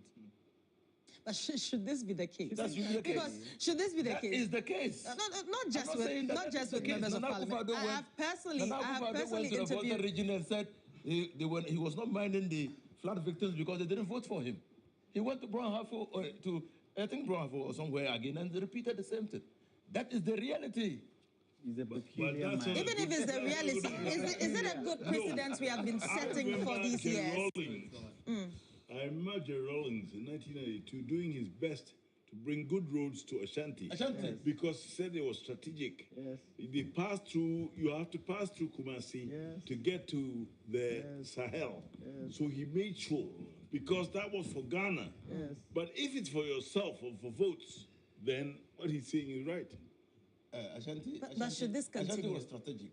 Because for one, I mean, you had to drive through Ashanti, not so. At the time, my father was a regional minister. Former and president, he worked with him. Former President to build Rawlings' roads. wife. Yes. Is also an Ashanti. So maybe it also has bearing on why, apart from the fact that that was a very strategic road to work on. But I'm asking this question because should this be the precedence we've been setting this precedent since, I mean, the beginning of the inception of Parliament. And even in the 8th Parliament, I've personally interviewed MPs who work for the NDC side, complaining about the fact that they are unable to get their roads fixed because, of course, they are not with the ruling government. The DCs are not working with them. They are not aligning with them. Should this go on? Can I say something? It's also got to do with the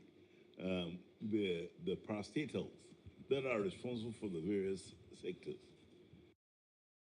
Because if you are Ghana Highways Authority and you allow the roads to go this way, to become derelict, then you have a problem. Because you see, again, we're talking about impunity, oversight, and all these things. It's the failure of our systems that has created a situation where the onus becomes a political battle to be solved. It's also got to do with where local government is placed. Yes. Local government today is in the executive. Local government should be in local government, and local government should take care of some of these things. Local government should work with parliamentarians to make sure that the common fund is used appropriately. Use the correct word. Today, Decentralization. local government Proper is decentralization, gone. yes. Local government is gone. Because executive want that power. Why? Because they can twist. A country that doesn't have the kind of natural resource, the kind of resources, revenue to invest in some of these things, you must have an effective local government so that they can direct some of the things they want to do. But the president will sit in Flagstaff House and call local government and control them there. It's not possible. And it has to change. And these are some of the things President Mahama has to look at. Local government should be local government. Parliamentarians should make sure that the local government, they have the money, their fund, they should use it to target the right areas. Otherwise, they're But backing who are the against it. development agents? It's the MCs, but they are not. They are not. That's So what the I emphasis mean. is what I mean. Yeah. Yes. And this is a good opportunity for Parliament with such numbers to be able to make some of the changes that we've been clamoring for. Elections of MMDCs. I think it is one of the issues that both political parties were not against, except the pathway, right? And so the 2/3 was not achieved. But now it could be achieved. If we're electing MMDCs, you know, we're hearing one of the members of Parliament in the interviews that your colleague conducted in Parliament, talking about the factories that he was going to bring to his constituency and the roads that he was going to build and the schools and the hospitals and what have you. For former members of Parliament, they certainly would see the red flag in that and notice that these are very slippery, you know, paths to take because you may not be able to have the resources to do this. But how are we leveraging the kind of parliamentary numbers that we've got to make sure that local governance is actually sent down, you know, decentralized as was used, so that we do not have. But if it will be business as usual, even with these numbers in Parliament, even with this kind of control or the kind of changes that Parliament can bring, then you know it's much ado about nothing. Right, now let's move on to the issue of John Dramani Mahama's 120 days promise. Before we move on to that, I want to ask a question. Are we practicing strict separation of powers in our government? No, it's flexible. You know that. Two. Clearly not. Hang on, two. I'm playing devil's advocate. Two, should we practice strict separation of powers? Yes. Yes. If we should practice strict separation of powers, then let me take something Honorable Fuseni said. He said, the executive needs to get the ear of the speaker to do business. Should it be so? Should it be so?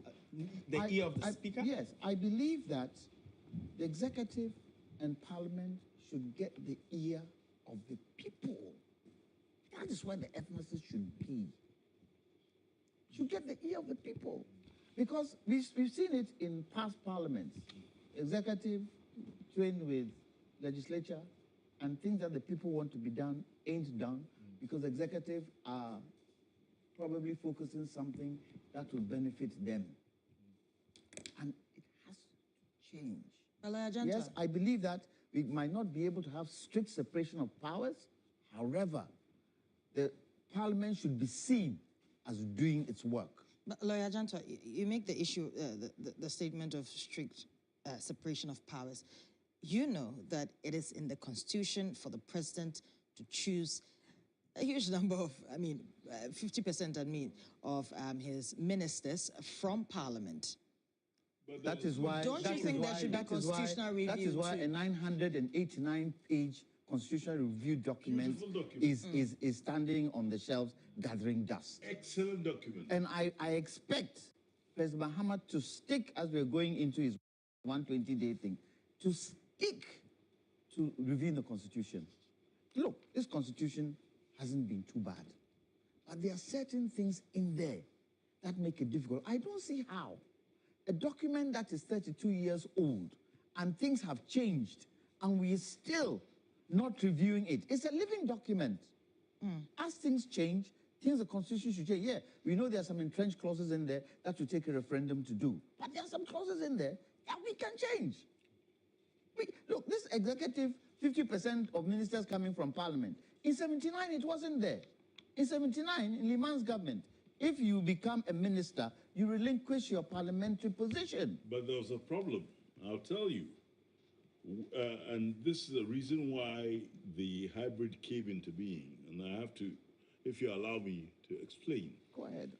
When that happened, again, because our human resource base is very tiny, specialized human resource base, when in the Third Republic, when the people who were elected, who were made ministers, a lot of them were people who had lost their election. They became the ministers. They then got access to cars, to nice houses, to police guards and things like that. So those who had won, all right, I belong to the party who was saying, we won the election. We are members of parliament. We've created the government. The ones who lost are far better off than we are. So that brought about, a problem of dissonance. And so that's why Bennett's budget failed because of resentment. All right. And so to move away from the resentment, we brought a hybrid. But at that time, our political system was not as sophisticated as it is now. So when the Constitutional Review said they should change, we should have done that. But I'm just giving you an insight into the history behind that hybrid system that we brought into place because of what happened. So, Uncle, that history is very known to us.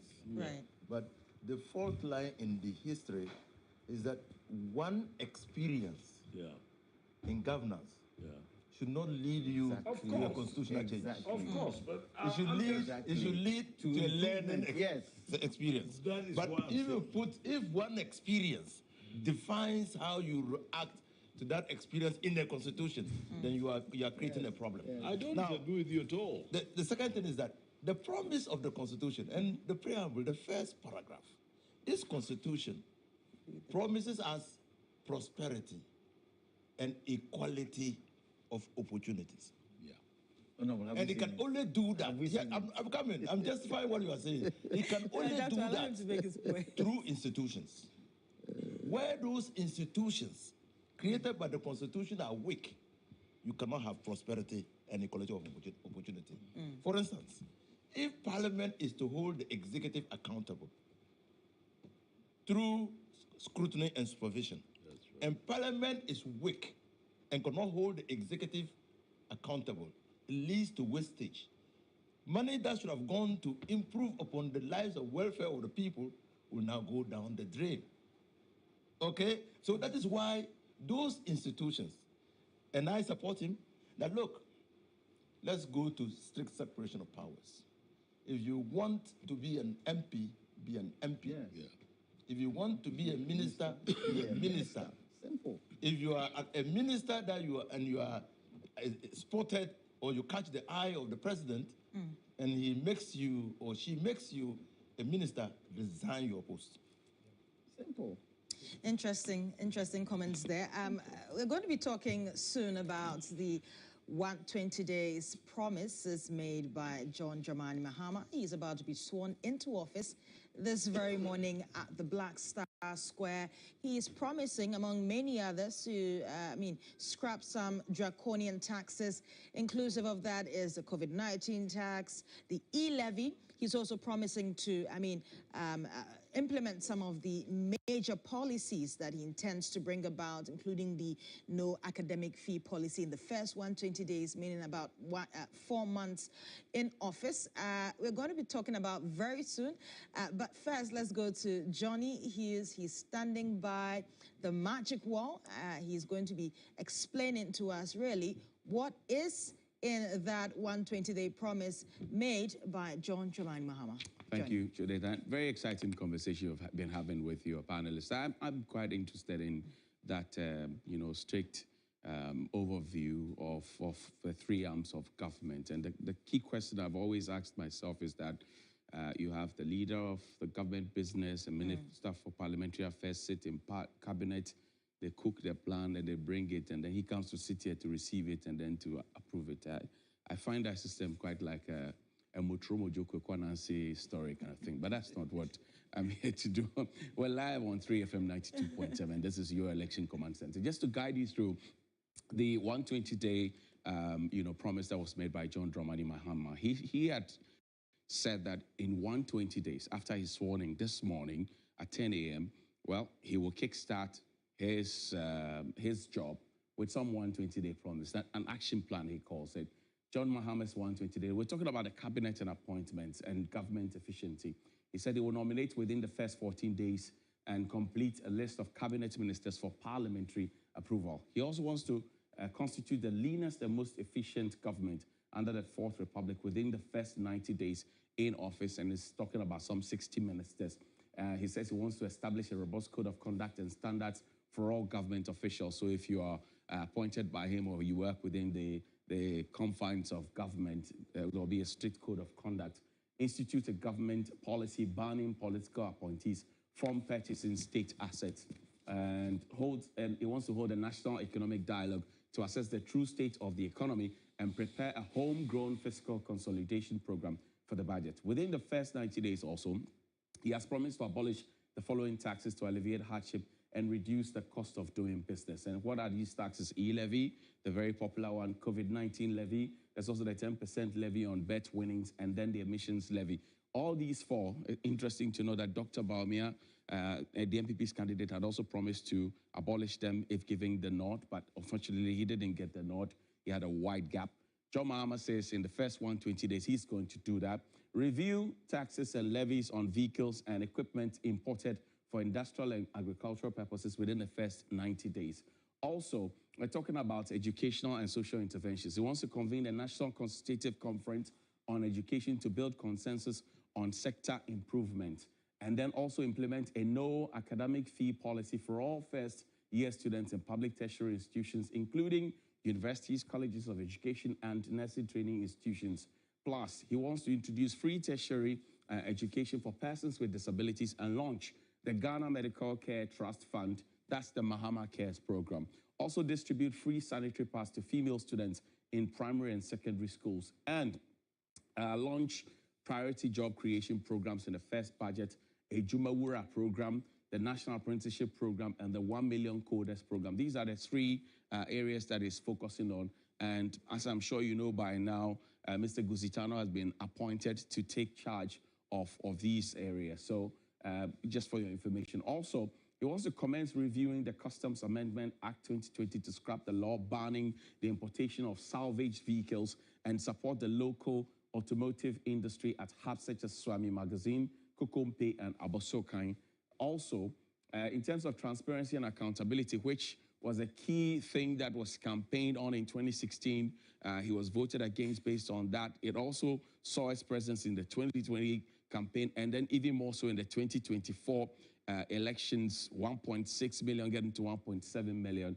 He says that transparency and accountability will be key to him, which is also stated and enshrined in our constitution. He says he wants to institute inquiries and/or forensic audits into matters of public interest, including collapse of indigenous Ghanaian banks and financial institutions, national cathedral scandal, COVID-19 expenditure, PDS, Adjaho and SML deal, Galamsey fraud and missing excavators and other high-profile scandals. You may want to call that oral Operation Recover or Loot, which is being led by Samuel Okujeto Ablakwa, Martin Pebu, and some others. Also, regarding the transparency and accountability block, he wants to lay before Parliament a new bill to streamline government scholarship administration, prohibiting political appointees from assessing government scholarships and eliminating corruption in the award process. And I'm sure that in the last few years, you have noted how people who are well-to-do, who are connected to power, who have influence, and who are affluent as well,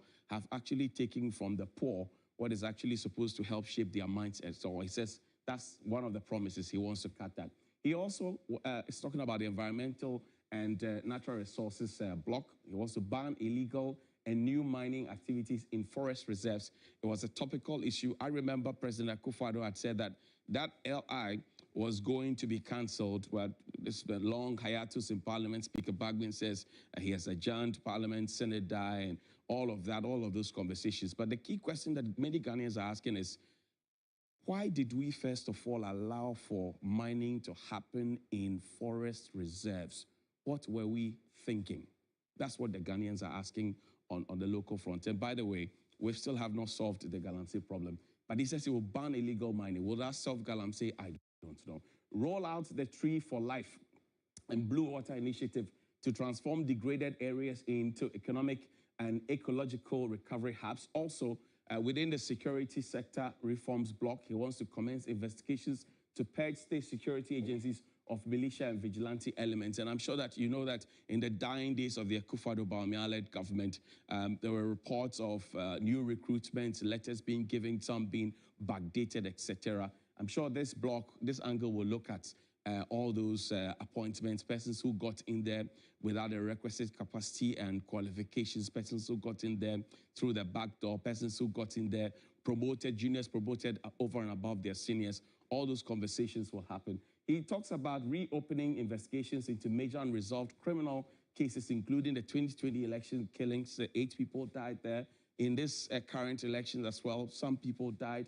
I also West Wogon by-elections, the violence, Double and his team, and also murderers of Ahmed Hussein Swale, my colleague journalist, and Silas Wolechame. He's going to get into those conversations. Also, compensation for victims of disasters. Initiates a probe into the disasters caused by VRA's spillage of the Akosombo and Bone dams. And by now, I'm sure you do know that the victims of those that spillage still are sleeping in tents. A lot more of them are sleeping in tents as we speak. Take immediate steps to compensate the flood victims in affected regions, including Volta, Eastern, Greater Accra, Oti, Bono, East, and then the Savannah regions. They get their compensation. In terms of women and economic empowerment, he wants to allocate seed money for the establishment of the Women's Development Bank, all right? And we've been told that in every single market, there's going to be a Women's Development Bank, and largely the employees of that particular Women's Development Bank will be women, female. So, Jared, there you have it. The first 120 days action plan that John Dramani Mahama has put this pressure, as has been said on the street, on himself. The question is, will he be able to fulfill it? Because usually the time frame is 100 days. What went into his 120 days, we do not know. But I'm sure that he believes that he has the men and the men have the capacity to be able to do that. Well, let's wait for the 120 days. And we start counting the 120 days from the 8th of January until the 120 days are okay and up, and then we will come back and do a fair assessment here on your election command center and ask the questions whether or not it was just hot talk blowing hot air, or whether there was any realism to it, or whether or not we should give him a grace period because of the situation we have. So these are the three areas that perhaps we could explore in our conversations today. Absolutely, Johnny. Thanks so much for that, detailed conversation as to really what he has to do within that first 120 days. I'm going to start with you, Sami. I think Johnny asked my first question. How realistic is this? Well, 26 items or actions on it. Johnny said we're going to start counting from January 8th. Johnny, why 8th? January 7th is day one. Please. No, but January 7th is actually day one. We will not even allow him to go home and breathe. January 7th is day one when he gets sworn in. But I think that the point really is that it's great that we are elevating our governance to some of these things. Clear, actionable, pointers that people can hold you to. We have 26 of them published, well published. The documents are all over the place. It was very well marketed during the period of the campaign. And now it comes to the point of executing what has been marketed. There are some of them that even within the 120 days, which is approximately 4 months, are expected to play out, in the shortest possible time. So, for example, 14 days for appointing the full cabinet, right? It is our expectation that His Excellency the President will list it. I know that it will be a very big challenge for a president who has promised a lean and efficient government, 60 ministers, has so many people in Parliament, various interests playing out all over the place to appoint these kinds of numbers. But Mr. President says 14 days. And so he has nothing more than 14 days, right? In many of the other areas also, we are seeing... Well, are you questioning the 14 days? No, I'm saying that, I'm drawing the point to how the timelines are important, for which reason we must hold, feet to fire. Because it is important that once this is done, it elevates the conversation. So we don't have the excuses of, well, there are too many interests and we're trying to have regional balance. Do it in the 14 Exactly. But I think that it should even be announced in day 1 or 2, right? But there's a problem. Do you believe in that, the fact that it can be done? The ministers, but you have to do it in consultation with the Council of State. That's part of the whole thing. In the case of the cabinet ministers? Yes. I thought that it's only the prior approval of Parliament, which is not really part of what he has promised. Because, of course, he cannot control when Parliament gets to provide the prior approval. But for the 14 days of listing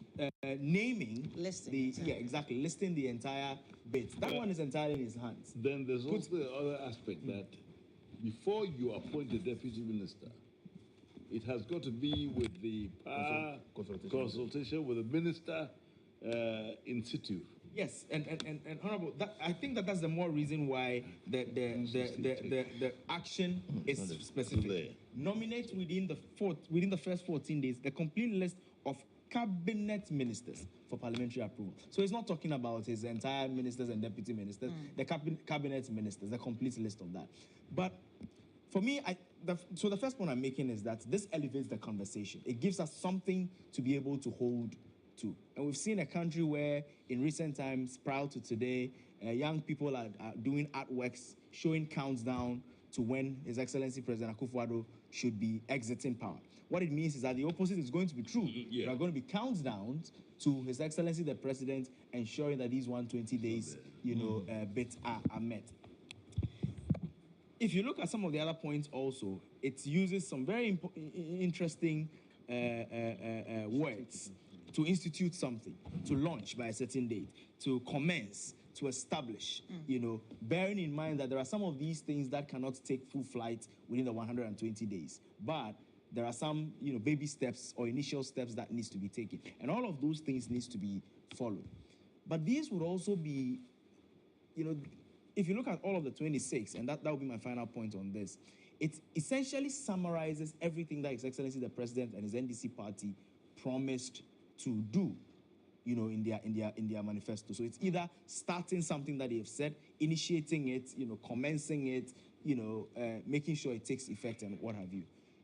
the steps they will be taking between now and the close of the 120 days, for me, will be a good test of whether they meant business at the time of promising these things or not. So if the president in this 26th list says that he would institute the leanest and most efficient government within the first 90 days, and we see that His Excellency the President has announced a list of 7 people just yesterday.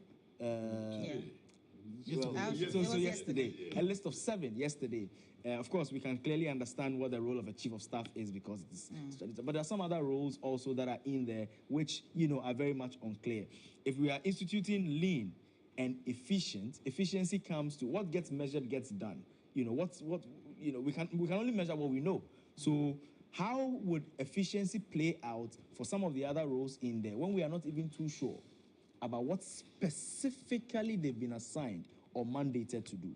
So in a nutshell, this is great. I really do not think that the presidency should not push at reaching these, very ambitious action plans. It is doable. Many of them are doable. Many of them can be initiated, started, and what have you. But it will also show us clearly whether the next 4 years will be made up of a government that is, biting the bullets, putting shoulders to the wheel, or a government that comes to give us multiple of excuses for one reason or the other. Why one issue or the other has not been achieved. Well, this issue of some of the policies being initiated, started, don't you think there should be a bit more clarity on that? For instance, the no academic fee policy, it's supposed to be also initiated. What does that mean? Does it mean that by the end of the 120 days, these first year students will not be paying? We want to I don't know if I can explain that, because since you are a part of the party, I want to understand really what that initiation of such a policy would mean. Initiate. To start. To begin. The roadmap. The roadmap. Yes. So probably we want to make sure that the normal Ghanaian person understands, because someone might believe that in the first 120 days. You don't think that they understood what he said? Initiate. And especially when we have allowed it to go. Elections are over.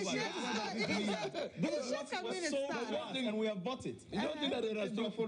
They understood the president perfectly. President-elect perfectly. That's why they gave him 57%. Yes. It is a free meeting. Even if we call it a preliminary meeting to have a conversation about it. No. You see, what the president has done is to elevate what normally in the American system is the question of accountability. It says that, look, these are statements of intent, and I'm promising you that I want to abide by the statement of intent within 120 days. Now, look at them. You can group them. Some of them are just changing fiscal policies. So you expect that when the budget is being drawn, the tax handles will go. That's why it's 120 days and not 100 days. Because we have been given vote on account, which is going to take 3 months. That's 90 days. And it is after the 90 days that you will have a budget. So when you are saying that you are going to repeal some fiscal policies, they can come in the budget. So within April, before April, there will be a new budget. March. So the tax handles will go. So you believe that 120 was a very strategic period? It says that, look, very strategic. Many things went into it. That we're going to convene a national forum to look at our educational system. How do we want it? And he wants all stakeholders to be part of it. How many days will it take to convene a national forum with the present state of our educational system? He says, look, for the economic. The people of Ghana are asking that, look, he has to go after those who have looted the country. And they're going to establish committees to be able to do that. In fact, there's a lot of thinking in that. You know, the public tribunal system is in the Constitution, but it's now defunct. Do we revive it and ensure that we can, by a constitutional, establishment or institution, we are pursuing legitimately those who have embezzled government funds? So there There's the architecture, which is there, okay? And I believe, and that's why he's made the appointment. Sam, look at the people he's appointed. Bunny, Chief of Staff. So everybody who is going to be working, including the ministers who will be appointed later on, will be under the Chief of Staff. Yes, that we understand. The other 6. No, the other 6. So you will get Honorable Debra for Chief of Staff, but the other 6. So you get the Executive Secretary to the President. That's also very understandable. So you get the minister, the Valerie, Senior Presidential Advisor on Governmental Affairs. But you know, for me, it's not really about what it means. Because I like that. It's not really about what it means. So because I still have something to ask you. What I'm going to ask, though, is the fact that President-elect, because it's not yet sworn in, President-elect George Omani Mahama has said he's going to run a lean government, 60 ministers, and, I mean, generally, a lean government. We are seeing presidential advisor responsible for 24-hour economy and accelerated export development. I don't know. Is that really necessary? Well, I think that is a core group for planning. And as soon as the ministers are appointed, those people will either be included in the cabinet as ministers. But right now, for him to start thinking and putting his plans into action, he needs a team. And he can't do that constitutionally. I'm talking about what do you call parliamentary? Uncle, first of all, you want a lean government. Yeah. You don't think you need a senior advisor on governmental affairs to help plan how you get your lean government? You don't think so? You think that the president should be left alone, fishing? Not necessarily left alone. No. So that's why he's got a team. Let me help you. Help me. Help me, lawyer. President Mahama has already started working. President Mahama knows who his cabinet ministers are going to be. He's given the country a set time that he cannot go over. Let me give you an example. Guzitando, what is he supposed to do? Right. I mean, I think it's the same advisor for the 24-hour economy. Exactly. And accelerated export. Should I refer you? Go to the 120 goals. Go to 7. Commence drafting needed legal amendments and prepare for implementing the 24-hour economy policy under the office of the president. And then he goes on to say, establish an accelerated export development council to promote exports as part of a broader strategy for economic transformation. Who has he put there? It's in line with the 120. He knows. Does that mean when the council is established, Guzi's work ceases? It will be exactly the question. Of the council. That's what I'm saying. This is under 120 days. This is under 120 days. He started working by appointing somebody. My only concern with that one is the legal counsel advisor. Look, if you want to make, is it Marietta Brew Hammond appear the Attorney General, let us all know that she's an Attorney General in waiting. Because if for nothing at all, she's one civil servant who is in the Constitution. Nobody will question you on that. But I don't see how you now have an advisor, and you're now going to get an Attorney General. Where do you put that advisor when you now get your Attorney General? So if he's telling us that Brew is going to be our Attorney General, do it quickly. People are looking for answers. So, you see, what you are saying is not mutually inconsistent with making Brew an Attorney General. You've just told us that Guzetano will be in charge of certain specific things promised within the 120 days. Within that things, what are the legal issues that will come out? Who is going to advise on those legal issues? Who is going to do that? Because we don't have an Attorney General. I believe Lawyer Janta was trying to say that basically they should make us understand or know ahead of time, because the Ghanaian people would ask questions. They should make us know ahead of time whether or not Marietta Brew would also be the person who represents them as Attorney General. Especially because also, communicate. Especially also when President Akufo-Addo has legal counsel to the president as one of his presidential staffers, because one of the titles, consumer, yes. Still is legal until perhaps swearing in. No, it's not longer legal. It's no longer. By the influction of time, the term of Nana Akufo-Addo is gone. Legal counsel to the president is a role that currently exists in Nana Akufo-Addo's not lean, not efficient Flagstaff House. With a bloated government. Yes. And then we've had a new government that has come. And then this role is part of it, right? And so for me, I doubt if it really means Attorney General in waiting. No, I didn't say that. No, I'm saying that, yes. But of course, it's one of the things that we're all thinking about. But if we will get this and we'll get an Attorney General, then where are we on these things? Exactly. One has to go. For a president that has promised lean and efficient. The others that are on the 7, and that you see, and the release also lays credence to some of these things. The release says it's titled, "President-elect makes appointment to the office of the president." So these are appointments to the office of the president. The office of the president, which makes up the bulk of the office of government machinery, which we've been talking about as one of the very bloated But I saw areas. interim for one of the positions. Only Felix has acting spokesperson to the president.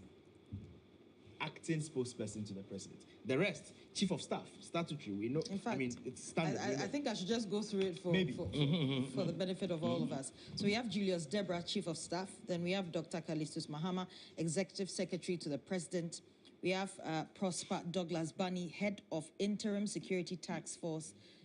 Interim. So he says interim. Dr. Valerie Sawyer, senior presidential advisor, governmental affairs. Then Augustus Guzi. What is governmental affairs? How do you define that? For that one is for President Mahama. They should clarify it. It makes it easier for all of us. So Guzi Tando, as we already said, presidential advisor responsible for 24-hour economy and accelerated export development. That is in the 120. Marietta Adjaho Brew, legal counsel to the president of Ghana, and Honorable Felix Kwachio Fosu, who is the spokesperson to the president. Acting spokesperson. Acting. Okay, yes, acting spokesperson. And remember, he's also brought out a security list. Yes.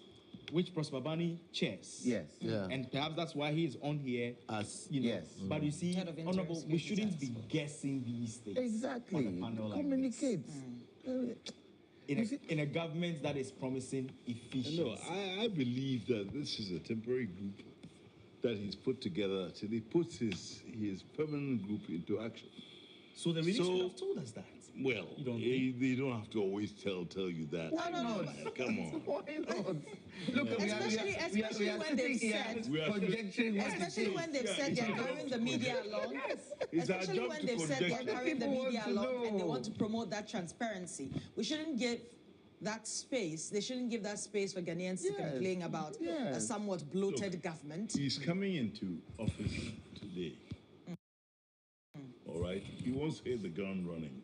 He needs a team of people to work with while he makes his permanent or he makes his statutory appointments. Yes.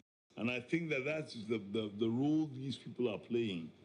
All right? And if you say that he has to communicate it, I think the communication is there. The communication is there. So will these people still be in place when the actual people are put in place? So when the actual people, before he appoints the actual people, which people are going to be running? That's fine. But we want to know whether they will still be in place when the actual people are appointed. So wait until the actual people are appointed. We don't want to wait. We want you to tell us. Because you see, this list already brings to 15. This list already brings to 15 the number of people that President Mahama has already named before his swearing in. 3 lists are out. The first was the oral list, right, which had a group of people. Those are all temporary. They are temporary. What I'm saying is that they're not even on the budget. Fortunately for us, so it can't be 15. Fortunately for us, they've indicated that. No, I'm saying that because, in fact, even this additional list, we are being told that some of them are temporary. The man isn't president yet. And we have 15 already. He's not president yet. But look, listen, we have a big event at the Black Square. Who is going to work on his behalf to get the planning done? That was a security team. So I'm sure that once he's finished and he settles in, all those things will find their level. Their level. Well, we all hope so. Because you see, the reason we do not want to start on this footing is that, 8 years ago, it was similar footing. I mean, well, not the same, but, not the same, but, announcements. There was no communication. Even that, we're told about the prowess of the various individuals. We're told about a government that is in a hurry, for which reason they needed so many people, and yet. 120 ministers. So those are the reasons we would ask these questions, because we've experienced how these things could go south if we do not ask the questions. But I think it should be useful lessons. Going forward, there should be more information for us. So all these people are all these people are staff of the presidency. Yes. So you need a chief of staff. Correct. Now you have so the president will assume office today. Yes. So you will have an executive secretary. Standard. Now the president will make appointments to constitute his lean and efficient government. You want somebody who will advise him on governmental affairs. That's right. Okay. As Lawyer Gento has told you, that the want to do this includes certain specific promises. You need to put somebody in place to start thinking about the council, which people will be in the council. So he has a specific point man to do that. Now, all these things might entail some legislation. Some things might, legal advice even. Require legal advice. Is he going to go to Law Trust to seek private legal advice? He wants counsel, to advise him. But honorable. And then, when he's doing all these things, he needs somebody to communicate. So he says, a member of parliament, who is also a communication, a spokesperson for the special aid to the president, should act as a spokesperson for the presidency until such a time that a permanent person is chosen. Which is excellent. But Honorable, you agree with me that the chain of communication is considered to have executed its role or task when we understand. You know something? But what is when we understand the intent? What is missing?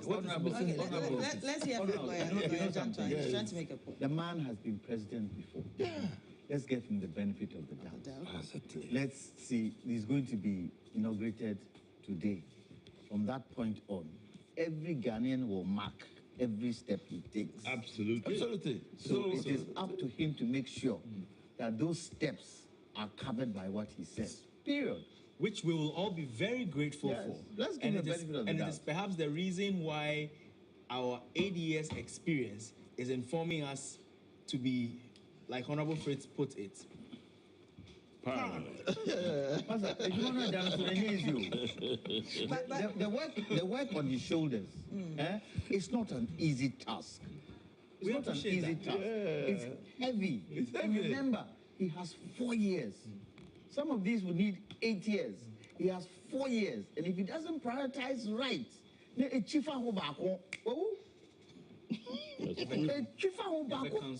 because people, eagle eye, you see when an eagle is flying in the sky, you can see a mouse on the ground. That's Ghanaian eyes. If he doesn't, if he's not, the expectations are high, especially with the multitude of the youth, and they make up our population. So he has to be able, as soon as possible, to, as I said, I don't think President Mahama doesn't know his cabinet. Oh, I'm sure. I don't think he doesn't know his cabinet. I'm sure. I don't think he doesn't know the people he wants to use and the people he doesn't want to use.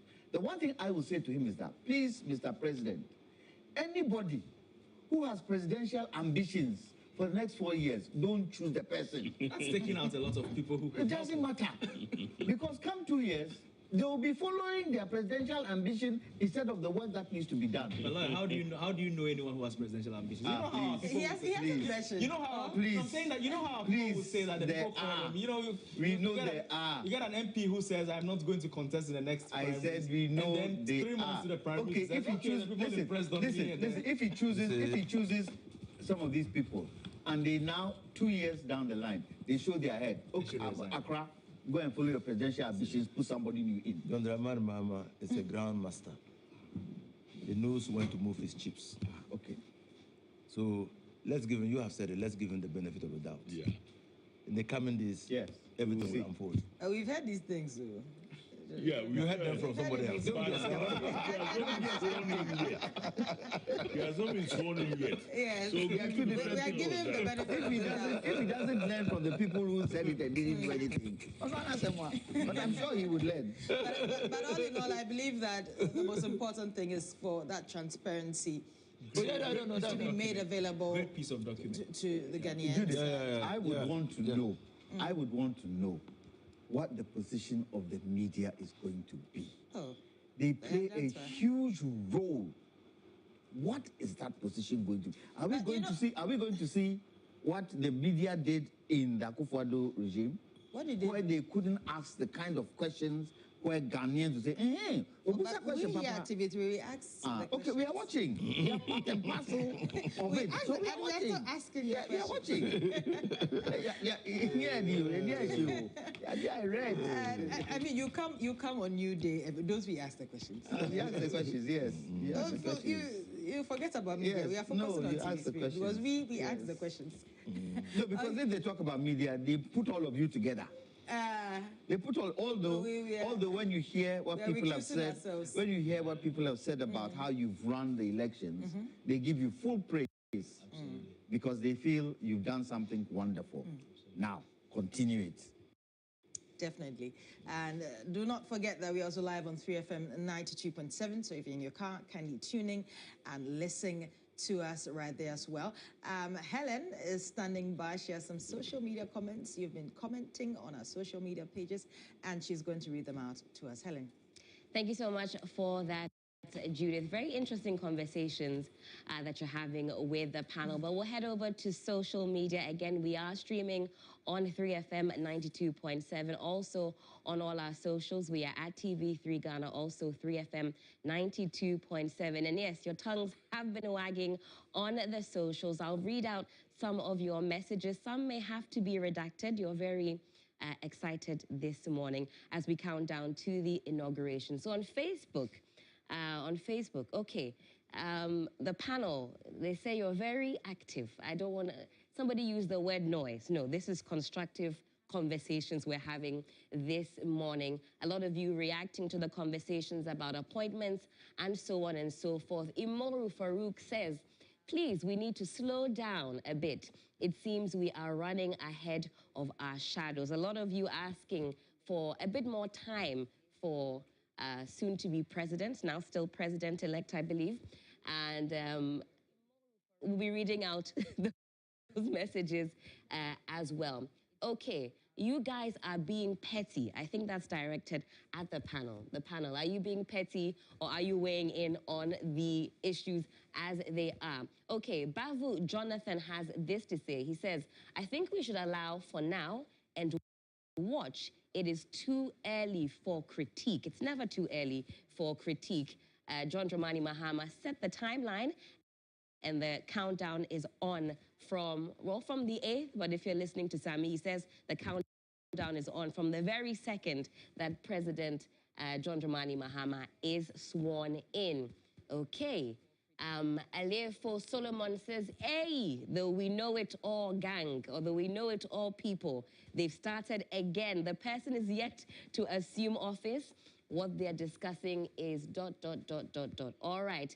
Sigbefia Solomon says, please relax for Mahama. A lot of you asking for a bit of time, a bit of grace as far as the mandate of President John Dramani Mahama. Ernest Abaka, thank you for tuning in. There's a long one here from Maverick Adi Addison. He's saying that, is it going to be bad to go back to an effective system. He's having a conversation, then you're obviously welcome to do so. Some more comments coming on the stream. Do keep them coming at TV3 Ghana, also 3FM 92.7. We'll read out your messages as they come through. Okay. All right, so this one again from Maverick. He says, our presidential advisors, ministers. The man said he's going to appoint 60 ministers, referring to John Dramani Mahama. So some distinction to be made there. We're talking about ministerial appointments versus appointments. Okay, some more comments also coming through on the socials. Okay, somebody's a bit hungry, talking about food. It's early in the morning. Find something to eat. All right, I think we can park it here for the socials. You're having conversations amongst yourselves. We encourage that. Do keep sending your messages through on our YouTube page, also on X and on Facebook. It's very vibrant there. Team No Sleep still at the helm of affairs. As the discussions go on, please, again, feel free to send us a message. Judith, over to you. Thank you so much, Helen. And my panel is still here. You've been with us since 12, and we're going through to 6. I mean, Team No Sleep, we are not playing here today. Yes, since 6. And Lawyer Adjaho has been here since 6, so he's doing 12 hours. Oh yeah, we have to give you a crown. You know? We have to crown you at the end. Midnight trip to Georgia. He's been with us throughout. In fact, throughout the election, he was my main panelist right here on TV3. But we're going to stay on the conversation about the 120 days, and probably you could pick out some specific promises that he intends to do within the first 4 months. Let me read one of them here, and I'm seeing social safety nets, compensating flood victims and supporting persons with disabilities through expanded food distribution programs. I don't really think all these flood victims were duly compensated. Do you think that this issue of him compensating is quite feasible? Because that will require a lot of money within these first 120 days, especially when you are now waiting for the budget within the first 90 days, looking at really what you have. I know he's opening the books now. His team is opening the books now. The transition team is checking really what we have in our coffers and all that. Do we have enough money to be able to compensate victims within the first 120 days? Because this one, he didn't mention initiation, or? And let me start with you. Oh, why not? I've always advocated for a social cushion in Ghana. We need a welfare system very badly in this country. If we work very hard and put it together, it'll remove a lot of the evils that we have in this society, because people don't have a sense of redress or recourse to redress or to certain solutions. If you go to 10 million. Countries, you'll find out that if you go a little bit of an edge there. If you go to certain Western or developed countries, you'll find out that there is they have social systems that take away the pain of not having. At least there's some mitigation. We started it with LEAP. And we have to expand it so that when people are in financial distress through no fault of their own, they have a place where they can get some sense of redress or sustenance. And so I am very supportive of that, but we have to really talk about it, you know, exhaust the narrative and put into place the right kind of system. Because, look, one of the best systems that was suggested by the previous government, though there had been instances before, was the free SHS. But it wasn't well thought out. They didn't think of it too much in depth, and so therefore it's become a damn script. So in reality, yes, I believe that we should work to put in place a good social system that will cushion some of the effects of living in a country that is not well resourced. Sami, you had something to say on the matter? Yeah, I mean, it speaks to the broad nature of the various angles that this social contract, covers. And for me, the question you asked about whether there are specific ones that I want to exactly. single out, I made the earlier points that I find this as a brilliant approach to having, a brief, well-written document that we can all carry along. 11 pages, not too much. If you look at it from the document that you put out, not too much, well-designed, nicely worded, that we can be able to walk you through every step of the way. I really do not think that any of the actions on there are not achievable, but it will take the will. And of course, we saw many of the viewers who had made the comments which were read, agreeing that or pointing to the fact that the president needs some time, to be able to deliver on this. I think the most important thing in all of this, I mean, I do not see any of these 26 as not, easy to achieve or not achievable. I think that all of them are achievable. We are only cautioning against what has become very standard of the political class to give one reason or the other why they are unable to do exactly what they had promised that they were going to do. So we step in and we say, oh, but we are unable to do the flood victims thing because the Akufo-Addo government did not report the full volume of numbers of the people that were involved, for which reason we are, and then the blame game starts. Who did not do what? But the people of Ghana had given President Mahama this kind of overwhelming victory because we want things done differently. If it will be business as usual, if we will be comparing it with the very, very low standards that we got under the President Akufo-Addo government, then that would not be, that would be game over, because that standard was so low that the people of Ghana thought, let's elevate the conversation to a standard that is relatively higher. And if that new standard will come and will compare to that old standard, then we'll all have problem with it. But I think that all 26, we cannot make excuses. All 26 are achievable, in the way they've been worded. Initiate a conversation around our economic situation so that we will know the true state of the Ghanaian, economy. That kind of conference or conversation is doable within 120 days. Having a conversation around our educational system, the kind of educational system that now creates challenges for parents to even understand calendars, you have nephews and nieces and cousins, and they'll be calling you, and one person says that I'm on vacation, the other is calling you and saying that I'll be on vacation next, couple of months. And so the whole thing is messed up. How do we come around, have the conversation to be able to have these things? All these, in my opinion, are achievable. They are doable. We just want to caution the government, which is going to be sworn in, from the usual mantra of one excuse after the other on why they are unable to achieve these things, and comparing to what I describe as the very low standards that have been left behind. You think Ghanaians are no longer that highly expectant? You gave the NDC a huge mandate. Do you think Ghanaians are a bit more relaxed and giving them that frame of time?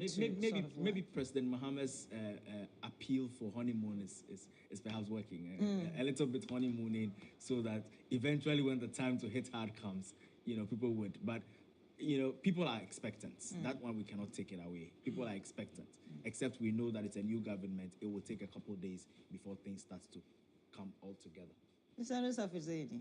Well, so you see, what you read is an attempt to address a wrong that the people were put in harm's way in such a way that public institutions that ought to have known and acted better did not.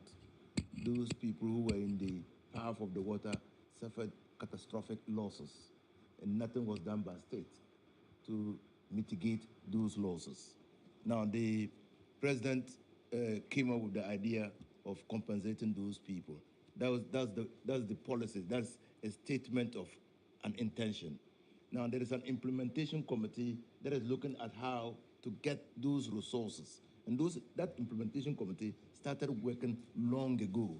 What do we do? Because you are looking at populations that clearly are identifiable.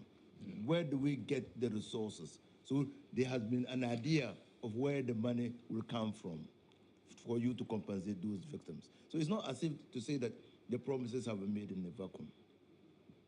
It's a workable plan.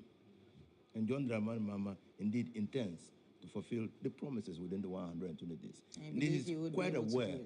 He'll be able to do it. Some are initiatives, like I said.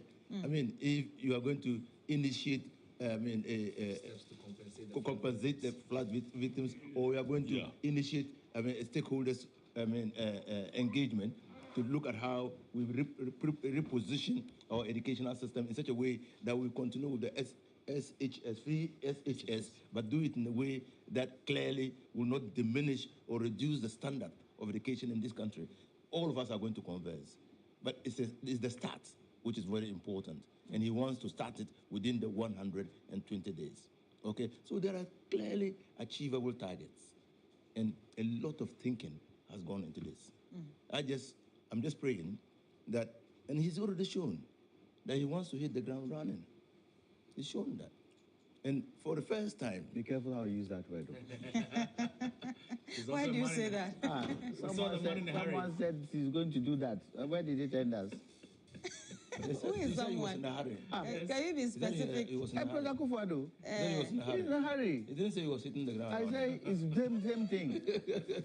So, Atamil said he was good at hit the ground running. Oh, unfortunately.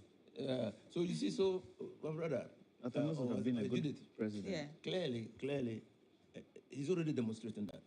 I was a minister in John Dramani Mahama's government in his first term. And within 23 days, he had appointed about half of his ministers. So I know he can do it within the 14 days. And for the first time, he knows. I mean, he didn't anticipate 57% in a 180-something member parliament. But I can assure you that he has an idea of who will be in his government. But you know, he made a statement earlier, a few days ago, that when he went on his tour, there were chiefs that were sort of putting pressure on him. That, yes. We will vote for you, but when we vote for you, that is why his team has been very active in dispelling rumors. So you can count as many as 5 or 6 lists that has come out. But the team is always on point to say, look, this is not coming from his office. And so clearly, I mean, he knows, and he's holding that to his chest. And I'm sure after today, he will begin releasing the names, and we will know those who will constitute his government. Thank you very much, Mr. Hussein. Okay, we'll go to Helen soon, but first let me get... Adjaho will not play with me. Mine isn't anything looking through all. I think it's achievable. However, guys, don't bombard me on what I'm going to say. I think you should talk to the audience. Audience, don't bombard me with what I'm going to say. But I've had a second think of this particular point he's made. And I think it should be rethought of, because it could be invested in some heavy sectors. Which exact point? COVID levy. Okay. COVID levy, yes. He said he's going to scrap it.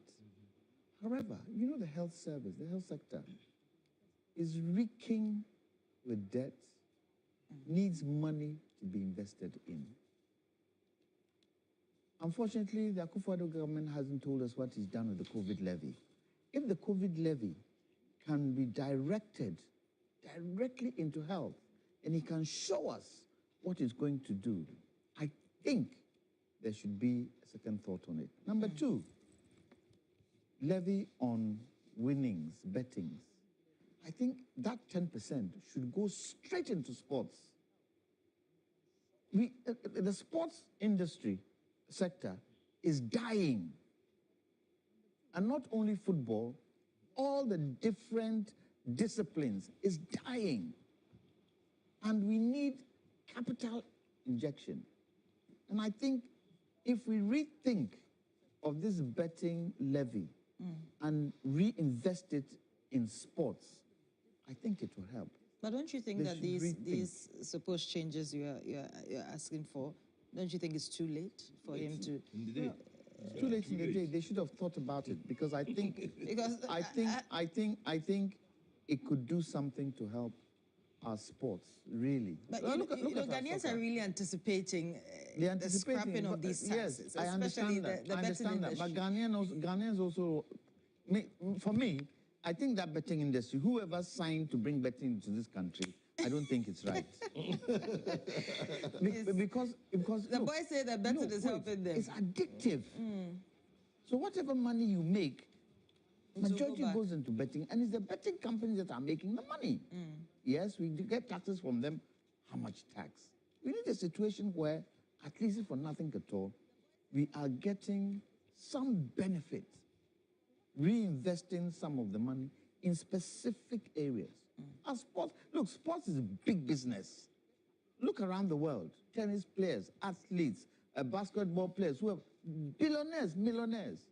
Are you saying we can't do that in Ghana? Are there any other avenues that can be used to mitigate these issues aside the taxes? Where is the money immediately? Where's the money? We're surviving before these taxes. Irrespective, where's the money now? Exactly. Right now, things are challenging. That's if why you don't they want to recover all. If you don't calculate, I rest my case. I rest my case. I think yes, okay. I said, isn't that why they are recovering all loots? Listen, my panel members are saying it's too late. It's too late. However, we need to make sure that we can regenerate our sports. We need to make sure that our health service has the requisite. Why? Why do we have to regenerate our sports? Because it's a money earner. That's not the only reason. We have to be able to make sure that the youth have something else to get interested in. Look at our schools. When I was in Adjaho, Interco, some of the good athletes came from Interco. Today, does it happen? A topic for and it's another all day. Investment. Gentlemen, thank you very much. We're going to cross over to Helen because we believe Armstrong is standing by with some details. Helen, what's happening? Thank you for that, Judith. And let's change gears right about now and head over to the Black Star Square as we count down to the presidential inauguration. My colleague, Armstrong Gold Alogbe, is there, and he'll be telling us exactly what the mood and atmosphere is like. Armstrong, can you hear me? Hello, Armstrong.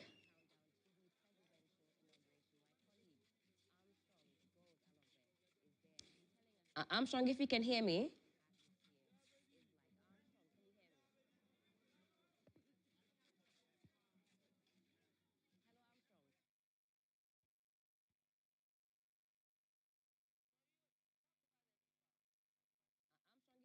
All right, so we'll be connecting shortly with Armstrong as he tells us exactly what to expect. He's at the Black Star Square, and that is where the presidential inauguration will be happening. And as you can see, it is bursting at the seams. A lot of people already seated, and you see them in their paraphernalia, obviously waiting for the big moment. The countdown is indeed on. And from the visuals, you can see some snacks going around. It's never too early to fill one's belly. And I'm sure the security detail will also be firmly in place. But that is the atmosphere at the Black Star Square. Very vibrant indeed. People are awake, ready for that presidential inauguration. I'm sure in due course, we'll be seeing some more notable faces as they make their way to the Black Star Square. We know that a number of heads of states are already in town, ready for this very epic and ceremonious event. And as you can see, bursting at the seams, we're told that there is an overspill. What the numbers will look like when it is actually time, we'll be knowing if we can contain those numbers. Johnny, look at the atmosphere. There's snacks going around. I would have thought that, this is too early perhaps in the day. But this is just about 3 minutes to 5 a.m. in the morning. Right. And these people have been gathered there at the Independence Square since 2:30 a.m., we understand, but there are reporters there.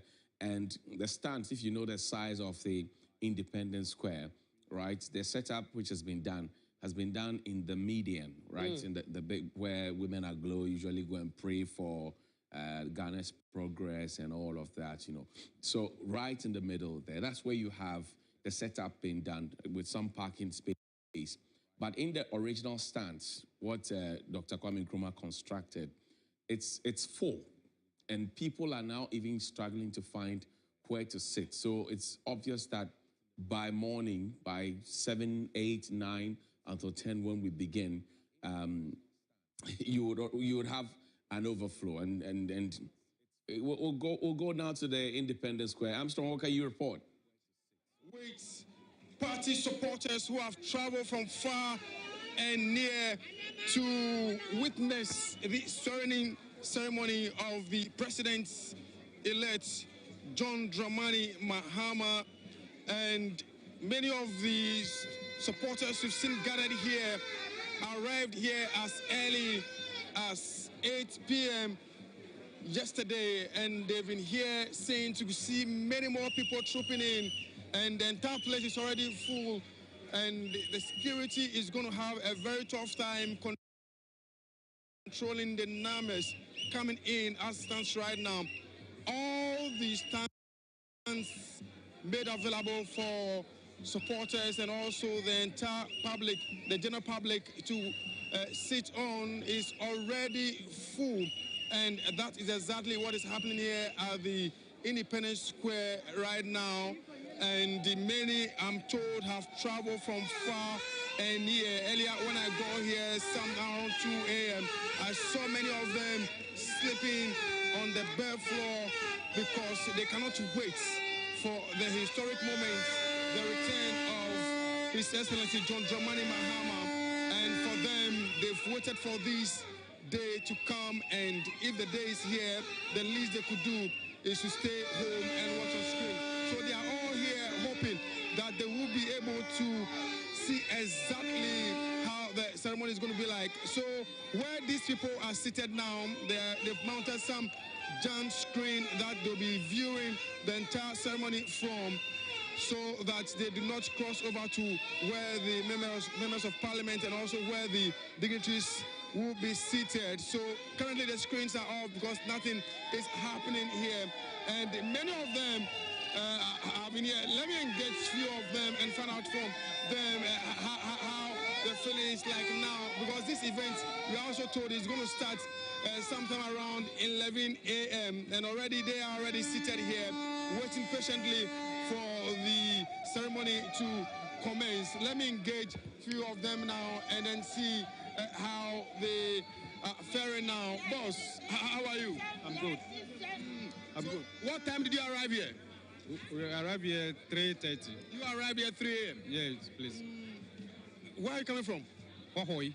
You are from Oquaye? Yes, please. You are told it was very difficult getting vehicle to this place? Yes. But you remember the last time you came there, the registration time? Oh, you know me? Yes. Very well. And I told that we are going to win, Peter Mewu. I don't remember having this conversation with you. So we won, Peter. So you are coming all the way from Oquaye. Let me talk to others who are also gathered here. Many more people are just trooping in, and there's no seats for them to sit now. It appears maybe some additional seats would have to be arranged for these people coming in, because it's not even 6 a.m. yet, and the whole place is already full to the brim. Let's talk to this man. Boss, where are you coming from? I come from Paul. You are from where? Paul. In Paul? Paul, you win MP, and I feel MP Papa. Oja now, so I put it in the bed. How about what time? Maybe about 4 o'clock. And I get, maybe my couple of 7, I must come here, so maybe we are.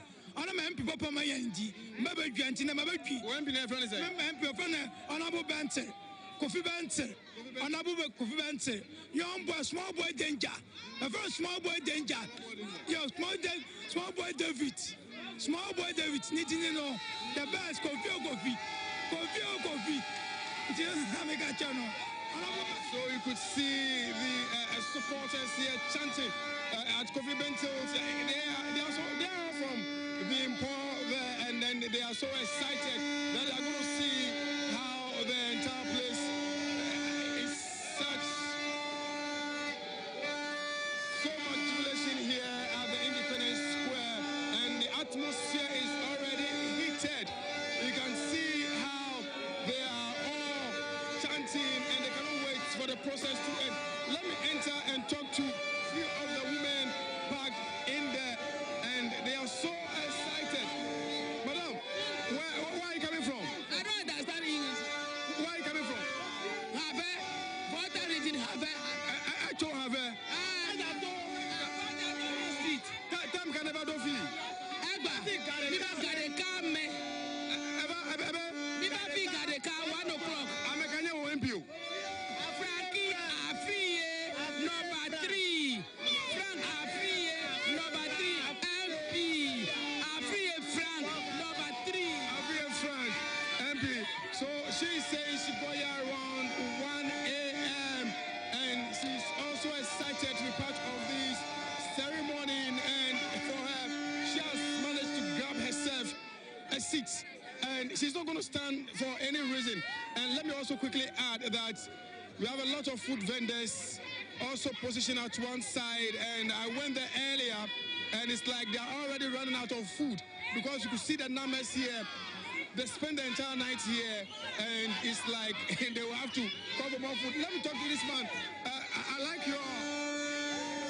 Where are you from? Ahafo again. As well from Ahafo? Yes, that's the TV South. Who's your MP?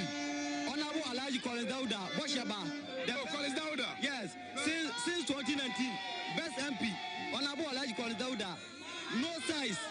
Onutina Moa, Alhaji Collins Dauda, Waba Mikoma, Mikoma Hole Nase, Mikoma Kutabuta, Collins Dauda and Tina Moa, Honorable Alhaji Collins Dauda, Onutina Moa, Bosheba, best MP. Since 2019 up to 2025, Alhaji Collins Dauda, Onutina Moa, all the way. So he's here to also see the. I mean, was it there? Was it free? Subing. Ah, Mama, me we are mano. Adam na ma but my baba mama.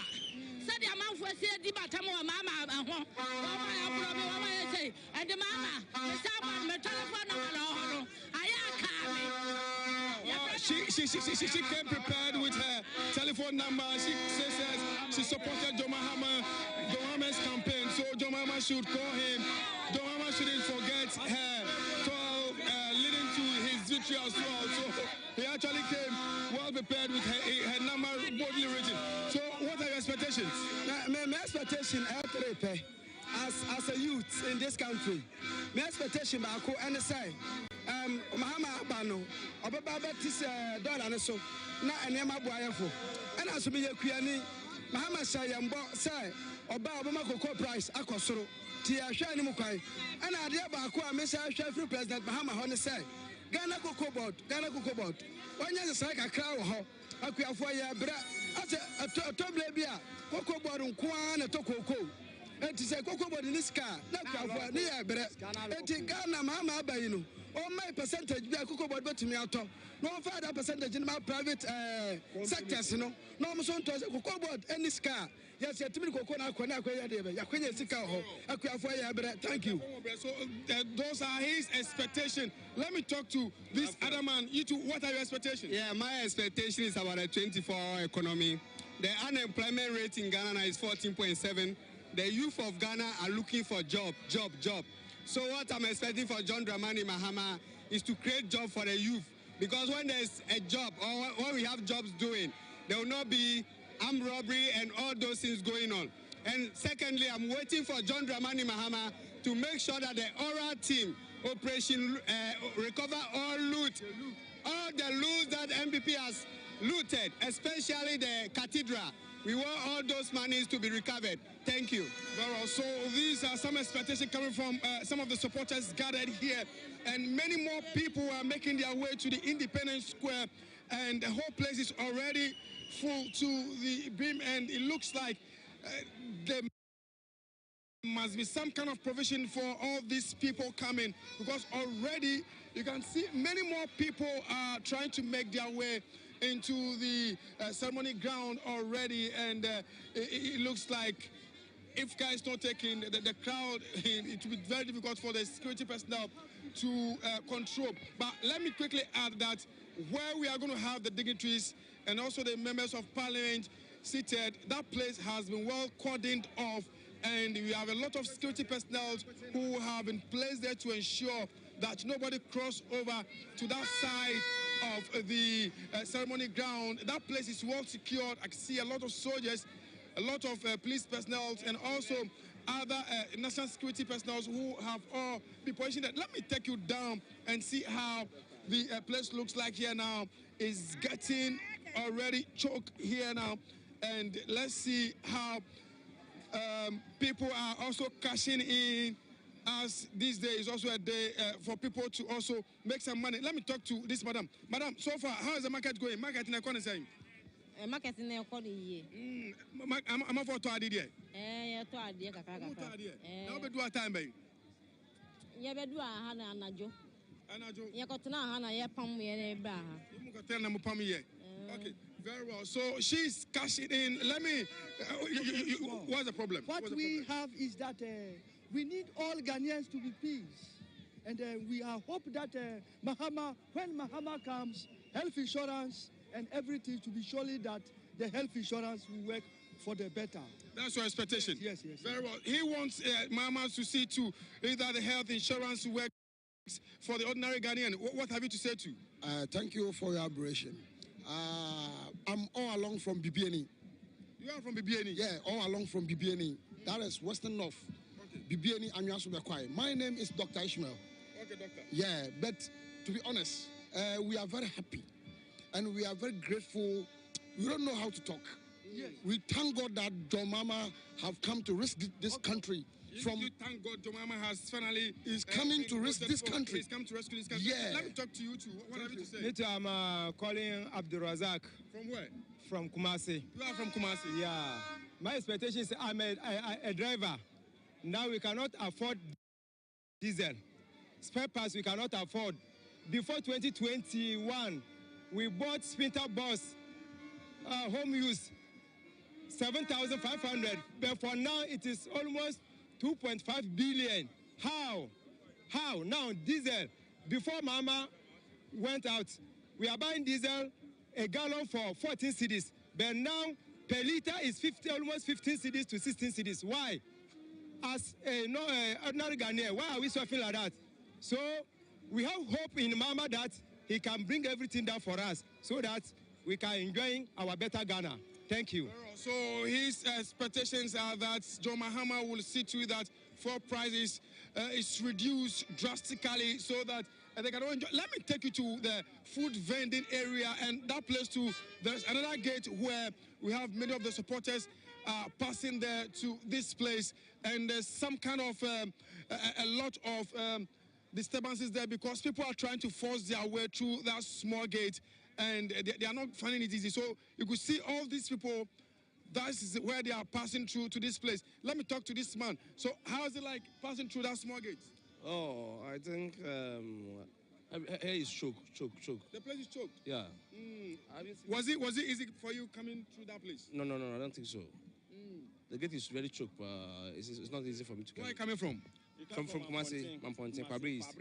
You are from Kwabri East. Who's your MP? Oh, unfortunately, he didn't win. Okay, but nonetheless, you are here to experience the larger celebration. Yeah. What are your expectations? Oh, I want Mahama to remember Kwabri East because we give him votes. That's why we are here. Yeah. Very well. You might travel throughout the night. Yeah. What time did you set off? Oh, we set off around 9:30, and we arrived here 3:25. 3:25. Yeah, AM this morning. Very well. You must be very stressed. So enjoy your stay in Accra, and then let's see how the ceremony goes. So let me still walk you through. Boss, you want to tell me something? I come from Tumpoho. You are from Mpoho. From MP Kofi Bentil. You are more fast. More fast, Pandia. Pede, one man, so I feel you say yes. Second Jesus, why the Wabano. Second Jesus, thank you so much. So let me take you very fast to the entry point where many of the supporters are passing through to access the Independence Square. And okay, I think now they've opened the gate wide for many to come in. Earlier, when I got here, the gate was closed and you could see the place was a little bit choked, and the supporters and the people who have gathered here were complaining, asking that the place be open for them to have easy access to the place. And now you could see the gate has been opened for the people to walk in. So this is the food vending area, and already they are already busy cashing in. And well, this man indeed is enjoying his early morning watch with some fish and Gary. What time did you get to Accra? Kumasi, Mamponting. You are also from Mamponting? Mamponting from... You should come and do watch it. And you're from the whole day, Minidi. The whole day, can't remember, and I'm seeing the Medidi. And you're Medidi. Namabata, Wacha, Medidi, and watching. Who feel you watching? Where Accra watching? Accra watching. Mamponting Street. Accra. What are your expectations? Quadration. Yeah. See, what are your expectations? I didn't say, your mama, NDC Supreme Court, I didn't know where to my yamamu. The officer of my yama say, you're going to Mamponting. I check. President to be a woman to me in Tiana, what she was over Yaman, but to you, Janamana, Mamponting, Kama. Very well. Thank you so much. He is enjoying his early morning watch, and I can see a lot of Ghana flags being sold here. Let me ask this man, how much is this Ghana flag going for? Uton way? Uton is saying? 5 cities. Uton 5 cities. Mi bacha. I'm for 30. Mi bacha omo topa. Bacha. Omo topa ngasa. Mama no do nso omo topa. Omo topa. Omo ya. And also 5 cities. Mi bacha. What is one answer Saturday? Oh, Matiso. Your mama no do nso Matiso. Like first time Uton is saying? Oh, na 10 cities. So that is a vendor they're also talking to us about the market. She says market is very good. So this is the real food vending site, and you could see many people here already enjoying themselves from far end. Early morning kenke, and you could see these people might have also traveled from far end. Let me get close to them and have some word with them and then see how it's like. Boss, where are you coming from? I'm coming from Esotifi South, Alhaji Collins Zelda's constituency. Oh, okay. That is a long journey there. Yes, sir. Very well. So, what are your expectations? Well, our expectations is that everything is going to be successful. President John Dramani Mahama is going to excel today. Ghanaians are going to be happy because Ghanaians wanted him to come back, and he has come back, and he's coming to deliver. We know everything is going to be smooth. The handing over is going to be perfect. Initially, Nana said he was not going to hand over to him, but today, John has, and Ghanaians has proven that there is nothing he can do. The only thing he can do is just to hand power over back to John for him to continue the affairs of the country. Very well. So these are some supporters of the NDC who have traveled from far and near to gather here to witness and experience the ceremony of the president-elect John Dramani Mahama. This occasion, we are told, is scheduled to start around 11 a.m. But people have already gathered here with the entire place full to the highest. And hopefully there will be some arrangement, extra arrangement for chairs for them to be seated on. Joseph Armstrong, Gold, I'll TV3 over to you in the studios.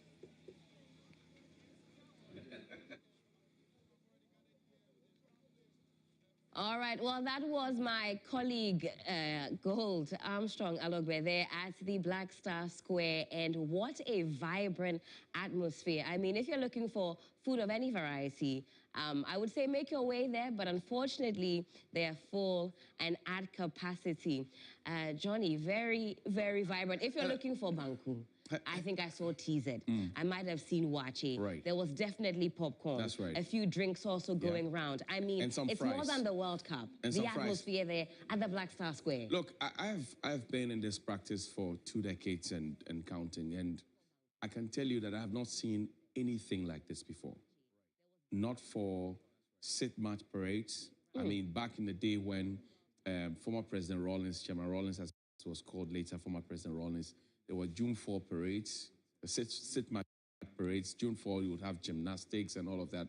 I mean, I participated in it right from JSS 1 through secondary school, you know, and I can clearly tell you that I have not seen anything like this before. You would see the crowd, but the crowd doesn't gather at 3 a.m., 2 a.m., 1 a.m., some 9 p.m. That's right. You would never see this kind of crowd. And the way I see it, the place is already full. So it will raise a security question, a big security question. It will raise that security question. The security detail for this event would have a tough time, particularly because if you look at how the design had been made for, the set design had been made for the production, right? The whole activity is going to happen at the center, right? As opposed to happening at the Independence Act as we used to have it. Right. It's going to happen at the center. On the side, there's a parking space that's been created for the VVVIPs, okay? And that is where you have the crowd massing up, all right? Even though a portion of it has been cordoned off, the crowd and the overflow, the people are still now coming. That's right. There are those who are now waiting for 6 a.m.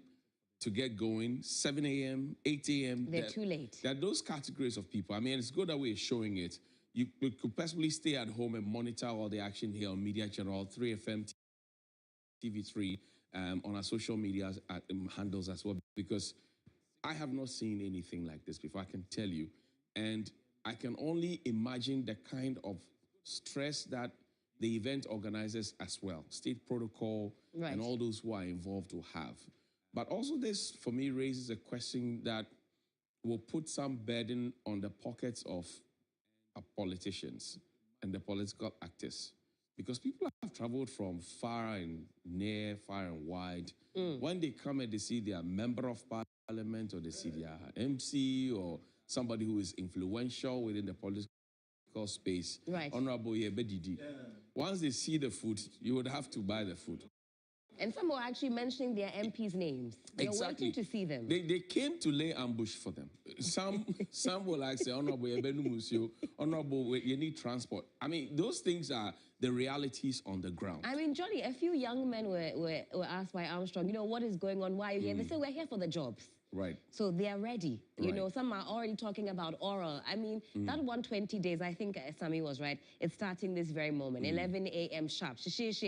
People want action. And you know, for many of those who have gathered there, the expression in their minds or the thought in their minds about the change that they voted for is supposed to be immediate.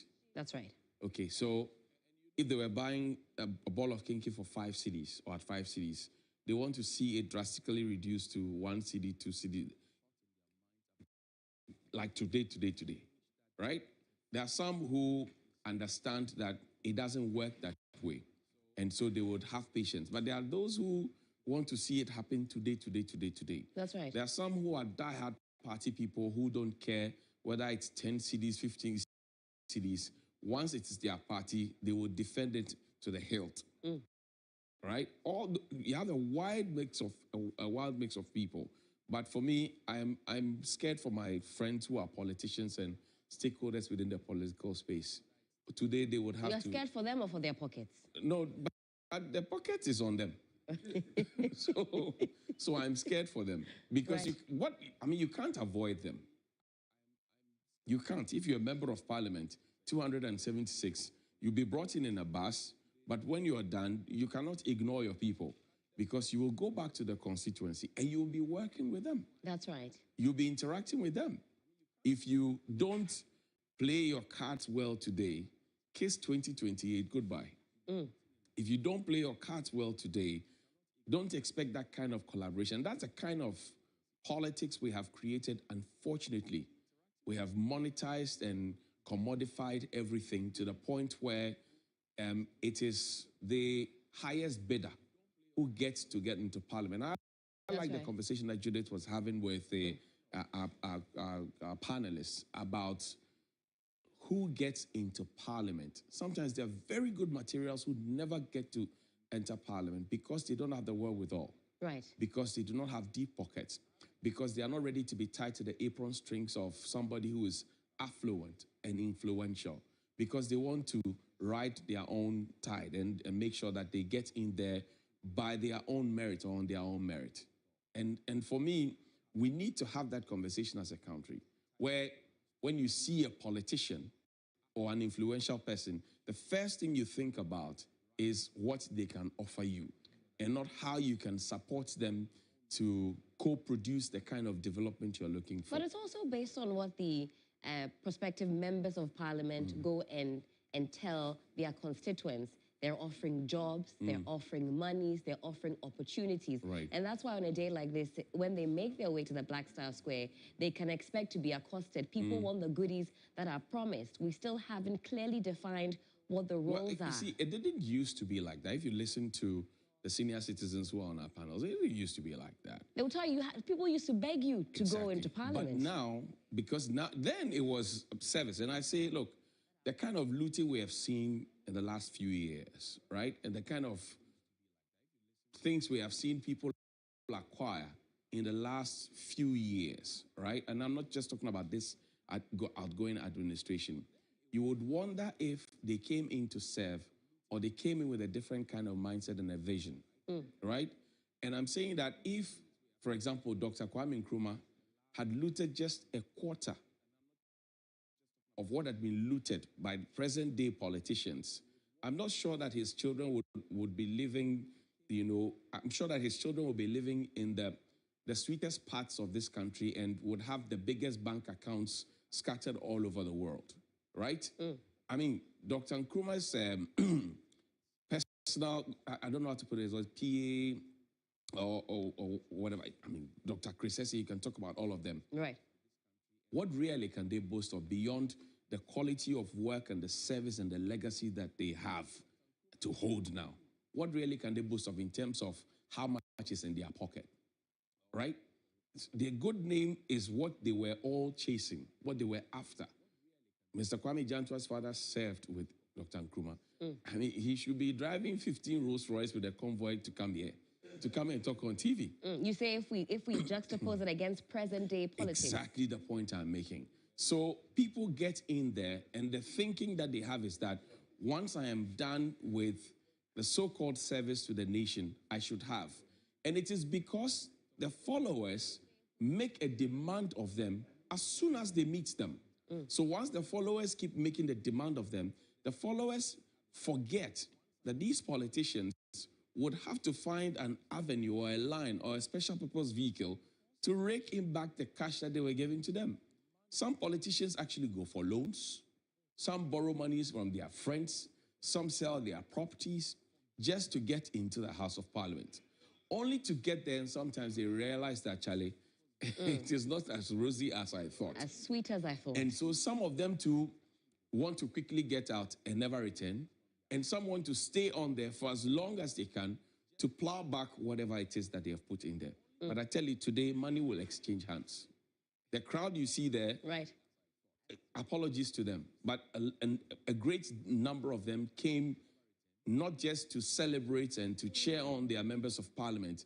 A great number of them came to get a pound of the flesh that is yet to be seen. In fact, let me put it simply, they came for a piece of the national cake. Today, if we don't take care, the bakery will be eaten. The entire bakery, the bakery will be gone. It will be consumed. Yeah.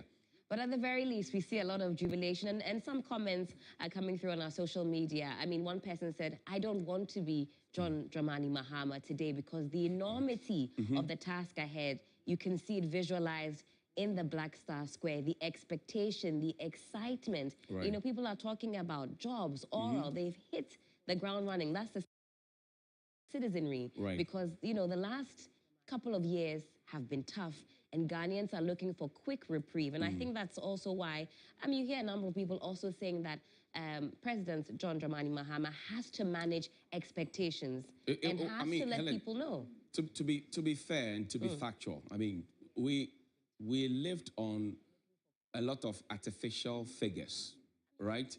And we had a lot of paper leadership, if you will.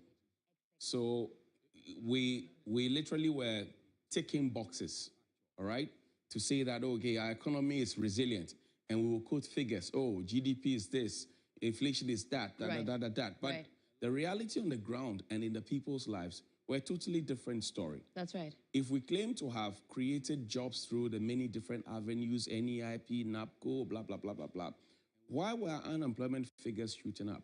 That's right. Because the greater majority of the people there, if we had the factories up and running, the factories that we say we had created, I'm not talking about some small hamlet or cottage creations, I'm talking about factories, as Osajifo had back in the day, right? If we had those factories running, we'll have a lot of factory hands. I've worked in a biscuit factory before, Gabiko, right? And I know the numbers that can work in one factory. If it's big enough and you had many lines that was producing the consumables that people were buying, there were off-takers for it and all of that, you won't have the numbers of people clamoring for jobs, because there are some people there in that crowd who are just looking for a job that will give them 1,000 or 1,005, and they're okay. Because the factory, first of all, is in their village, they won't have to spend on transportation. They could package their food and take to work, right? Or the company could have some arrangement to give them lunch, right? That's right. And then they would walk back home. So literally, they were saving everything that they would get from the work side. I mean, but now, if you look at the numbers, over 14% of our population unemployed. That's right. That's a huge burden. Then you look at how much we have borrowed. That's also a very huge burden. That's right. Including payments that we have postponed. That's a huge burden. Which are due any day now. So you have borrowed. So it's akin to you borrowing to live good and large. Everybody sees you as the rich man in the community. Your children are living good now, but they do not know that you are living on a borrowed cash. And then when you die, they say, oh, inherit your father's estate and the assets. And then when you go inside, they say, oh, he had liabilities and you have to pay for it. I mean, these are the kinds of conversations the realistic conversations that we might have. But again, it also falls on John Dramani Mahama now to tell the people of the Republic of Ghana within his first 120 days what the reality is, right? There are two teams that sat at the table to do a transition. That's right. At that table, there will be a lot of honesty. That kind of honesty that we saw when eventually IMF came into the picture, and IMF asked to see our books. We were in this country, we asked for the COVID account. Nobody bothered to give to us. That's right. It took IMF to come in for us to see the COVID account, and we saw the rot in the COVID account. So at that transition table, there were two teams. One team that's outgoing, one team that's coming in. That's right. The reality was laid on that table. It behoves on John Dramani Mahama, as soon as he's done with holding that state sword, to tell the people of the Republic of Ghana that this is the true state of it. Today is the day that Ghana will be listening to him unanimously. That's right. He cannot miss that opportunity by telling Ghanaians what the real situation is. That way, when people leave the Black Star Square, they will go home with a mind that, okay, so this is what we have in the kitty, this is what we don't have, this is what I can expect, this is what I cannot expect, this is what I can expect in the long term, in the short term, in the medium term. But of course, Johnny, critics will say that that's excuse-making, for example, because of some of the promises that have been made. You cannot give what you don't have, Helen. That's true. I can't promise you 2,000 cedis because I don't have. What I have in my pocket is 38 cedis for my watch this morning. I can't promise you 2,000 cedis. You understand? Right. So I have to be very honest with you that I have 38 cedis in my pocket. I can buy wache in a leaf, we can spread it and share. That's the best I can do for you. But if I promise you that I can give you 2,000 cedis and I raise your hopes and you make phone calls to buy bone straight hair, and then after the show, you chase me for the 2,000 I can't give you, I would look like a liar and you would never trust me. And that's the kind of conversation that we need to have. You get the point? Absolutely. So the reality on the ground must be told. And for me, I believe that once he has gotten the opportunity for the entire country to be listening to him at this point, he has to make that point. I mean, certainly. We don't expect a plagiarized speech from him, by the way, but we expect him to tell us. You say we don't expect a plagiarized We speech. have had that before, haven't we? Okay. Right. So we don't expect a plagiarized speech. We expect the truth. We expect the reality. We expect the timelines, all right? We expect him to give us the flow plan for the 120 days, and then we expect him to tell us, you know, what to expect, literally. I mean, he should not come and beat about the bush because he has seen NDC people and he's all excited. The campaigns are over. It's reality check time, and he should be giving us that reality. A number of people also on our stream says we need to give him a bit more time. You know, even though he's set himself that task of 120 days, maybe that we also need to slow down a bit because the expectations are so high. I mean, some people have gone there for their jobs right now. You know, the kind of holiday or honeymoon goodwill that was given to Nana Addo Dankwa Akufo-Addo may not be afforded to John Dramani Mahama because Nana Addo in 2017 had not been president before. So people were ready to say, okay, he has not been there before. He has to learn to be there. Let's give him a chance to learn to be there. He said he was in a hurry. Right. But what the question we should have asked him was, you are in a hurry to take us where? Because when the man said he was in a hurry, we failed to ask him, sir, where are you going? After 8 years, we now know where he was headed. And we know that it was the wrong direction by all intents and purposes, right? So now, that conversation, and that's what I'm asking for, because John Mahama said he will be accountable, he will be this, he will be that, he will be that. This is the day for him to open the books and tell us the reality on the ground. Can Ghanaians handle that reality? Well, the point is that he has been president before, okay? So people may not cut him that slack that they cut President Akufo-Addo. People expect that, okay, you have driven this car before. So once we give it to you, you know how to handle the car. So tell us, is it fuel that is not in the car? Right. Is it brake fluid that is made, or transmission fluid, or maybe is it gear issues? You have to tell us what's wrong with the car. Right. Because we expect a certain speed. Because he had said in the past that he wants to come back to correct some of the errors that he had committed in the past. So in correcting your errors, you should have done some retrospection, introspection, and circumspection, right? Absolutely. So he needs to come to the table with all the honesty, lay his cards bare, so that we see how we can also plug in as citizens who are taxpayers to help him to take the burden off those who call us to say, Haminoko Few, so that they can also get jobs, so that the Haminoko Few will stop. If everybody is comfortable, nobody will call anybody says, I mean, they only call you when they need something, really. You know, so as a country, we need to do that because as we speak now, food is expensive. Your minimum wage cannot buy you a loaf of bread, right? A gallon of fuel, or a liter of fuel is more expensive than water. The reality on the ground, your rent, your transportation, your name it. So the reality on the lives of the Ghanaians is what they are going to take and put on John Dramani Mahama. That's right. And the numbers don't lie. Over 850, 1,000 Ghanaians plunged into abject poverty. Yeah. We have the numbers. I mean, this is style BLB poverty. Multi-dimensionally poor. Poverty. This statistically. So now he has to tell us whether he has the capacity in the very short term, right, to do that. As we speak, the transitional budget is not available. So today is the 7th, right? That's right. 1st, 2nd, 3rd, 4th, 5th, 6th, 7th. What money have we been spending? And who approved those monies? And a budget supposed to be retrospective? Are we not supposed to be planning ahead so that we know what we have, so we can plan on what to spend and how to spend what to spend? That's right. For the first time in our country's history, we have had this major constitutional glitch by our outgone president, and nobody seems to be talking about it. And our parliament is comfortable saying, yeah, no. We are in a deep problem. We are sick, really, and we need to fix it quickly, very, very quickly. Certainly. Well, let's hand you over back now to Judith Brown, and she still has her panel set up, and they'll weigh in on the latest updates.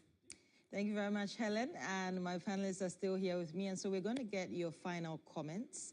And so let me start with you, Lawyer Jantwa, just your final comments on everything that has happened today. We went to Parliament. We've spoken about the inauguration tomorrow. You've seen the crowds already at the Independence Square. cards are quite impressive, aren't they? Yeah, very impressive. For a president who was despised only 8 years ago, that puts a lot of pressure on him to be able to deliver. And I believe John Mahama will deliver. It's a question of whether the people he chooses would follow the vision he has. If they don't, then it's going to be crisis. Parliament, I think it went smoothly. The one thing I'll miss from the last Parliament is the drama. The drama. Oh, yes. The drama. The drama. The drama. But it's a good thing.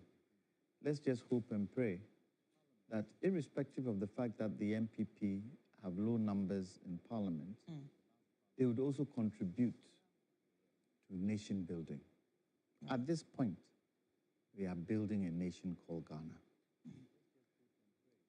I want to believe one of the first things President Mahama should look at, I see the 120-day list he's brought in, but I think Galamsey is key, very key. And he says he will ban illegal mining. Yeah. I think more than banning it, he should structure it, because they're not going to stop mining.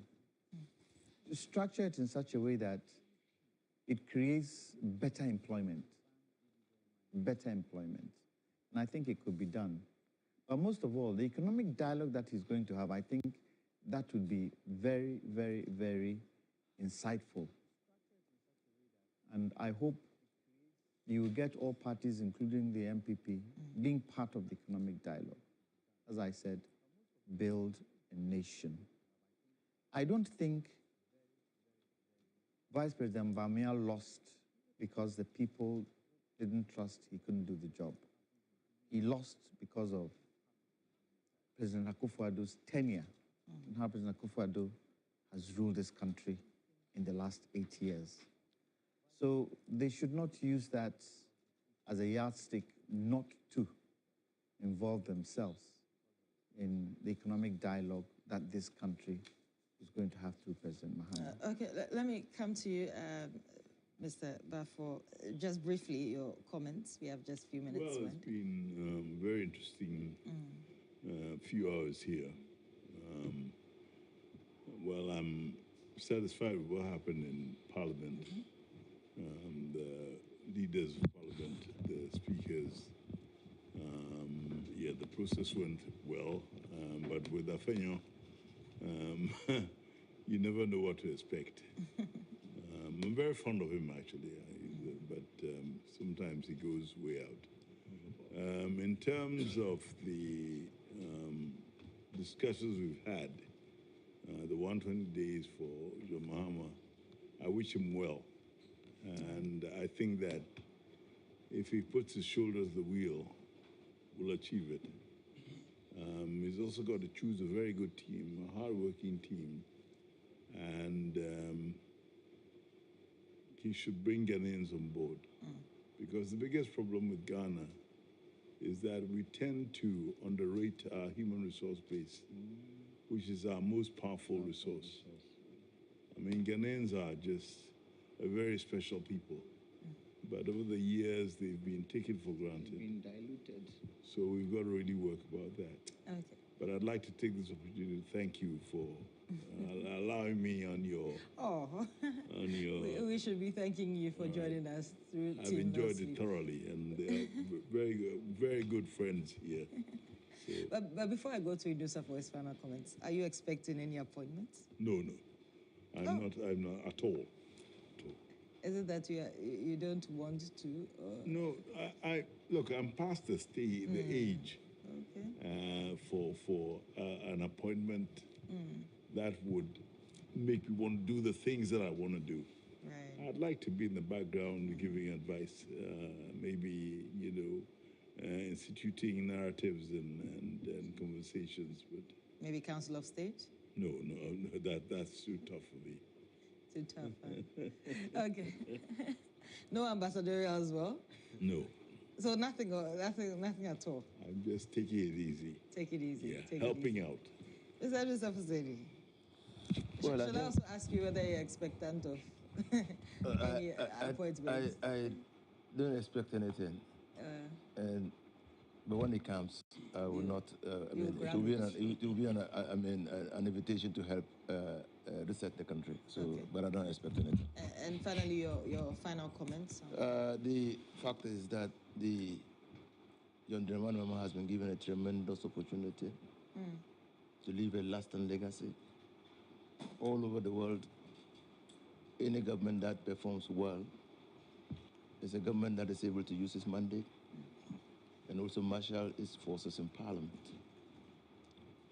This election has given him both.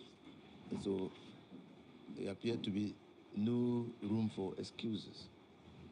And that will mean he has put in a team that understands his vision and is willing to work with him to achieve a vision. I agree with those who say that if he identifies anybody who has presidential ambitions, he should stay away from that person. Because that is one of the undoings of Nana Akufo-Addo. There were so many people in his government who had presidential ambitions. And so it's a legacy, it's a legacy, it's a legacy. There are many things that clearly are beginning to show that we might have serious consensus building in Parliament, even just what happened. That they were able to elect a speaker by consensus, they were able to elect the deputy speakers by consensus.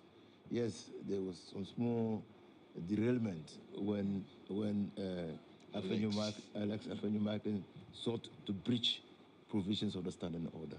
But that is to be understood. Parliament, the first state of Parliament, people want to assert themselves, and so and let people ask, but who is that, and what's his name?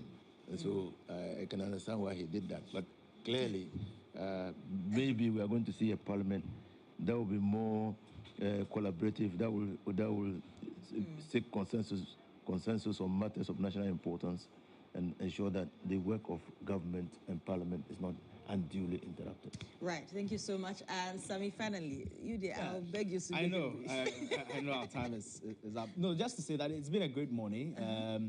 Starting off with the election of the speakership, the speaker and two deputy speakers. I haven't followed Parliament for a while. I'm very confident that these are three men who can, work very hard towards keeping the balance, holding the balance, and ensuring that the overwhelming numbers does not have the executive just throwing Parliament out of the way, so that Parliament can assert itself as a co-equal branch of government. The expectation we saw from the Independence Square is not only of His Excellency the President, but also of Parliament, the legislative arm just as the executive arm, and they must all do their very best to work for us. When there are difficulties, they should talk to us. They should make the people of Ghana know when there are challenges, apologize when they must, and walk us along the way to ensure that we build a country together. But all in all, I think it's been a great morning, and we cannot help but wish the country the very best. Thank you very much to all my panelists, Lawyer Jantwa, Mr. Fritz Balfour, Yunus Afuseni, as well as Samuel Bing. They've been here with us from 12 a.m. through to 6 a.m. this morning. A few minutes to 6, it's 5:46, and we are handing over now to Helen, because I believe Armstrong is still at the Black Star Square. Helen. Judith, thank you so much for that. And we're still live on 3FM 92.7, so do keep your dial locked there. We'll go back to the Black Star Square, where my colleague Armstrong Gold Alogbe is still in the thick of things as we count down to the presidential inauguration 2025. Armstrong, do tell us, what is the update? What do the numbers look like? The arrangements, you can see for yourself, is very tight. So if you come and you do not have an accreditation, if even the accreditation you have does not give you pass to the main ceremony ground, you will be denied access, whether you are a chief, whether you are a military officer, whether you are a party executive. You will be redirected by the security personnel placed right here. They will not allow you access. Like you see this man, for instance, he's been directed to move away from where he's going by. He has been insisting for some time now, but The security personnel position here will not take any of that because they said they are working under strict instructions. Hence, if you do not have a proper accreditation, you are not allowed permits into the main ground. So regardless of who you are, whichever ID card you show, all you need to show is your accreditation. So there are a series of checkpoints over here. You start first from some people that appears to be national security personnel. So even though this man has been cleared by the first security personnel, he has met another officers who are saying, no, you cannot enter, go back. But earlier, he was actually granted permits to go in. But then the final security checkpoints denying him access to the place because they are not convinced about the accreditation that he's showing to them. So you could see many more people are coming in, so it's easy to get in from the first security checkpoint, and there's a second security checkpoint, and there is a third. If you do not meet the requirement of the last security checkpoint, you will not be allowed access into the place. So the people you see in the suits are private security personnel. Others, we are told, are national security personnel who first direct you as to where to sit. But if you show them an accreditation, they allow you to go to the second checkpoint, and the second checkpoint also gets to verify your accreditation. If they are not convinced, or if they are convinced, they ask you to go to the third and final one, and that is where you see the soldiers, the officers, who would then tell you, no, this accreditation is not known to us, hence find your way. You can see some other foreign dignitaries also arriving at the place already, and these officers will also not allow them access into the main auditorium where the program will be taking place. And the security arrangement here, I might say, so far has been very encouraging. The only problem we have here now is how we are going to manage the numbers coming in here right now, because the numbers is just so much. Already the popular stand is so full that people are not getting any place to sit now, and they are getting, it's getting confrontational at where they are seated right now, because if you stand from your seats in less than a second, someone takes your place, and when you return, they will not listen to you because they claim the chair does not belong to anybody. So if you come in, you need to sit there. If you feel like even visiting the washroom, you would have to keep it on yourself, because if you make a mistake and stand, you will lose your chair to some other person, because the whole place is choked right now. Let me move to this side, because the security personnel are redirecting us to move from this place. So right behind... And is still on the Black Star Square. Armstrong, thank you so much. We know the excitement is truly palpable. I'll hand you over now to Johnny as he runs through the speakers of the 4th Parliament. Absolutely, and we do know that the 9th Parliament is fully constituted, and we have Speaker Bagbin in the chair. Here's the Speaker who has broken the 4, right, to get a second term. Then we have Honorable Ahia for joining him, and then also Andre Siama MP for Formina there. You have Alexander Appenyo-Marking, who's leading the side of the minority, also with Patricia Piaget, MP-elect, MP for Asokwa, Deputy Minority Leader. You have Frank Anodompre, is MP for Iswami Dredri, he's the Minority Chief Whip. You have Habibi Drisu, MP for Tolong, and then you have Jerry Ahmed-Shaib, formerly of the CODA, now also. He's a new entrant, but he's there on the leadership bench of Parliament. If you, Appenyo-Marking will face off with Dr. Kesel Atuforsing, and then Patricia Piaget will face off with Dr. Emmanuel Kofi Boa, and then you have Frank Anodompre face off also with the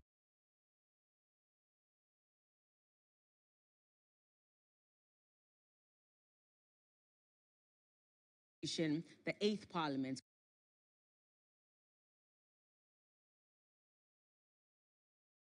will be dissolved. And that is when we'll find out if indeed that recommendation on nomination by President-elect John Dramani Mahama to have Speaker Right Honourable Alban Bagbin retained as Speaker of Parliament would also take place. That's if no other nominations come up around that time. Because per the law, once a person is nominated and there's no other name, automatically that person becomes the Speaker of Parliament, unless there has to be some, competition if another person is nominated. And so we'll get into that conversation as well as his response to that nomination. And then we will go into the conversations that have taken place on the floor of Parliament. We've heard from the minority leader, the majority leader, and the Speaker himself. I have my guest here, and so we'll not be doing this conversation all by ourselves. And we hope, like I said, that you can join us. Seated next to me, well, let me start off from the other side, and then I'll come to my other guests who are much closer to me. A man that many of us revere. He's a veteran journalist. He's also the managing editor of the Insight newspaper, Mr. Kwesi Pratt Jr. Good evening, and thank you for joining us. I hope you're well. Fine. And Happy New Year, because I haven't seen all of you. And so I'll probably just stay with you for a while, just before I come to my other guests, so please pardon me. But of course, expectations are high. I'm sure a number of Ghanaians are looking forward, with interest as to how things are going to pan out this evening into tomorrow, looking at what happened 4 years ago. I mean, generally, let me pick your initial thoughts before we get into the rest of the conversation. Well, I'm not expecting anything dramatic. Okay. There's no indication that anything dramatic is going to happen tonight. So I expect things to move smoothly. I expect Alban Sumani Bagbin to be re-elected as Speaker, and things will be fine and normal. And normal. Were you surprised by that nomination from the president-elect concerning Alban Sumana Bagbin? No, I couldn't have been surprised. Okay. I mean, it's obvious that at this time, Bagbin is swinging on a current of public approval. And it would have been strange if any attempt had been made to remove him. Now, you would notice that even the minority, the new minority, you understand, endorsed him way before this time. So it was clear that it was going to be him and none other. Okay. Some issues have been raised, which I dismiss. Like what exactly? Well, there are those who are looking at the regional ethnic question. And I think it's silly. Why? Okay. I don't mind. I don't mind. If tomorrow morning, all the ministers we have are frafras, and they are serving the interests of all the 32 million people of Ghana, I don't mind. Okay. You understand? Yeah. So this ethnic divide, this regional divide, and this regional and ethnic consideration, really, I mean, it doesn't take us anywhere. It's a certain level of backwardness that we have to overcome. Look, when I was growing up, district commissioners and so on were not appointed for where they were coming from.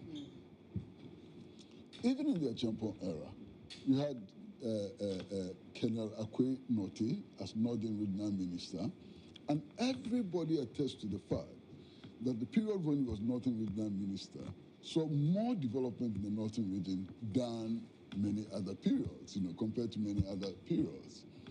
You had this guy who was Minister for Eastern Region, I think Idrisu or so, whose performance was excellent. There was Dawuni, Colonel Dawuni, who was Minister for Central Region, whose performance was excellent.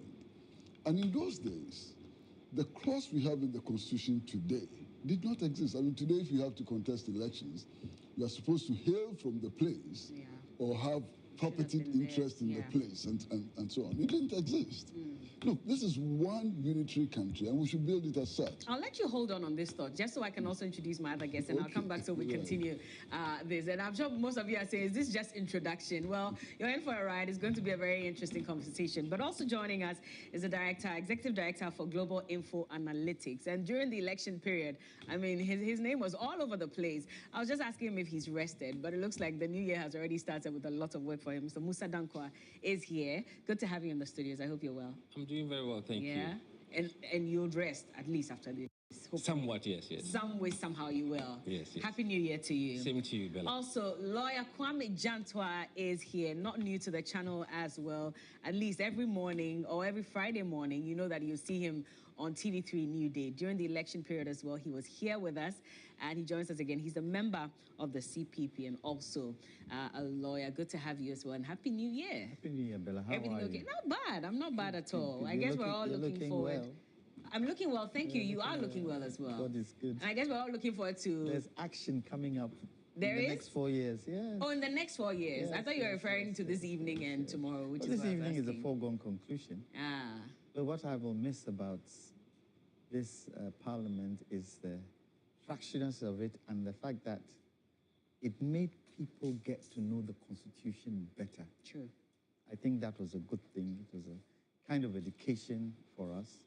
And it showed us that we are not ready. Maybe we are not ready. But that 137, we all thought that it would bring some kind of unity between us. But it was fractious. Yeah. It was fractious. So we will see what will happen. I think Speaker Bagbin has been assertive.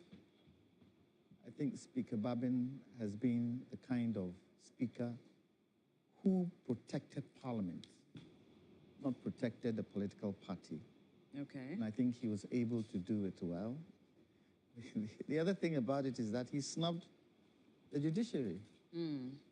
And he wanted everybody to know that Parliament was independent. So let's see how this works out. The now majority speaker is going to be the minority speaker, has started firing. Already, I mean, yeah, he was referring to the speaker as being biased in certain cases in Parliament. He's also referred that some of the NDC members weren't ready for the speaker to be speaker. For me, so far as I see it, he's just trying to make up to the speaker for all the things he said. You think that's what it is? Because he dared them. He did indicate that if they think he's lying, they should dare him, and he was going to mention one names. of the things that the MPP should learn to do is to start building confidence within the people. That's the first point of call. They should start building confidence within the people, because 2028 is just down the road. Nobody knew President Kufuor would leave. 8 years will come so quickly. So they should start building confidence. And some of the comments he made there, I don't think he should have made those comments. On the floor. The fact that if you touch one, you touch us all. It wasn't necessary. What if it happens that those you touch have actually done wrong? What happens? Ghanaians have voted to make Parliament work. And all the parties in Parliament have to make sure it works. And they have to bring Ghana first before themselves. Otherwise, next election, anybody who steps out of line, out of the window, be it NDC, be it MPP, out of the window. At this point, they've got to work for the country. That is what Ghanaians are looking for. That's why Ghanaians voted the way they voted. So let's see how it goes. That's why I say it's going to be exciting. Very exciting. Let me just take some preliminary remarks from Musa. Okay. Surprised at the performance of the incoming minority leader. I mean, with 1/3 of Parliament, you don't go for theatricals, you go for substance. And what he was doing there was child's play. I mean, all the things that he was saying, how does it speak to the people of Ghana? You know, about those who wanted to retain Bagbin and those who didn't want to retain Bagbin and they should dare him and so on. None of it speaks to the interests of the people of Ghana. Just playing to the gallery where there's no gallery. If you have 80 members or a little over 80 members out of 276, you have no gallery to play to. And this playing to the gallery really I found quite strange, you know, exceedingly strange. What we need in Parliament now, from their side, is substance. Okay. The majority side can afford, you know, some playing to the gallery, you can afford some theatrics and so on, but they cannot. Look, if half the members of the NDC decides to stay at home and sleep, the other half can still carry on with the business. You understand? You are coming, you have 80, just a little over 80 members of Parliament, and this is the game you want to play. 88, That's funny. That's funny. They should get serious. But I mean, to be fair, this was just their last remarks before the dissolution. And so I guess that he just wanted to get a few things off his chest in a very light manner before they get ready for the 9th Parliament? Was he not allowed to at least make jest? Bella, there was nothing light about what he said. To accuse an incoming government or to suspect an incoming government of violations or intended violations of the Constitution is not a light-hearted manner. You understand? To actually allege that there was a coup attempt against the Speaker is not a light-hearted manner. These are serious matters, you know, and well, it's up to them. If this is how they want to conduct themselves, that's up to them. Well, we wait to see, you know, how it goes, but... Talk about oral. Exactly. What was that for? I'll just let you come in shortly, but I also wanted to take Musa's remarks on expectations. And of course, we all listened to both leaders on the floor of Parliament and the Speaker as well. What were your thoughts on that? I think equally being drawn to the side of senior Pratt on some of the comments Afenyo Markins made. I think they were a bit, I would say childish, but probably not for a level that I expected of him in today's House. Infantile is the word. I think he could have done better by some of the words he chose and how he expressed himself on certain issues. With the Bagbin, I think this wasn't the first time he made that comment, but I don't think he should have repeated it again today. It was highly uncalled for. Probably trying to create a wedge between the Speaker and his side. I don't think it was necessary. Also, the comment about... But is it not a fact? Or are you saying that even if it is a fact, there was really no point I mean, in sometimes I have to get serious. that? I mean, you have to get serious on these things. But in all, I think the 4th or the 8th Parliament has been strong in holding government accountable, holding government's feet to fire to some extent. And I think some of the bills that if we hadn't gotten this Parliament would have gone through, would have been quite serious. And I was listening to Arun Idrisu a little while ago, and he made mention of Adjaho deal, which I think was very big deal. If that had gone through, probably that would have been chaos.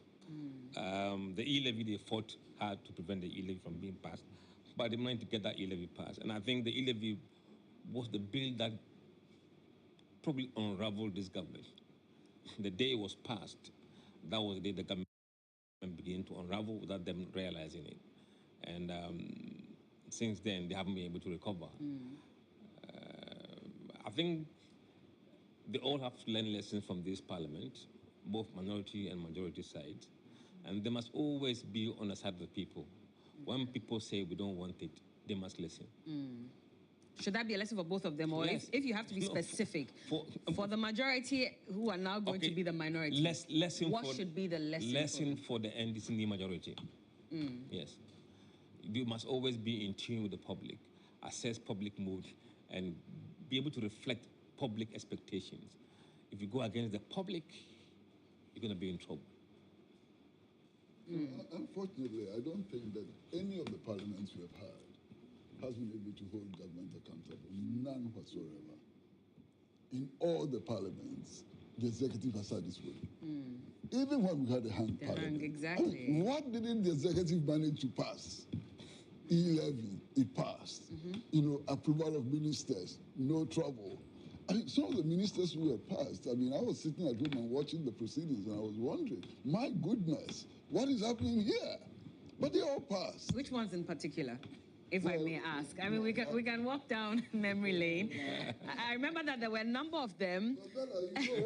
I'm just trying to remember, or I'm trying to get you to remind us of some of these ministers that till date you still do not understand. The minister who was asked about her ministry, and she had no clue what departments and agencies existed under her ministry, and she was passed.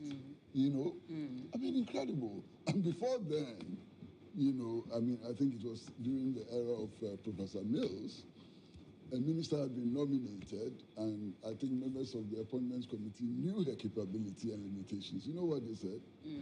They asked her, do you go to church? She says, yes, I go to church. Oh, you know how to sing hymns? Sing one hymn for us. And she sang the hymn. And she was passed and became a minister. So our parliaments throughout, since 1992, have not held government accountable. And I'm not expecting this parliament to hold anybody accountable.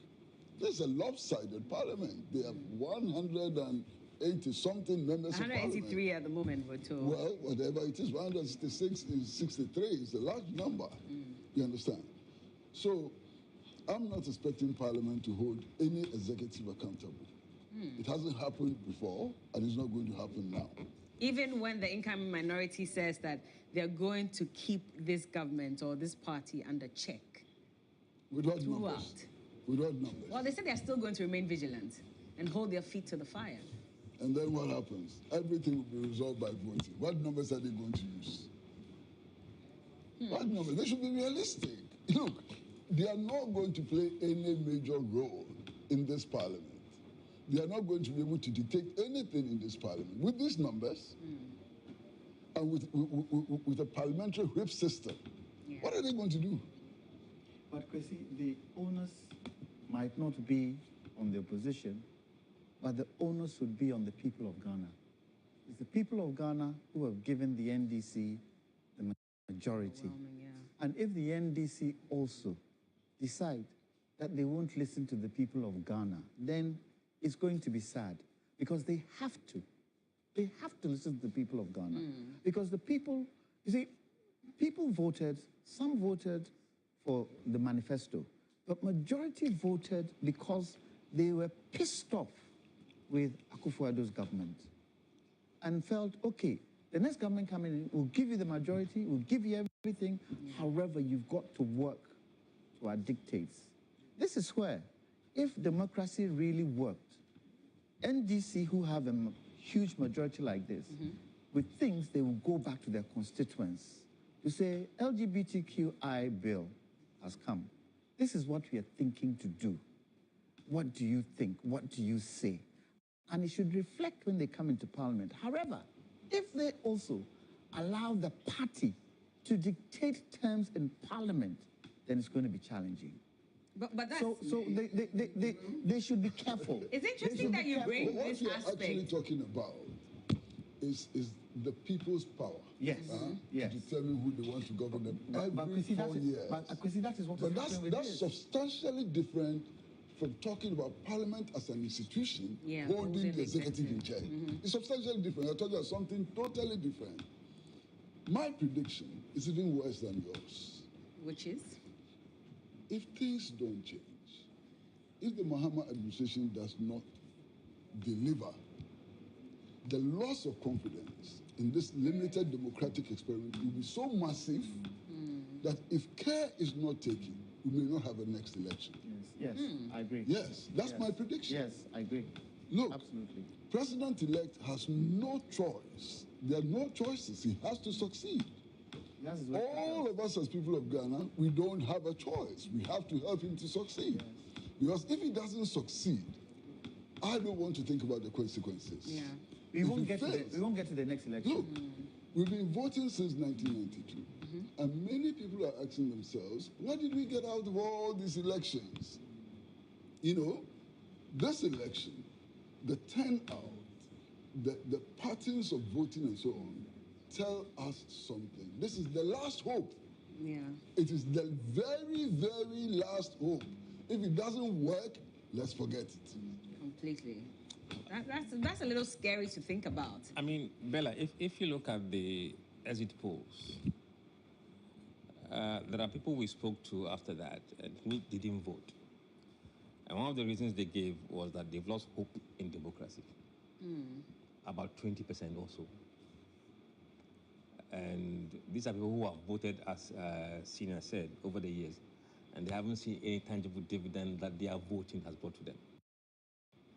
So if we are not able to deliver this time around, I mean, that hope will be shattered further. And it will be a big blow to our democracy, and we may be sinking down a deep hole. But is there trust in the NDC to deliver to a large extent? Well, the results suggest that people want to test them. They want to so see. It's a test. It's not necessarily the fact that they trust them to do the job. It's a test because they've seen the alternative MPP that has not delivered. They believe that the other option is NDC. Let's give it to them and let's see what they do with the power that we've given them. If they fail to deliver, trust me. And look at the votes. Yeah. And that is assuming that the voters' register was not bloated. That is assuming that all things were equal, the voters' register was not bloated. More people refused to vote than the votes that the president had to win this election. What does that tell you? If you assume that the voters' register is not bloated, and there are reasons to suspect that this voters' register may be very heavily bloated, but I haven't done the investigation, and I'm not going to stick my neck out. You understand? Okay, that's an interesting one, and we'd like to hear from you as well. And just to remind you that we're streaming live on Facebook at TV3 Ghana, and so spread the word, let everyone join in, and drop your comments as well so we can read them as we move along. At 7 p.m. News 360 will come your way for an hour, and we'll continue this conversation. We're staying here, myself, Michael Obodu, and Beatrice Edu. We're going to be here till 12 a.m. when the 8th Parliament is dissolved, and then the next team will take over and take you through the swearing in of the new MPs for the 9th Parliament. But this conversation continues up until News 360 starts. And let me just come to you, because, I mean, that's a scary thing to think about. But for you personally, from where you sit, do you think this NDC government will deliver? They have to deliver. They have their work cut out for them. Look, Afenya Markin was talking about the fact that this committee that was set up, ORA, was illegal. Yeah. But President-elect hasn't taken office, has he? He's not president of Ghana at this moment. So if you say there's no constitutional requirement for ORA, he's not in power. He is only in power after he's what? He's inaugurated. And when you look at the areas that they're looking at with this ORA, and tell me whether the areas, there are question marks on it. There's 25 billion banking sector cleanup, which was supposed to have cost 12.7 billion. Do we investigate it, or we leave it as it is? There is luxurious presidential private jet travels. Does it need investigation, or it doesn't need? 2.8 million and 4 million cities per trip. Does it need investigation or not? What they are doing is they are gathering information. 58 million national cathedral sinkhole, as they call it. Does it need investigation, or it doesn't need investigation? There's the bit on payment of salaries to cathedral board. There are quite a lot of things that they themselves need to gather information and look at it and see whether they can prosecute or they can get the institutions that are supposed to look at it to look at it. So if Afenya Markin comes and says it is an illegal thing, it's not in the Constitution, the man is not president yet. Within his own enclave, he wants this to happen, and he's gathering information. So let's see. But what do you say to people who say that maybe the president-elect should have waited for him to be sworn in and then get the right institutions and not oral to necessarily get this information and start prosecuting and investigating people? Because, again, you look at what Afenya Markin says, and he says it's needless because this is more of people settling personal scores than actually going after corrupt people. Does the president have time? The president-elect, does he have time? 4 years. It comes like a whisker. And if he wants to gather his information and gather it quickly, that's what he's doing. Are you not arming the people who may have been listed? What he said was that under oral, so they can prepare themselves. Don't you think he has to prepare himself to make sure that the things that he wants to prosecute people on, he understands it? He has to. He just can't get up and give it to, what do you call it? He himself needs to know that what I'm doing is right before he hands it over. Because maybe, and you see, one of the challenges the MPP did, they infiltrated a lot of the institutions with their own people. And what Afenya Markin said is key. If you touch one, you've touched us all. Does it mean you've also touched all our people in the different institutions who'll be working for the government? We've got to start talking Ghana. And if this, especially for nothing at all, the 58 million cathedral hole, if he won't investigate anything at all, Ghanaians want that investigated because it's more than 58 million. The buildings that were broken, all the stuff that has gone on there. In fact, today I was driving through there and I looked at the pictures on, and I said, wow, that would have been a good building. What's there? Empty. With no accountability. And we didn't even hear the president make a statement on that is the key thing. That is the key thing. So, for instance, and sometimes people say, I'm too hard on President Akufo-Addo. You promised the people of Ghana that you got a bill from Parliament that came to you to sign. You said, no, I'm going to wait for the court, because it's in court, to make a decision. And then when they make a decision, I will consider. Hasn't the decision been made? When is President Akufo-Addo out? Tomorrow. Well, today, literally. Well, today, literally. Yeah. Has he sent it back to Parliament, LGBTQI? Has he signed it? Where is the trust and truth in what he's done? You promised us. That is what you said to us. So he said, okay, that's fine. If that is what you want to do, do it. It's against, so far as we know, there's a process that you follow when bills come to you. If you don't like it, you send it back with your reasons. You didn't. You said you're waiting for court. Court has taken a decision. What has happened, Jack? Absolutely zilch. So why would Afenya Makin say what he has said? Is he telling me that he trusts President Akufo-Addo? I don't see how. So as both my brothers have said, they should start building confidence. They should start acting Ghana, because the people of Ghana want our parliamentarians, want our executives, want our judiciary to act on behalf of the people. Now, this is where it is interesting.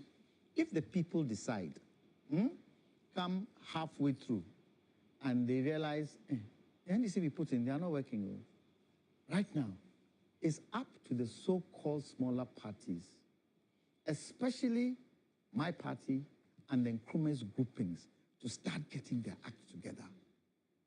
Because you see, if the people decide, we don't want NDC, we don't want MPP, they don't mind any small party they'll vote in. They are sick and tired. Take them all out. Bring some smaller party. But this is where the advantage will lie with the Nkrumah's groupings. They should start thinking, we should start thinking how to gather ourselves together, not as one, as a group, to see ourselves, put ourselves in a certain position that would make it better. But I'm hoping and praying, and all of us, I'm sure all of us sitting here, and as Kwesi rightly said, we would not want President Mahama to fail because this is the last chance. We should all, whether MPP, whether NDC, whether CPP, whether PNC, whether whoever, we should all try and put our elbow to the wheel because of the sake of Ghana and nothing else, to get Ghana back to it. Because really, we can't be importing tomatoes at 300 million. Yeah. We can't be importing onions at 300 million from a neighboring country. We can't do that. We've got to make sure, and President Mahama has to listen. My fear is not President Mahama. My fear is the people he surrounds himself with, the people he puts in power. If they come in and they don't listen to the people, then they are going to make his work harder. He needs to have the kind of control where he can crack the whip if anybody steps out of line. Mr. Kosiva, and maybe you'd want to touch on this oral thing, because that's probably where you're coming to. Okay. First and foremost, we have to appreciate the fact that as we speak, Mr. John Dramani Mahama does not have executive power. He cannot exercise a mandate. He is simply a citizen of Ghana. And if he's gathering information about corruption and so on, he's doing so in his capacity simply as a citizen of Ghana. Finish. He does not have any executive power. Okay. Okay. And even if he becomes president, there is an issue as to whether that duality can be avoided. It's not if or when he becomes president, not if. When. Yeah. When. Well. In a few hours. Okay, so when he becomes president, I mean, there's this duality that you have to deal with all the time. When does he act in his capacity as an ordinary citizen of Ghana, and when does he act in his capacity as president? Does he at all times act as president? When he's sitting at dinner table with his children, is he acting as president or is acting as an ordinary father? Yes. Okay. So all this thing about him breaking the law and so on sounds funny to me. We have to appreciate that since being elected, the pressure on him is massive. Yes. Every diplomat in Ghana is trying to get access. The commitments he has to make, the constituencies are calling on him and so on. He needs to set up structures in the interim to deal with the inflow of protests, of concerns and so on. And my understanding is that the group he set up is to collect all the information which would otherwise have gone to him and for which he may not have had the time and energy, to compile for executive action when he becomes president. And I don't see anything wrong, with that. You don't see anything wrong, but just to say, because there are people who have said that if you look at those who have been put in there, for example, Mr. Martin, lawyer Martin Pebu, I mean, for many people, it seems like he has a personal vendetta, with the NPP government. And so if he's going in there, then he's going there to settle maybe a personal score. Then there are also other people, and there have been questions raised about even the fact that those people are not necessarily clean to even be able to gather information. So those are the concerns that have been raised. I don't know. Are those genuine concerns? Any of the people that the president appointed have been convicted for any crime. If anybody has the information, please bring it up. Because I don't know that anybody has been committed for any crime. I'm not even sure that any of them has been investigated, not convicted, investigated for any crime. And when you're dealing in the public space, you want to deal with evidence, you want to deal with concrete facts and so on. So that speculation is needless, is useless, we put it aside, you understand? The thing that I want to talk about is what my comrade, Mr. Jantua, spoke about the future. Look, there's no indication. We cannot under any circumstance imagine that if the Mahama administration should fail, anybody will look for any other party again. There's no such guarantee. Not even if the smaller parties come together, unite. What is the guarantee? What you have will be a revolution on the street. It's a possibility. You understand? You could have a revolution on the streets and nobody is going to care about the political parties and so on, small or big or whatever. It would have been a failure of political parties and a multi-party bourgeois democratic system which would have failed. And the smaller parties or bigger parties will all fit into that equation. The option people will be looking for would not be that option. Besides, for people to make choices about smaller parties or bigger parties, there ought to be some basis. You understand? When you have parties putting up presidential candidates who tell us that their priority, if they are elected into power, is to make sure that that elected officers and so on take the oath of office with water, and that the water must be bought by ordinary people and so on. Who cares about these people? Who is going to put such people into power? Hey, look, the people of Ghana are very mature and they are serious. They are looking for serious things. They know what their problems are. They know that one of the fundamental problems they confront is simply the fact that they have no control over their resources and their resources are not being exploited for their benefit. That's a major concern. You don't solve that by forcing elected officials to swear with water bought by unemployed people. They should be serious. They should come and say better things and stop all those jokes. On a lighter note, I mean, I've heard people who have said that they should swear by the egg, when you crack it. Because you know that once you swear by that and you go against it, the thunder that will strike you, you don't even need oral to come and now investigate you. But that's just on the lighter side. But again, I mean, still talking about this issue about that's actually venturing into competing superstition. Well, that's venturing into competing superstition. Some people believe that in the schnapps and all that. That those who take up the mantle of leadership, those who ask for our vote and our power, those who say we should transfer our power to them, should move out of reckless and stupid superstition. They should talk to us, based on empirical evidence. They should talk to us about what has been tried and tested. They should talk to us about solutions rather than superstition. I mean, this silly superstition is gaining grounds in our politics, and it's not helping us. And oftentimes, we begin then to sink into the arena of competing superstition. Whether you swear by the egg, or you swear by the Holy Bible, or you swear by whatever, it's competing superstition. All right, and we'll be getting some info coming from the Office of the President-elect as well, and very shortly we will announce that to you. But as we continue this conversation, I'm going back to this oral issue again, because there's been a pressure group, for example, the Committee for Public Accountability, and they've taken on one of the members of the oral team, oral operation, Recover All Loot, and they're saying that this particular person is attempting to undermine Ghanaian entrepreneurs, including business magnate Dr. Daniel Macaulay.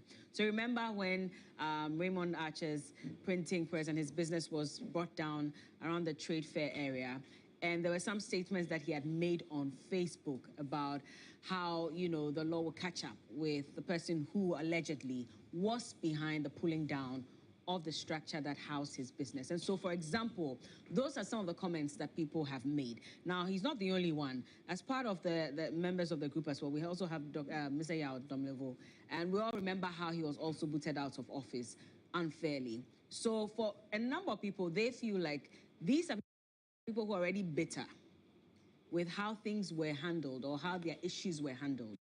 And so if they are here gathering information, then yes, they'll try as much as possible to be neutral, but then their emotions could also come to play because of what they have also encountered with this government.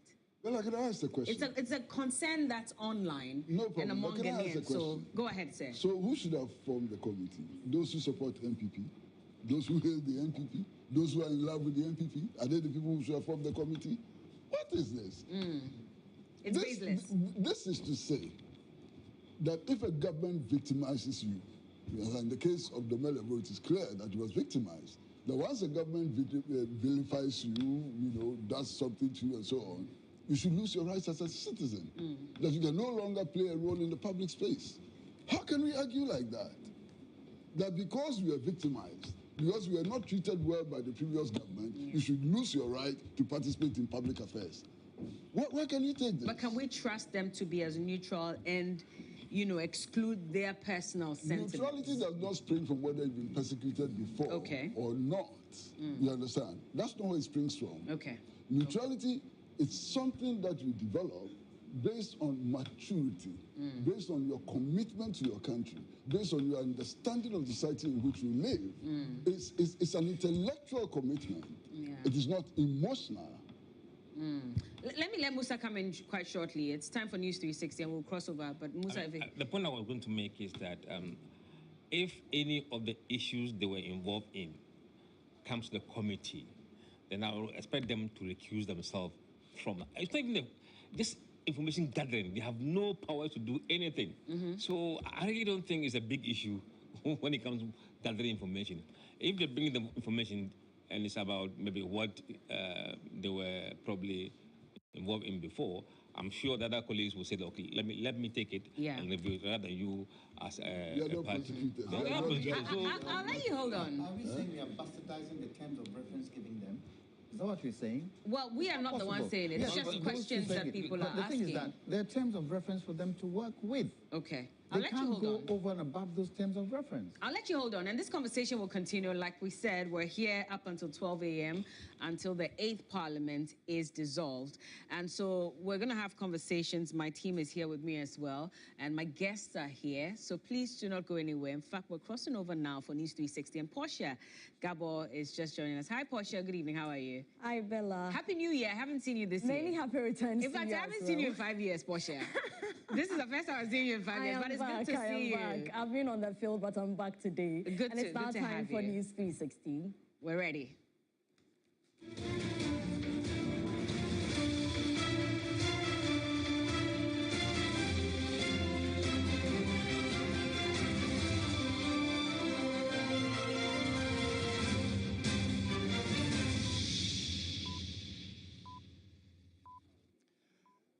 Hello, good evening, and welcome to News 360 Live from our studio here at Adjaho in Accra. It is our continuous coverage and preparation towards the dissolution and inauguration of the 9th Parliament, and then also the swearing-in of President-elect John Dramani Mahama. There is more on that. I am Martin Esiedu Date. And I am Portia Gabo. Coming up, the headlines. News 360 Headlines is brought to you by Flamingo Paint, Pepsodent Charcoal, and Pepsodent Herbal. Coming up this evening, ahead of Parliament's dissolution, leadership of the House have been assessing their performance of the 8th Parliament. Collation of parliamentary election results for Ablekuma North constituency suspended again, but this time with 7 outstanding polling stations.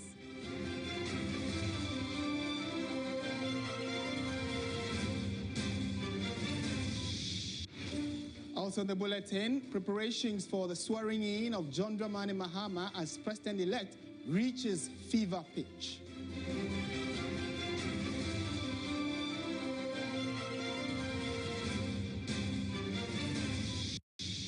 In business news, Social Security and National Insurance Trust SNIT increases monthly pension payments by 12% for 2025.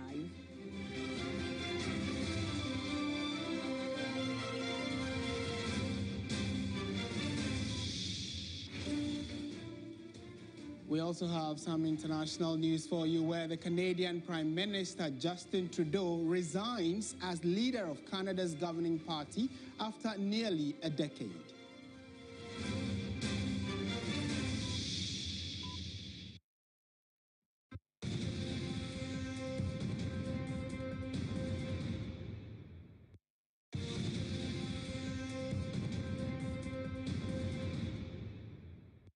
Thank you for staying with us, and we'll bring you details of our stories we have for you this evening. But we have news just coming in from the office of President-elect John Dramani Mahama, and he has made some appointments already, even though he is yet to be sworn in, and that will be in the next few hours. So I'm going to take you through the statement released by the office of the President-elect John Dramani Mahama, signed by Felix Kwakye Ofosu. And here are the details of the statement. It says, President-elect makes appointments to the office of the President.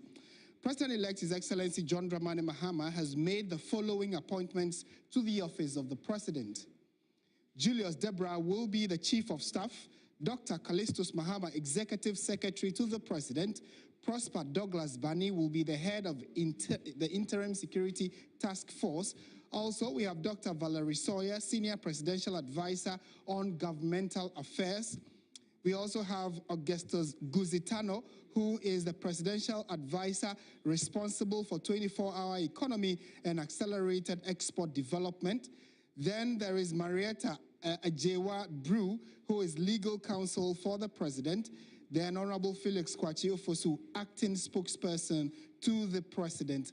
These appointments take effect from Tuesday, January 7, 2025. And the statement is signed by Felix Kwakye Ofosu. Under it, it is written Special Aid. So the news just coming in from the office of the Special, Office of President-elect is that Julius Deborah has been appointed as the Chief of Staff.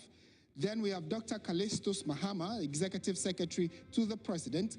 We have Prosper Douglas Bani, who is the head of Interim Security Task Force. We have Dr. Valerie Sawyer, Senior Presidential Advisor, Governmental Affairs. There is also Augustus Guzitano, Presidential Advisor responsible for the 24-hour economy and accelerated export development. There is Marietta Adjaho, who is Legal Counsel to the President of Ghana, and then Felix Kwakye Ofosu, the Acting Spokesperson to the President.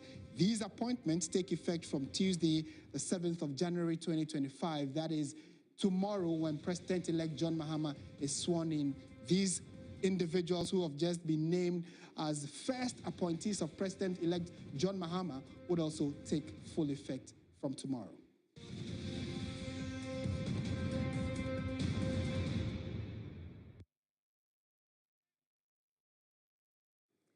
Let's now go to Parliament, and the life of the 8th Parliament is expected to come to an end at midnight today. This will pave way for the swearing in of the 9th Parliament almost immediately. Leadership of the House have been recounting their stewardship of the House. That the journey we have shared over the course of this 8th Parliament has been long, eventful, and filled with moments both challenging and rewarding.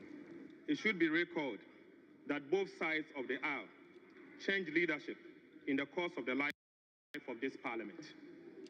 On behalf of colleagues, we pay tribute to the leadership which started this journey. Every chapter of this journey has been marked by its own twists, turns, highs and lows. But in the end, the NDC Minority Caucus delivered and lived up to the expectation of the people. As we reflect on the years, we are reminded of the truth that all things, both good and difficult, have a beginning and an end. Many did not understand why I was combative on a number of occasions. There were those who didn't know how the heat was on me and were saying that you are majority leader, reach out. Mr. Speaker, the minority were such a tough, stubborn, difficult side. Mr. Speaker, you could never have an agreement with them because they were smelling power. And I understand, rightly so. The number of government business I would have loved to complete for political expediency and perhaps for purposes of principle. I did not get the support from my respected colleague. The 8th Parliament, which has been unique in its composition and historic in its journey, will remain a testament to the resilience of our democratic traditions and the collective spirit of our people. We had 399 sittings,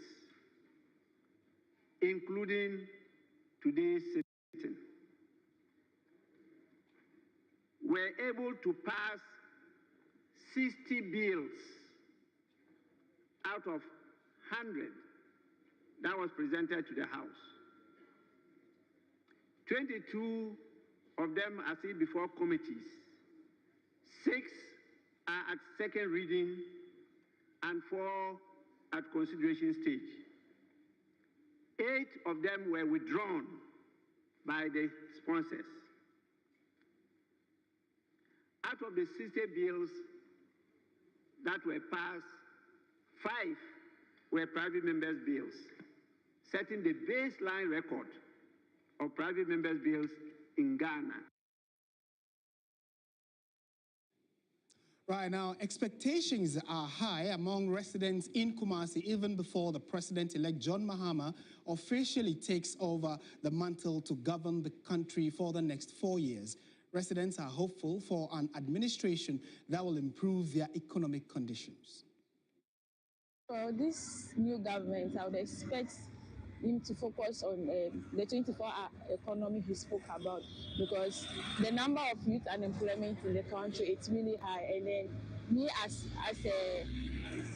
an incoming graduate, I'll be graduating from school this year, and I'll have that expectation that after school I should just get a job. So I would expect him to focus more on the youth employment. My first expectation is for JM to reduce a lot of taxes. For instance, I'm an investor and I stake bets.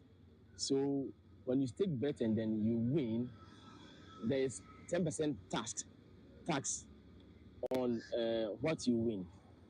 When you withdraw the money from your account to your Momo wallet, they deduct some tax. And then when you want to withdraw the same money from Momo, there's another tax on it. So they are giving out 2 slabs. When JM comes, he should do something about the taxes on the betting and other levies that he said when he comes he's going to do for us, we the citizens, to be okay. The only thing that I'm expecting is for him to continue the leftover project by the previous government. As you know, most of the times we do vote for a president, and by the time he comes, he has also his own projects to execute.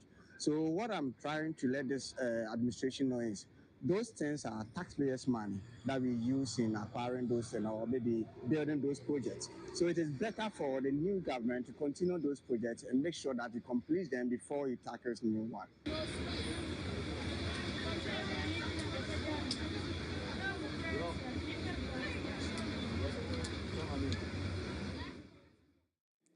Away from the Ashanti region, there are high expectations ahead of the inauguration of the President-elect John Mahama and Professor Jane Nano Pokwajaman. With some few hours to kickstart this historic event, committee members on the ground have expressed confidence and readiness in their preparations.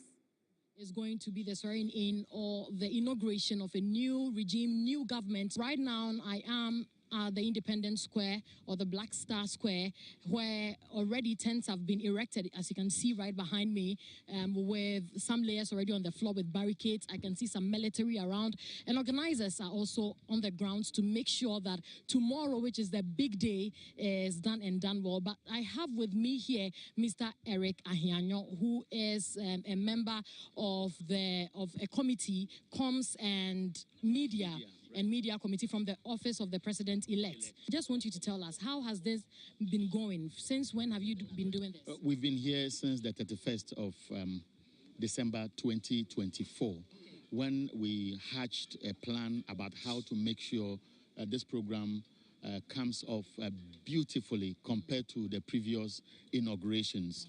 For us at the Subcommittee on Communications and Media, we're solely in charge of ensuring that accreditation for both local and international media are sorted out. And so if you look at the setup here, you see a yellow area, a green area, and of course we have red and black. The yellow area is for the president-elect, the vice president-elect. You would notice that the model is where the president-elect will be seated. You have the vice president-elect who will also be seated there. And of course, you have the Speaker of Parliament and the Clerk of Parliament. Because this is an extension of parliamentary proceedings, you see the background that the stage, how it has been designed, is to give us a replica of Parliament. And then on the left side, which is also the yellow section, was where the outgoing president will be, the outgoing vice president, and visiting presidents of different countries would also be here. Now, what will happen, unlike the previous inaugurations, is that the chaotic scene where you see the media moving unnecessarily up and down, looking for guests to engage, what we have observed is that the space behind us will be a no-go area. The mojo barriers will be mounted. So when you get your accreditation card and it is green, the ushers or the security men, after scanning and then making sure you qualify to enter, will show you where you have to move to. For the international community, so CNN has shown interest, Al Jazeera, Associated Press, other countries like Kenya, Nigeria, Botswana even spoke to us only yesterday that they want to pick our live feed. We have made the links available via satellite and other platforms. And beyond that, Ghana television networks across will pick. So there's a designated area for television live production on the ground. So I can assure you that everything has been tested, and we are guaranteeing Ghanaians that this inauguration will be different from the previous ones. I have with me here Mr. Ludwig, who is the Director of Logistics from the Office of the President-elect, who has also been on the ground since 31st. Am I correct? Yes, you are. How are things also going from your end? Well, just as my colleague has just explained, I think everything is set to welcome the whole world to Ghana. We started receiving visitors across the world. Our team from the Ministry of Foreign Affairs are based at the airport welcoming foreign guests. Yesterday, we had the former president of Germany, Wolf, arriving. We also have a lot of heads of states arriving this evening. We have had a serious security arrangement with the national security architecture. And so there are stickers for cars that will bring the heads of states and our foreign dignitaries and key institutions in Ghana. For the ordinary Ghanaian, someone traveling from Kumasi, from the north, who wants to observe this historic event, how easy is the person going to? We will advise as many as possible. That is why we are giving all these platforms for people to view these things in their various homes. Because the type of production that is being put together by the system, the kind of production that's being put in place who allow everybody to watch this thing wherever they are. But those who still want to come, you see on my right and on my left, we have about 3,000 people that can be occupy the right side and another 3,000 that can occupy the left. If you're able to get here early, it's first come, first serve. You talked a little bit about the security, but for the foreign and presidents who are coming from different countries to come here and observe, how is the security? And if you have some of the names of head, some of the countries that we are sure as at now that the presidencies will be coming, you can just mention. South Africa is coming, Nigeria, Cote d'Ivoire, Benin, Togo, almost all our West African countries and some from the African countries. And we have a rep from the United States. We are having some Secretary of State in charge of Africa from the United States. The UK is sending a high-powered delegation. Russia is sending a high-powered delegation. The IMF will be represented. The African Development Bank will be represented. The Afro-Exim Bank will be represented. All the key financial institutions across the globe have shown interest. I mean, I am impressed. I've been involved in investigations over the last number of years. But this is the first time I've seen even the financial institutions asking for accreditation. This shows that the change that the Ghanaians have asked for, the president and the international community is ready to enhance and help that we get the necessary dividend and benefit out of that change. Speaking to Mr. Ludwig, he has told us a lot about what has been happening here and the many presidents who are from different countries coming to observe the big day tomorrow is going to be magnanimous. And he's saying that it shows how people are interested in this particular regime. And the question still lingers that after all this, after tomorrow, will the change that Ghanaians, the ordinary Ghanaian, is looking forward to happen for the better? We will see about that. But tomorrow is the big day, and we are all expectant to see what will pan out of this. Safo Abuahine, TV3 News. Right, the collation of parliamentary election results for the Ablekuma North constituency has been suspended again, but this time with 7 outstanding polling stations, following the failure to authenticate 7 out of the remaining 20 pink sheets. The returning officer has referred the matter to the Electoral Commission for a decision.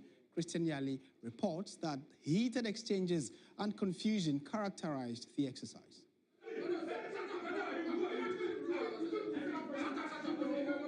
Disagreement and accusations were recorded throughout the recollation exercise. Agent of the National Democratic Congress accused the Electoral Commission of conniving with the New Patriotic Party to rig the outcome.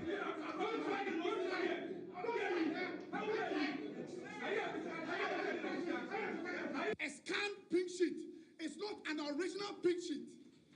How can a PO verify an authenticity of a document which is not original? After the Sunday suspension, the EC invited presiding officers of the outstanding polling stations on Monday to verify the numbers and signatures on the scanned pink sheet. Only 13 showed up, leaving 7 outstanding polling stations that are yet to be accounted for. Even with the 13, NDC still was not satisfied. It's ongoing. Since yesterday, we were against the process, the recollation that is ongoing. The reason is that EC do not have a single pink sheet. This is pure charade, and this is cantata ongoing. We will make sure we will resist it to the last of our blood. The NDC organizer who was doing allegation, he's saying Wednesday, we should give him Wednesday to bring the scan sheet, knowing very well that you have it, and you are trying to play the intelligence of the people. I mean, where are we going? The media. Please, let's be firm. Let's tell the whole world the truth. The process is good, and we are doing the right thing. Following the deadlock and a closed-door meeting, the returning officer for Ablekuma North, Vincent Obing, announced that he cannot continue the process. As it stands now, we are still left with 7 polling stations to be confirmed from the presiding officers. Since they are not here, I refer the work to the commission for the commission to take decision on that.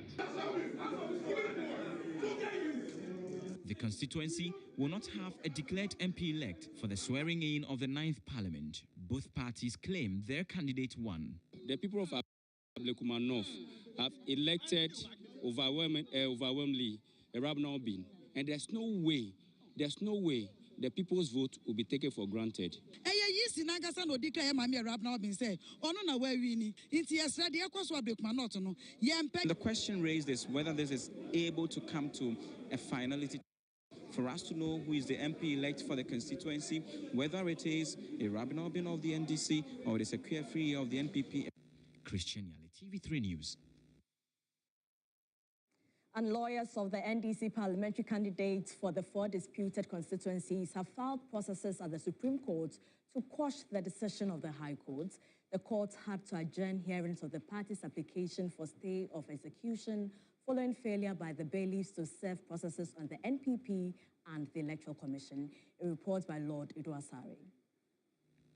Led by Director of Legal Godwin Edujitamaklo, the NDC sues at the Apex Court seeks to nullify the orders of Justice Forsen Ban Ijapong, which overruled the preliminary objection against the Electoral Commission to collate and declare the results of Oquaye Central, Tema Central, Techiman South, and Ablikuma North. The application to the Supreme Court was filed on Monday, moments after the High Court in Accra was forced to adjourn the hearing of the application for stay of execution to January 13. Another thing, too, that came up was the fact that the applicants in the matter, which is the NPP candidates, parliamentary candidates, have all not been served by the bailiffs of the courts. Now, when the judge prodded further, it became apparent by the manager of the bailiffs that indeed the bailiffs were sent out, and so they were surprised that service wasn't done. In explaining the matter, she indicated that after they were sent out, she asked them this morning that what happened. She was asking for feedback, and they told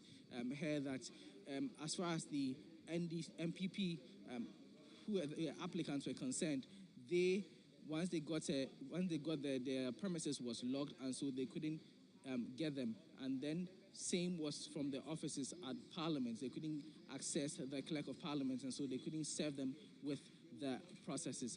Now, the judge indicated that that was no excuse because there was no proof of service or proof of non-service. Per the procedure, if you do not meet the parties who are supposed to be served, you are supposed to record it, indicate that this happened, and the bailiffs did not do so. So at that point, the manager indicated that she's going to send them a query and get to the bottom of the matter. What this means is that the hearing of the stay of execution filed by the NDC was not properly heard, and so it has been adjourned to next week, Monday, January 13th, for the hearing of this stay of execution. As you are aware, the Electoral Commission is currently even doing Ablikuma North or so, knowing very well that these processes, and in fact, they have filed an affidavit in opposition. Why in God's name would you go ahead and be doing these others, the ones you have done already, and Ablikuma North, when you know we are in court over this matter?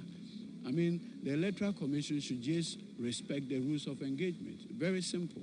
We can always, I mean, the issue of swearing in is not a matter of life and death. So that can always be taken. Lord Idwasari, TV3 News, Accra.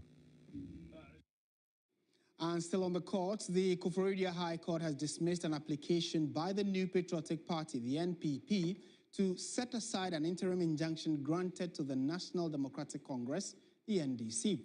The injunction issued on January 3 was aimed at preventing the swearing-in of Ernest Kumi as the Member of Parliament-elect for Akwetia constituency pending the resolution of the substantive case. Yvonne Nikwe reports.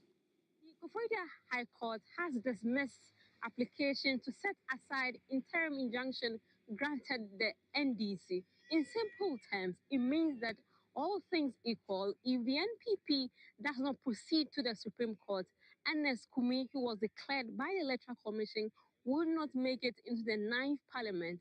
As on our side, nothing is changing, as I've indicated already. I mean, we'll come out victorious. NPP's Gary Nimako also spoke to the media. I want to hear you. We need to see. We are in a country.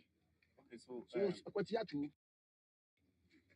is simply saying that the Electoral Commission has published some, news item on Ghana Web or Ghana, Ghana News Agency, and that amounts to gazetting. I don't know when gazette notification became news portal in Ghana. We need to see. What's the way forward? We go to the Supreme Court. For the Fantiakwa North constituency, High Court Judge Justice George Oquaye Adjaho says he had to recuse himself because he's a native of the Fantiakwa North constituency. Both his family lives there, and so he could not proceed with the rulings. 3 issues rising from this constituency. First, injunction by the NDC. Second, writs by the MPP to set aside the injunction. And third, contempt case filed by the NDC against the EC. So all of these 3 cases in the Fantiakwa North constituency could not go on because the judge had to recuse himself for the case. Now, this particular case, interpretation or further solution would result from the Chief Justice. Lead counsel for the NDC, lawyer Isaac Mintalabi, has been speaking. He knows basically all the parties involved, as well as even their family members and some of the political party members on both sides. He's in the middle of it. He cannot be the proper person, to sit on the matter. So wisely, he decided to recuse himself. From Koforidua for TV3, Yvonne Ikwe. Away from the Eastern region, the Communications Directorate of the Jubilee House has denied media information that the president has granted presidential pardon to certain individuals. A statement issued denied the assertions and described them as inaccurate. A portion reads, "No pardon has been granted by President Akufo-Addo." It asks the public to disregard any contrary information. You're still watching News 360 live from the News Hub here at Adisa Wekanda. We have more news coming up shortly. Do stay with us.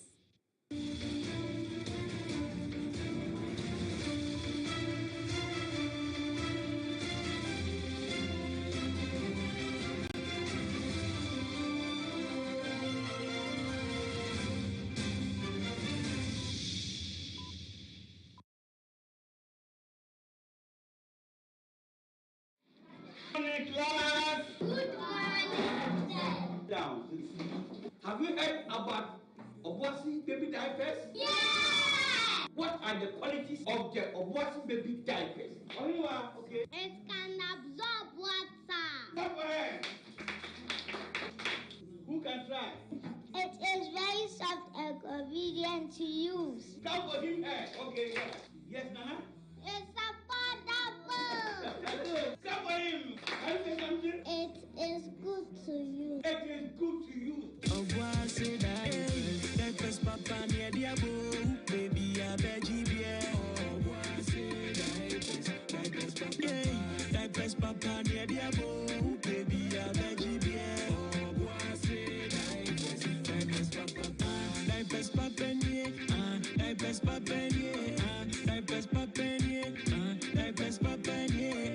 Use Obuasi baby diaper for the love of your child.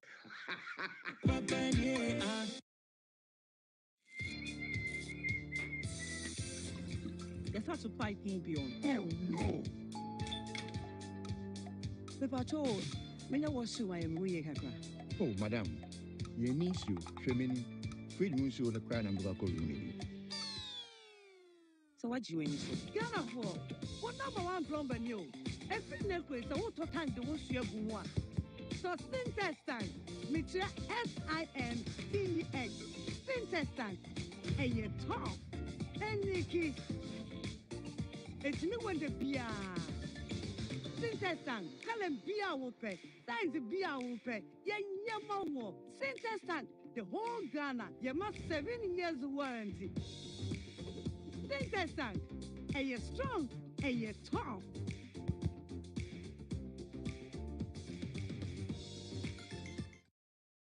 You know, 1 bucket of flamingo paint is equal to several buckets of any other paint brand on the market. Flamingo paint, superior durability, superior hiding, superior coverage. Flamingo paint, simply superior. You know, 1 bucket of flamingo paint is equal to several buckets of any other paint brand on the market. Flamingo paint, superior durability, superior hiding, superior coverage. Flamingo paint, simply superior. After this fufu and pepper soup, I'll go score goals like them, the dash points.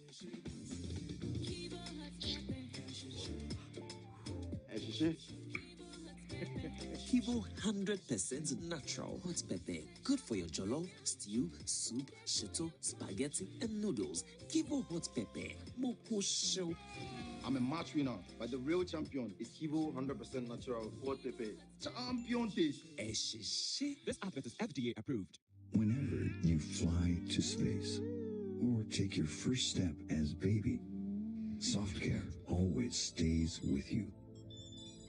New Soft Care Space Series is rooted from space technology. Keeps you dry and comfortable for 12 hours long. Offers you the most effective protection during your space journey. Soft Care. Protect your leap.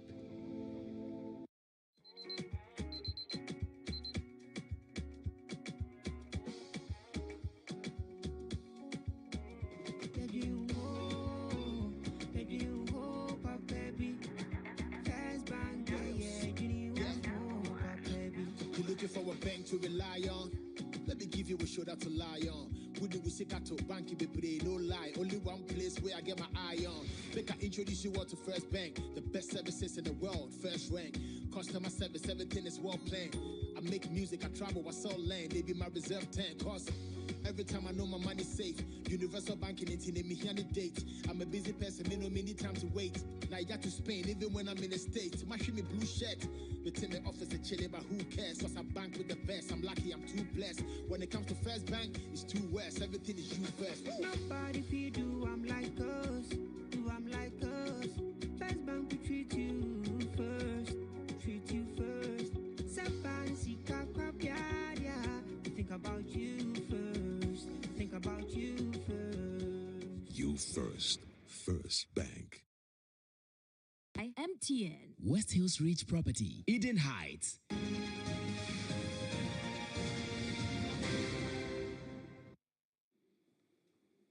Still watching News 360. Time now for business. Michael Obudu is with us. Hello, Michael.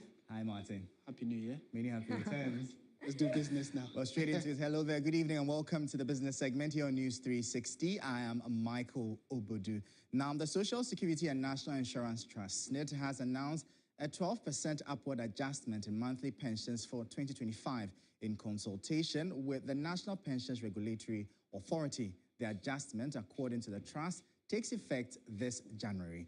The following three business news desk report has more. The Social Security and National Insurance Trust, SNIT, in line with Section 80 of the National Pensions Act 2008, Act 766, has indexed pensions upwards by 12% for 2025. The adjustment, which takes effect from January, consists of an 8% fixed rate and an additional flat amount of 72 cedis 58 pesos to cushion low-income pensioners. As a result, the minimum monthly pension will increase from 300 cedis in 2024 to 396 cedis 58 pesos in 2025, representing an effective increment of 32.19%. Meanwhile, the highest earning pensioner will receive 201,792 cedis, 37 pesos per month, a rise of 8.04%. The average monthly pension will rise from 1,776 cedis, 81 pesos in 2024, to 1,990 cedis, 03 pesos in 2025, with approximately 63% of pensioners set to receive effective increases between 12% and 32.19%. Pensioners will be paid on the third Thursday of every month.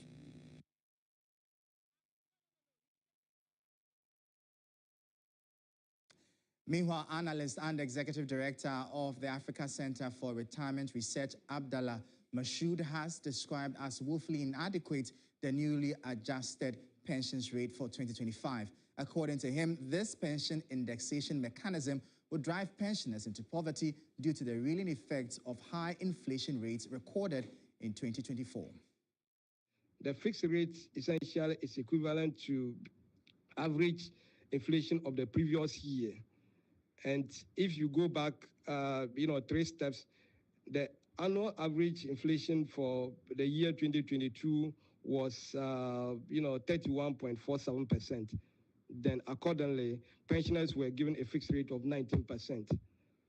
Then in 2023, inflation averaged over 40%. And in that case, pensioners were given 10%, highlighting or indicating the inconsistencies that we have. Because you would expect that when inflation is averaging 40%, you would expect that the fixed rate should have been more than 19% as we had in 2023.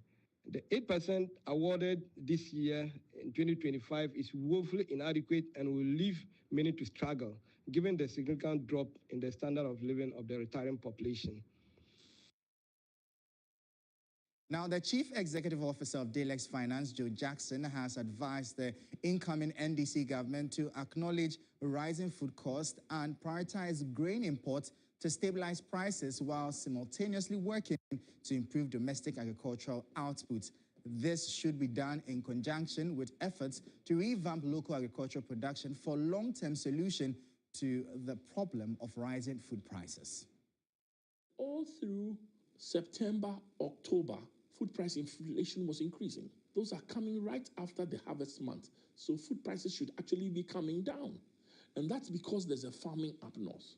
One of the things I'm hoping is that there'll be a huge push to import grains and other food staples into this country to bring the price of food down. Otherwise, it will be tough. So you have, and that is why I say things could get much worse before they get better. And we all must recognize that the challenges we face did not occur overnight, and they may take some time to fix.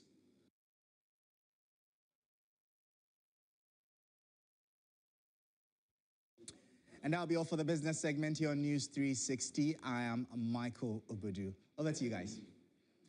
Right. Thank you very much, Michael Obodu, for bringing us the latest in the world of business. And that's it for News 360. Thank you so much for your time. Let me now hand over back to Bella. Bella. Well, yes, thank you so much. And I guess that the rest of us will labor till 12 a.m. while you take your leave. But yes, it's all about the road to inauguration. And we've started the conversation. In fact, this conversation started as early as 6 a.m. With the morning team. And then the afternoon team took over. And now myself, Beatrice Edu, and Michael Obodu will be taking over, or have taken over from now till 12 a.m. And so we're looking at some issues that have come up as we near the dissolution of the 8th Parliament, as well as the swearing in of the new MPs for the 9th Parliament. And as you all know, a statement was officially released indicating that President-elect John Dramani Mahama had nominated the current Speaker of Parliament to remain as Speaker of Parliament in the 9th Parliament as well. And of course, there were a number of interesting things that were said about him and the work he's done so far, which is why the President-elect thought that he would be the right man to lead Parliament as they move forward into the 9th Parliament. And so we'll get into that. We'll talk into detail about that. But my guests are still here. In fact, we have a new guest who has joined us. I know that he loves reggae music. In fact, at a point, he was a reggae music presenter, you know, on GBC Radio. And so I'll introduce him shortly. But of course, Lawyer Kwame Jantua is still here with us, and he'll be here with us till tomorrow morning, literally. We're not letting him go. And so let me just, of course, let you know that he's here quickly before I introduce my next guest as well. We're hoping that Mr. Kwesi Pras Jr. would be in shortly as well. He was here earlier, and Musa Dankwa is here as well. In fact, he's here. Okay, so we're good. But let me just introduce my other guest in the studio. Like I mentioned, when it comes to reggae music, no bagawaya. But today we're talking Parliament, and he's a former MP for Kumburugu constituency, not going back into Parliament. In fact, he attempted to represent the NDC in the constituency during their primaries, but unfortunately, that didn't go in his favor. But regardless, of course, he's a very well-respected politician, and he joins us. He's everything. He's a farmer, which I'm also just finding out just a few moments ago as well. Mr. Ras Mubarak is here. Good to have you. It's good to see you. And Happy New Year. I think come back to you. In the garden we say Tiyumpalle. Tiyumpalle. Tiyumpalle. Tiyumpalle. What language is that? That's the Bani.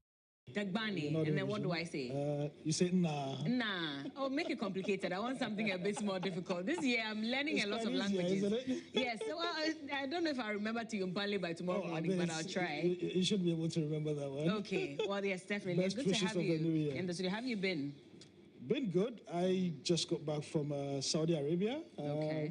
We're going to give praises and thanks for peaceful elections. Yeah. And it's an amazing moment for our country. You know, if you look at how we have conducted ourselves, by and large, you know, it's been quite exciting in spite of the packets of issues that we have had here and there.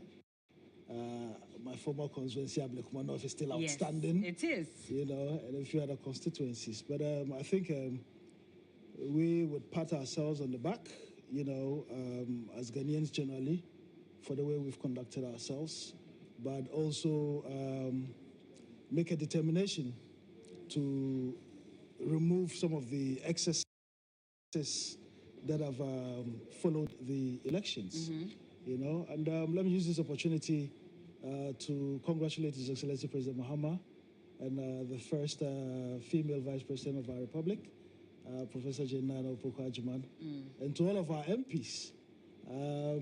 Never throughout our history have we had such an exciting parliament, you know, than this one, where one political party, well, of course, with the exception of 1992, and you would know that in 1992, there was a bit of a boycott. A boycott, yes. When the MPP realized, you know, we'd won, you know, the presidential elections. I mean, those were the days when you when they realized, they said that election wasn't fair, which is why they pulled out. They were as far as they were concerned, that election was not free and fair. It was free and fair, you know, and but I'm excited by what is happening in our country. Democracy is getting, you know, exciting. A lot of countries within the continent are looking up to us. You know, you go everywhere, and people are looking to Ghana with a lot of admiration. You know, there are challenges. Of course. And indeed, no country is perfect. You know, in as much as we've experienced some of these things, we've got to realize that no country is perfect, but it would take all of us to put in place the building blocks of, you know, building our country. And what a better time to encourage everyone, council, to be patriotic than now, because it would only be a sense of patriotism that would, you know, take away the corruption we're experiencing. It would only be a sense of patriotism, you know, that would get us high up there. And indeed, you know, Ghana is a very blessed country. Indeed. I've been fortunate to have seen 86 countries around the world. Okay. You know, we've got the human resources, and not just the human resources, we've got the natural resources to go with that as well. You know, and if you look at our peers within the continent, we've done quite a bit of work. Well. Okay. I mean, if you travel through West Africa, you'll be like, wow. What have they been up to? Well, but that's the thing. I mean, as much as we pat ourselves on the back for doing quite a lot when it comes to our democracy, development, etc., is it really reflecting in the lives of people within the country? So there's a bit of a disconnect, and this is something that we can, you know, debate. Politicians, by and large, have been out of touch, you know, with the reality and the aspirations, you know, of the Ghanaian public, be they students, be they farmers, be they persons of the working class. You know, salaries do not, you know, commiserate with cost of living. Yeah. Inflation is high up there, etc. You know, so there's a bit of work to be done. And more so when we are taking over from an administration that has plunged us into the black and white era of, you know, running the country to the ground. You know, but I have absolutely no doubt in my mind that with President Mahama's experience,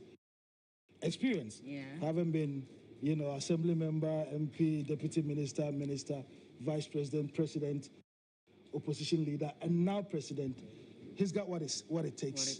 All right. Know, to take us out of the doldrums. I see. I'll pick your thoughts shortly, but just to give people some historical background as to your political journey as well. I know that back in 2011, you had won, the parliamentary, the primaries for the NDC to represent the NDC in the elections for Ablikuma North. Unfortunately, that did not go in your favor. You did not win that election, and then you decided to move to Kumbungu to run and represent the NDC there.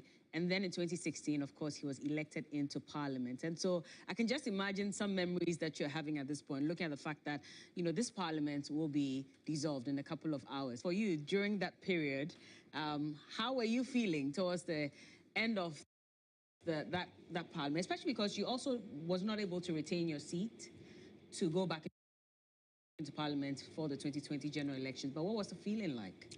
The 8th Parliament is a very interesting parliament. That's the parliament we would call the hung parliament, where we had equal numbers in parliament. And it has its pluses and minuses. Okay. At one point, we had an opportunity to punish MPs who were not adhering to the tenets of the Constitution, who were absenting themselves from parliament. I think that was a missed opportunity to have actually, punished them, because the public is watching what elected representatives are doing. And if MPs are absenting themselves from parliament, you can imagine what the nurse or the doctor or the police officer or the civil servant is feeling. I mean, if we can't make an example of people in high office who are violating the Constitution, we would not have any moral authority, to put in check people down the ladder. So that was a missed opportunity. It's also a parliament that has seen the Right Honourable Speaker of Parliament, the Honourable Alban Sumana Bagbin, asserts Parliament's authority as an independent, institution of state. Because over the years, there have been what I call an overreach into Parliament, where the executive arm of government tend to, dictate as to how things. So more like a rubber stamp, Parliament. But I'll let you hold on with your thoughts. Just shortly, let's also take a look at what the outgoing minority leader, Dr. Kesel Atuforsin, had to say on the floor of Parliament as he showered praises on his side for its achievements during the 8th Parliament of the 4th Republic. And like I said, he spoke during the dissolution of the 8th Parliament, and Dr. Atuforsin emphasized that despite the challenges faced, the minority successfully met the expectations of Ghanaians. Take a look. On critical national issues were correct. Right Honourable Speaker, one of the most significant and fiercely debate we witnessed in this Parliament was the protracted struggle over the electronic transfer levy bill, the famous e-levy. The NDC minority stood firm with the people of Ghana against this unpopular tax, while our colleagues on the other side supported it. Right Honourable Speaker, despite the strong resistance from within and outside this chamber, the e-levy was foisted on the people of Ghana. So, Speaker, we raised alarms also about multitude of new taxes imposed on the people of Ghana. In fact, over 40 in total that burdened the people of Ghana and stifled business growth. At the same time, we witnessed proposals that was supposed to grant $450 million in tax exemptions to crony businesses. In the spirit of patriotism, Mr. Speaker, we demanded justification of this request, especially as Ghanaians continue to suffer from extreme hardship. Right Honourable Speaker, I believe that posterity will surely vindicate our warnings regarding the reckless borrowings and economic mismanagement under the President Akufo-Addo and Alhaji Bawumia's government. Records available to this House shows clearly that, the Speaker, some individuals in government profited to the tune of $159.3 million in transaction advisory fees, while the country was saddled with an unsustainable public debt. We also spoke out against the mismanagement of the central bank, which led to the negative equity of $55.1 billion Ghana cedis in 2022, and a cumulative loss of 71.3 billion Ghana cedis between 2022 and 2023. The Speaker, as a result, the Bank of Ghana became policy insolvent by end of year 2023. Mr. Speaker, the illegal printing of money at the Bank of Ghana to finance government expenditure contributed to the inflationary crisis we saw. That resulted in over 850,000 Ghanaians falling into extreme poverty. Mr. Speaker, the management of the central bank also illegally wrote off approximately 48 billion Ghana cedis of government indebtedness without parliamentary approval in a blatant disregard to the Public Financial Management Act, Act 921. Right, Honorable Speaker, at the height of this crisis, the management of the central bank supervised the award of questionable contracts for the construction of an ultra-modern 250 million head office and another ultra-modern governor's residence at a cost that is unknown to the public.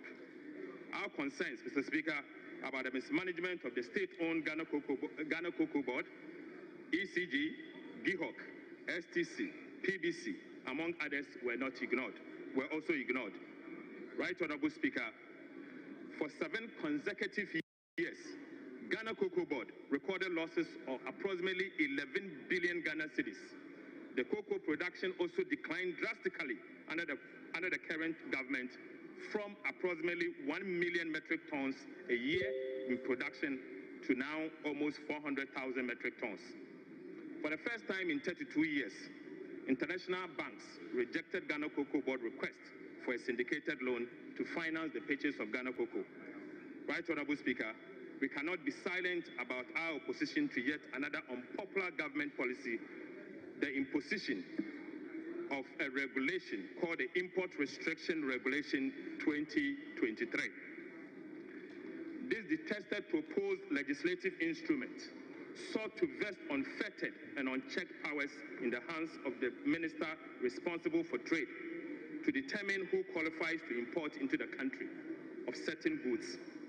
Similarly, Mr. Speaker, we also raised red flags over dubious Finance Ministry SML induced $100 million a year contract for so-called revenue assurance. After initial feet-dragging and refusal by the President Akufo-Addo to release the KPMG audit report, it finally emerged that the SML was paid a whopping 1.4 billion Ghana cedis for no work done. And that's Honorable Kesel Atuforsin, the minority leader who will soon become the majority leader in Parliament when the 9th Parliament officially begins. And so, of course, he's been talking about how their concerns as a minority in Parliament were ignored by the majority, and he touched on a number of issues. But of course, I mean, we'll also hear from Honorable Afenyo Makin, the majority now going to become minority leader, who also mentioned a few things that he expects the NDC, to focus on when they take over the reins of power from tomorrow. But we'll play that much later. Let me reintroduce my guest to you. Just a few minutes ago, you heard from the former MP for Kumbungu constituency, Honorable Ras Mubarak. But just next to him, we also have lawyer Kwame Jamtua, and he's a member of the CPP. We have Solomon Owusu joining us, and Solomon Owusu is a senior communicator for Movements for Change. Good to see you. Good and to be here. Happy New Year. I hope you're well. Happy New Year too. I'm very well. All right. And we still have Mr. Kwesi Pratt Jr. here with us. He is the managing editor for Insight newspaper, veteran journalist as well. Thank you for staying with us, sir. But just quickly, before we even carry on, earlier in News 360, there was some update that was given about some appointments that the president-elect has made to his office. So I just want to reiterate that very quickly, and then we'll carry on with the conversation. So it says that the president-elect, His Excellency John Dramani Mahama, has made the following appointments to the office of the president. So Mr. Julius Debra, we can say, has been retained as chief of staff because he was his chief of staff when he was president. He still remains chief of staff under President-elect John Dramani Mahama. Then we have Dr. Callistus Mahama, executive secretary to the president. Then Prosper Douglas Barney is the head of the Interim Security Task Force. And Dr. Valerie Sawyer is the senior presidential advisor on governmental affairs. and Augustus Gusitano, the presidential advisor responsible for the 24-hour economy and accelerated export development. Marietta Adjaho is the legal counsel to the president of Ghana, and Honorable Felix Kwachi is the acting spokesperson to the president. These appointments take effect from Tuesday, January 7th, 2025, and it's been signed by Felix Kwachi Ofosu.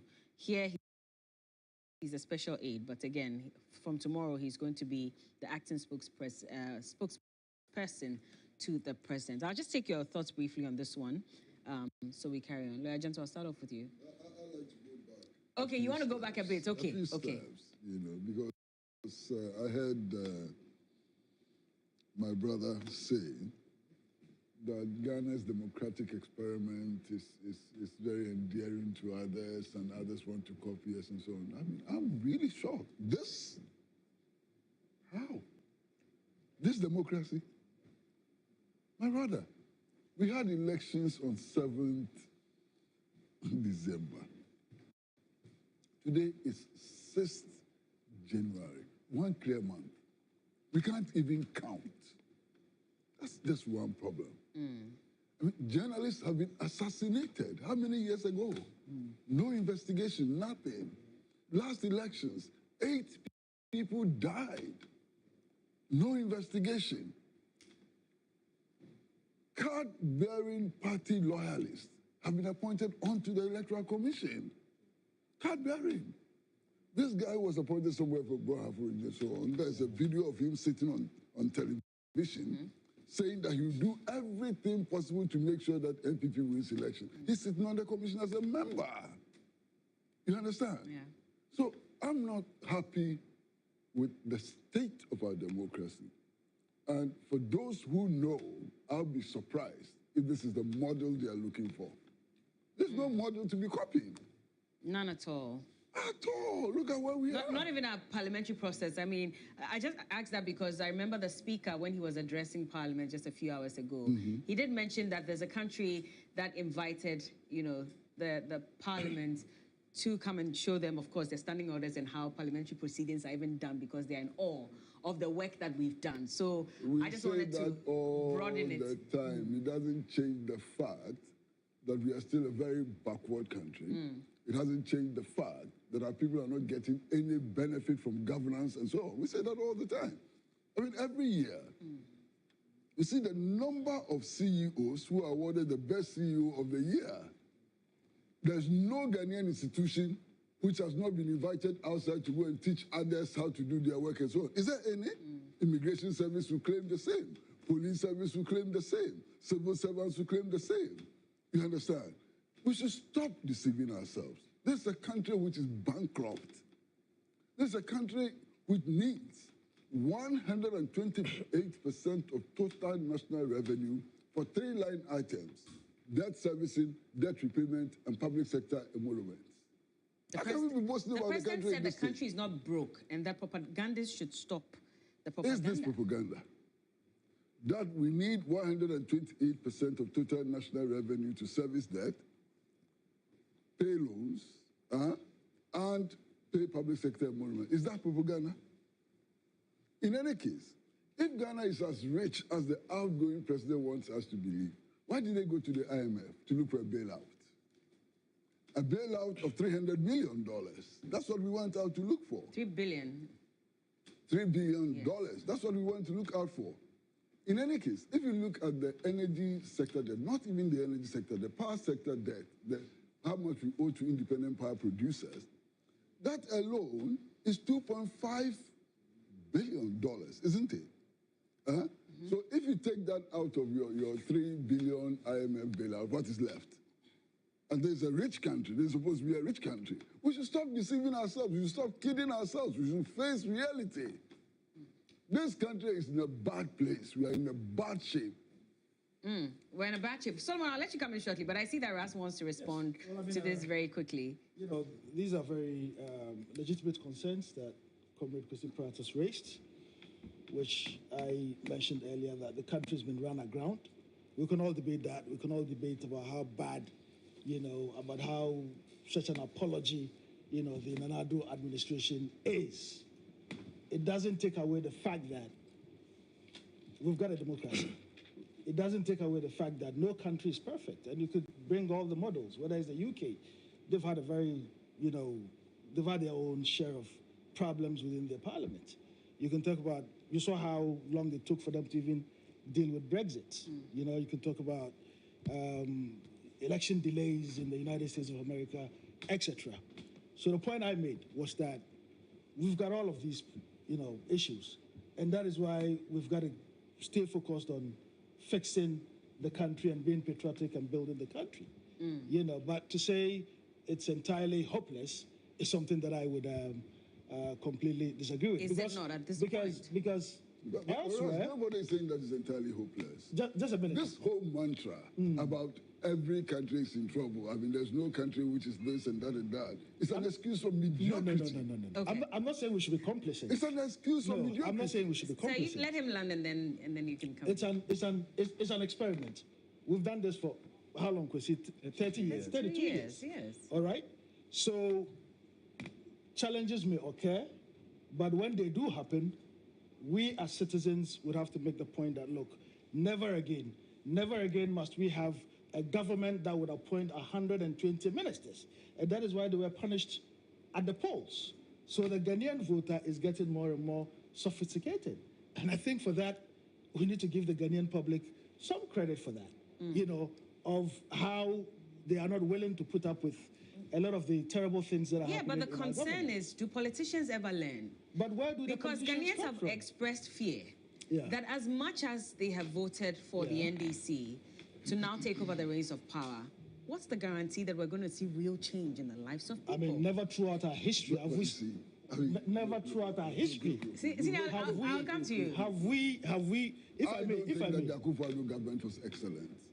The Akufo-Addo made many mistakes, plunged us into debt, and so on, so many things.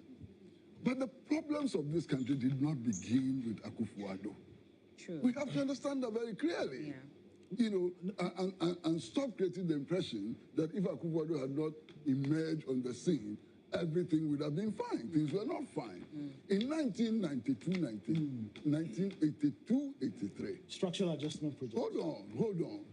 When we laid off 300,000 workers, privatized 400 state enterprises and so on, was this country okay? It wasn't. You understand? When President Mills took over power, and the IMF and the World Bank wrote to him that the economy was in a mess, total mess.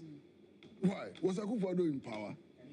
So let's speak truth. There's a structural problem. I think we're singing from there's a directional problem. We're singing from the hymn book. Okay. Which is that there are problems structurally.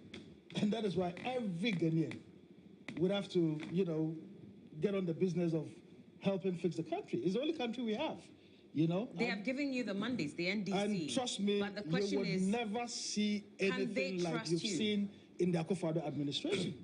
You can assure Ghanaians of that. I can assure Ghanaians that President Mahama he's got his eyes on the ball. He's not petty as the outgoing president. For instance, members of our base have said that, look, we shouldn't even give them anything in Parliament, all right? But you have a situation where, in spite of our numbers in Parliament, there may be, somebody who holds a position of a deputy speaker who's not from our side. That is a president who's focused on the job of fixing Ghana and not making everything all about politics. So, because I do agree with you, but I'm making the point that we're not perfect. Neither is any country in the world, okay? And the president-elect has been president before. No, I disagree. We are not perfect. There's no country which is perfect. It's an excuse for mediocrity. Okay, so the president-elect has been president before. Yes. So we've encountered and we've witnessed him. Yeah. Ghanaians were not happy with what he was able to do within those 4 years that he had to run as president, which is why they voted the NDC out. And so that's why we're asking the question, because for a lot of people, they're saying, even before the elections, they were saying that, but we've witnessed him before, and we weren't too happy with his governance. What's the guarantee that anything is going to change this time around? Everything you've seen under the Akufo-Addo administration pales in comparison, in terms of the bad governance aspect of it. Okay. For a country like Ghana, 120 ministers, 3 deputies, 2 deputies in some, state institutions, there was a complete disregard for public sentiment. There was a complete disregard for protecting the public purse. That is what we witnessed in the last 8 years. And I'm saying on this platform that you would not see that. Already, President Mahama has made a commitment in terms of cutting down the size of government. He's willing and ready, to adhere to those kinds of commitments. The 60 ministers that he's indicated? He would adhere to those commitments. And you are sure he can stick to 60? You not just stick to 60, but also, reduce, the wastes in government so that we don't have the kind of profligacy we saw under the outgoing administration. So better days are ahead.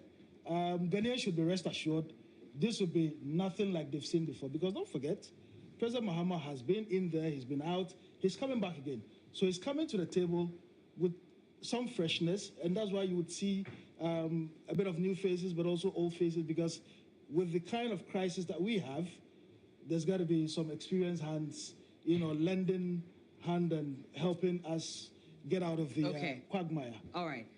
Solomon, I know you need to speak, but just give me a few minutes.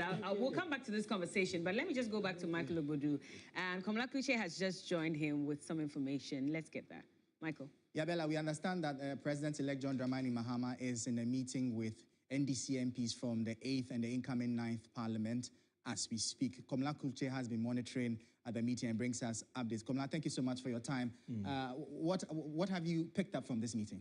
Well, like we've been saying since morning, the choice of the speaker, nothing has changed about it. So, Alban Sumana Kingsford Bagbin, there's a consensus from both sides. And if I say both sides, that's the president-elect and members of the NDC caucus of the 8th and then those of the 9th, that they are going into the 9th with Speaker Bagbin as the speaker. Now, that of his first deputy speaker, Bernard Ahiafo, who is the member of Parliament for the Akachi South constituency, is going to be the first deputy speaker. Yeah.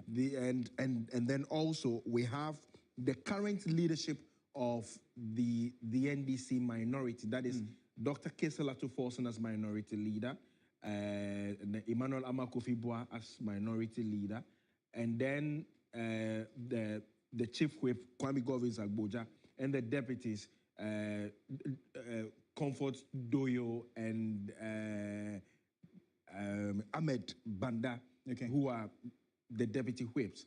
They are going into the 9th for the time being as being maintained as the leaders. And so there's absolutely no change with respect to that. This is for the time being. The anticipation is that when the president-elect, who after tomorrow becomes the head of state, now does his appointment, then the likelihood that these individuals, one or two of them, may be affected is quite high. And so theirs is not to distort what the team is as of now, but between tomorrow and maybe a week or two, once he goes ahead to make his appointment, which very likely may be affecting the leadership, then there could be a shakeup. And that's the understanding that they've been able to reach.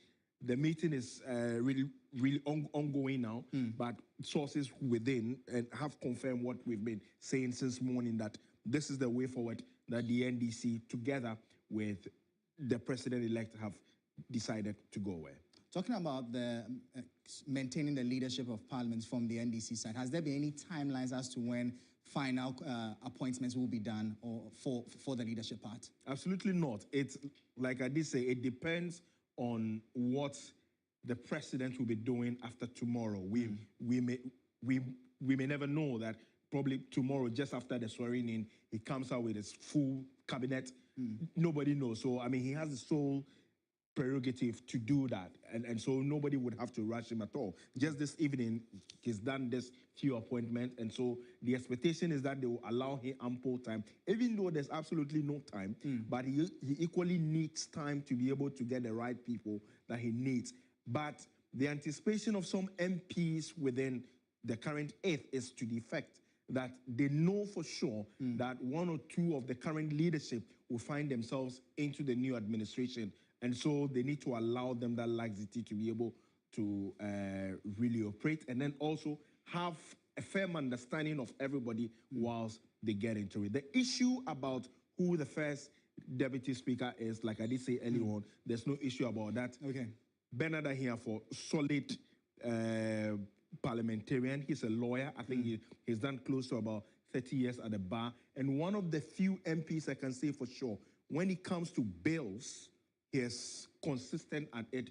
And the credits, we had the majority leader this afternoon gave him much of the credit. And that tells the extent to which they respect him in the House. And also from what we know in the past, in the 8th, that's in 2021, he was one of the people they penciled to become the first deputy speaker. But for obvious reasons, because Speaker Bagbin was for the NDC, and so they had to do a relax of that. Now the choice is for the MPP. We understand they may not be changing under Esiama because, well, of course, he's done quite well for them as well. He's now done, he did caucus with the MPP, and going into the 9th, he's gone back to the party he's left all this while. And so the likelihood that he may not be changing him is quite high. It's not a rule, but it's a convention that they've had in terms of who would be the first deputy and who will be the second. It's not a straight jacket thing as year and the year. Just a quick one on the first deputy speaker. Some have argued that it's an attempt to appease the voter region caucus. Is it an idea is that the sense you get when your interactions with the MPs? Reporting from Parliament and then interactions like you've indicated, I think it's gone beyond that. Adjaho has shown a lot of commitment and also dedication to his work. Nobody can say, I stand to be corrected, but I do not think there's anybody who will say that just for the mere fact that it's from the Volta region is the reason why they nominated him. I think the credit goes to he himself, who has distinguished himself over the period as a constitutional lawyer and also being able to contribute when it comes to bills and law making in the House. All right, thank you so much. That's my colleague Komla Kruche there bringing us updates basically from Parliament, where we understand that John Dramani Mahama, incoming president, has been meeting with some members of Parliament of the NDC side from both the 8th and the incoming 9th Parliament. We do understand that it's confirmed that Speaker Bagbin will be maintained. There's a first deputy speaker has been appointed, and from all indications as well, the NDC may not be contesting the second deputy speaker, as the case was in 2004, where we saw the MPP side nominate all of the speakers of Parliament. So, Bella, basically, this is the updates we are getting on issues with regards to leadership of Parliament from the NDC side.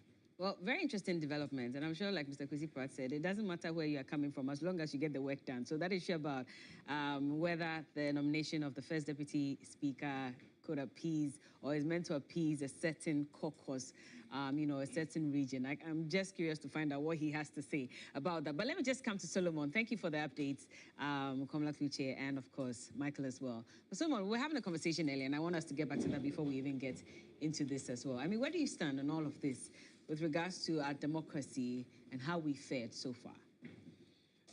Thank you very much, Bella, and good evening to your cherished viewers, as well as every panelist on the table. Let me say that I want to side with Comrade Pratt of what he said, and also to let Ghanaians understand that we are not having the best of democracies. You can't call this democracy. A democracy that does not have any dividend for the people is not democracy.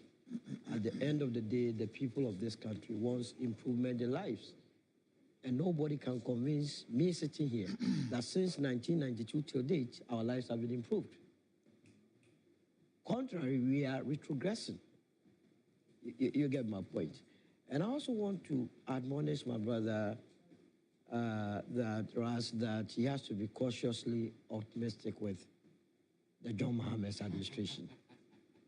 He has to be because, see, there is a reason why all the leaders you have had comes into office with optimism, but leaves with the Ghanaian very disappointed. And that reason can be found in the fact that the structure that we are operating within is not a good structure. President John Mahama is going to use the same civil servants that helped President Akufo-Addo to misgovern. They have not been changed. In a situation where you come to office and within a twinkle of an hour, the number of people that are lobbying, I don't envy President-elect John Mahama. I don't, and that is why you would begin to see such appointments as government advisor on what? 24-hour what? What did you say? 24-hour economy. Jesus Christ of Nazareth. Where from this appointment? What's wrong with that? Everything is wrong with that. 24-hour economy, is it an institution or is a ministry or is what? That we must have an advisor advising on it so that he draws salary from the state? Well, we don't have those details yet. No, but obviously, if you are a government advisor, if you are a senior government advisor, you are going to draw salaries. So that you cannot tell us that you are going to appoint 60 ministers and alternatively push more of the ministers into such appointments. Because we must help him to succeed. And helping him to succeed, we must, as it were, call him out on areas that we believe may lead him to also conclude in the same way and manner as President Akufo-Addo has done. Democracy. Let me also say that the composition of our parliament, you see the way the minority becoming majority are so happy, but they cannot take themselves out of this whole mess that we find ourselves. It has to be made clear that the mere fact that you are coming from a minority side of the parliament does not mean you are exonerated from the behavior of any president. Because what does Article 181.3 says? That every loan that this country contracts goes through parliament.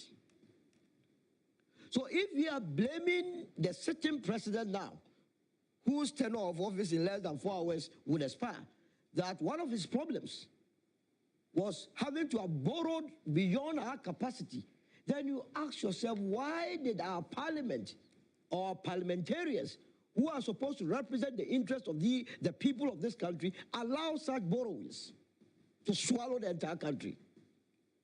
We were talking about President Akufo-Addo having appointed close to 125 ministers.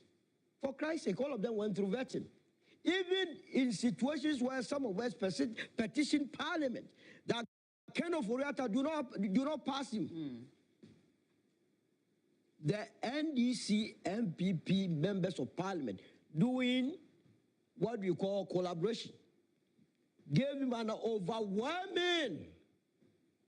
So such a finance minister, when it messes everyone up, how would you take the minority out of it? So I believe that in doing their work, they have to place the country's interest first and foremost. A country where currently we are saying our democracy is growing and it is doing well. Go to the various embassies. Tomorrow it should be your assignment. The youth of this country who would develop this country are running out of this country. If it is not in Canada that they want to go, it is the United States of America they want to go. If it is not there, it's the United Kingdom. The last time I checked, Haiti's embassy, they were there. Trying to escape to Haiti. They say when they get to Haiti, they can get to the U.S. This is a country and this democracy that you want me to be proud of.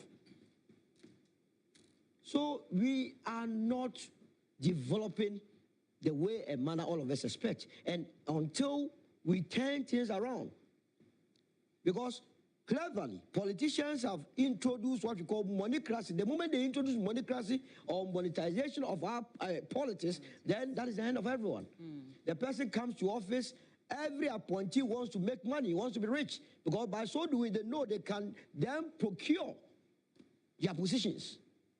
And how would you and I, who are the downtrodden, be able to survive such experience? So I'm not enthused about the kind of democracy we are practicing. And unless we get the right... Today I was listening to a member of parliament, the majority now becoming minority, and he was saying that a lot of the NDC MPs were going to be disappointed.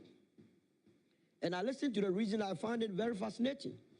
Why? Because they are not going to get ministerial appointment. And that is one of the reasons why the constitution must be amended. You don't go to parliament with the aim of becoming a minister. You go to parliament to support legislative work. But it seems to me that people are seeing it as the shortest way or route to becoming a minister. And once it happens, that is where we get ourselves into all sorts of troubles. So let us up our game. Let us build the institutions that would push our developmental agenda and also begin to link it to the entire African continent. You see, Kwame Nkrumah said something that we continue to play with it, that the independence of Ghana is meaningless unless and until it is linked to the total liberation of the African continent. The reason being that if Africans are going to do things together, we have a continent with a population of 1.4 billion, equivalent to what pertains in China. What can we do with such a population? It's a huge market. Because when Ghana goes on the negotiation table, we are going with only our 34 million people. It's not strong enough. So the various leaders, I believe tomorrow they are going to come around, they must rethink about the African Union and actualize it. Okay. Let me bring counsel in because, I mean, the issue about rubber stamp parliament, we're clearly going to see that play out, especially now that they do not have the 2/3 majority yet. At least they need one more constituency because at the moment the NDC has 183 seats. To get the 2/3, you need to have 184. That is in contention because Ablekuma North, for some reason, they still cannot seem to collate and announce the results for us to know whether it's going to the NDC or the MPP. If it does go to the NDC, then of course they have that 2/3. But if they don't, regardless, we're told that the 4 independent candidates, at least 3 of them have indicated publicly that they'll do business with the NDC. So they'll still have those numbers. But then it comes to the issue of rubber stamping in Parliament. And so even if the majority now becoming minority does not even agree with certain policies that should not be passed in Parliament, just because the NDC has majority, they can easily, find a way around it and get it passed. And that becomes a problem for the rest of us as well, does it not?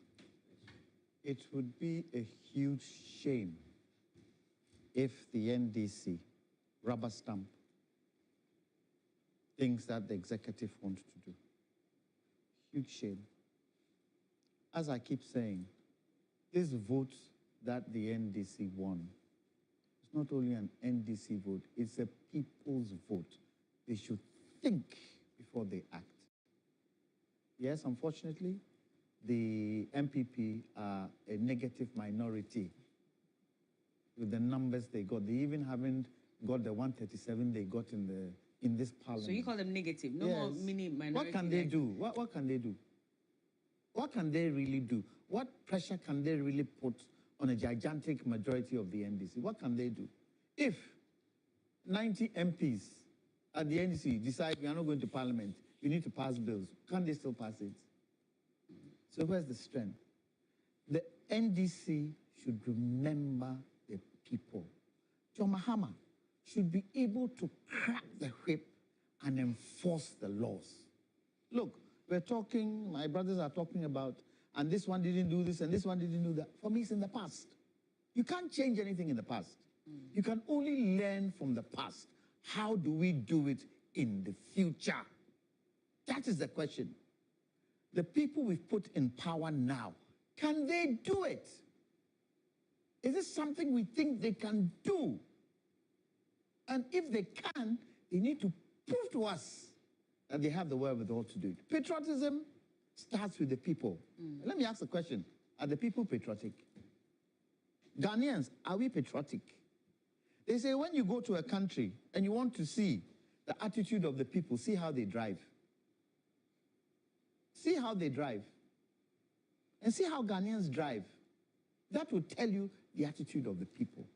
Now, can we have a government who feel patriotism is key in whatever we do and start trying as much as possible to educate the people to be patriotic? First Republic, we started, we were coming out of what? Colonialism. What did Nkrumah do? He tried to build patriotism in the people. Can John Mahama do that? Can the NDC do that? With the kind of people we have today, can they do it? They have to be able to do it. Because right now, everybody is interested in their own pocket, including the people. The people will sit and talk, hey, put them there. See what will happen. That needs to change. And can only change if we enforce the laws. You see a motorbike riding on the wrong side of the road with his headlights shining in the oncoming cars. Nobody says anything. Oh, Sano Matia. You see a trotro driver overtaking on the pavement. Nobody says anything. You try and say it, they insult you. We need to be able to crack the whip.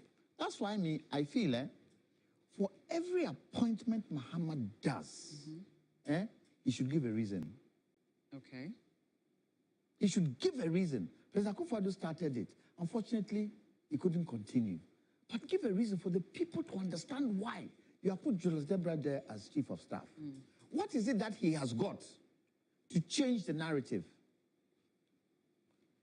What did you mention? Some of the, so for instance, when you look at Marita Adjaho, legal counsel to the president of Ghana, what does that mean? What does that mean? You don't understand this role. You are going to be put in power tomorrow. But by now, you should know who your attorney general is. No, be so? What will she do? Because you see, right now, the moment President Mahama gets in, today is what, Monday? By Friday, his cabinet should come out. Because we would expect that when he was voted, by now, he's compiled all those people and give reasons why. There are some people who are automatic, that these people, they fit that. But those we feel, there will be question mark on. You should give reasons. And if it so happens that they do anything ultra-virus, you can tell us. And that was one thing about President Akufo-Addo. When he sacked somebody, he never gave a reason why he sacked the person. Well, is that in the Constitution?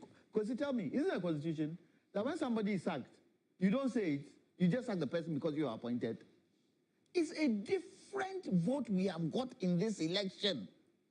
A different vote. People's vote. People are telling you are sick and tired of our natural resources not feeding us Ghanaians. Look, when you even take the service economy in Ghana today, service sector, who leads it? Is it Ghanaians? Is it foreigners? Ghanaians have kiosks and tabletop. Take the oil industry, who leads it? Take the energy sector, who leads it? Take a lot of the sectors in this country, who leads it? That narrative has to change. Unfortunately, President Mahama has only 4 years. If he does not prioritize, and please, NDC people, I'm not criticizable. I'm not criticizing. I'm cautioning. You have only but even if you are criticizing, you are a citizen. Do you not have the right to criticize if you don't think that something is doing right? We all sitting here have to try and help build. Absolutely. Okay. And if we come and sit here, we sit here to point out mistakes and to caution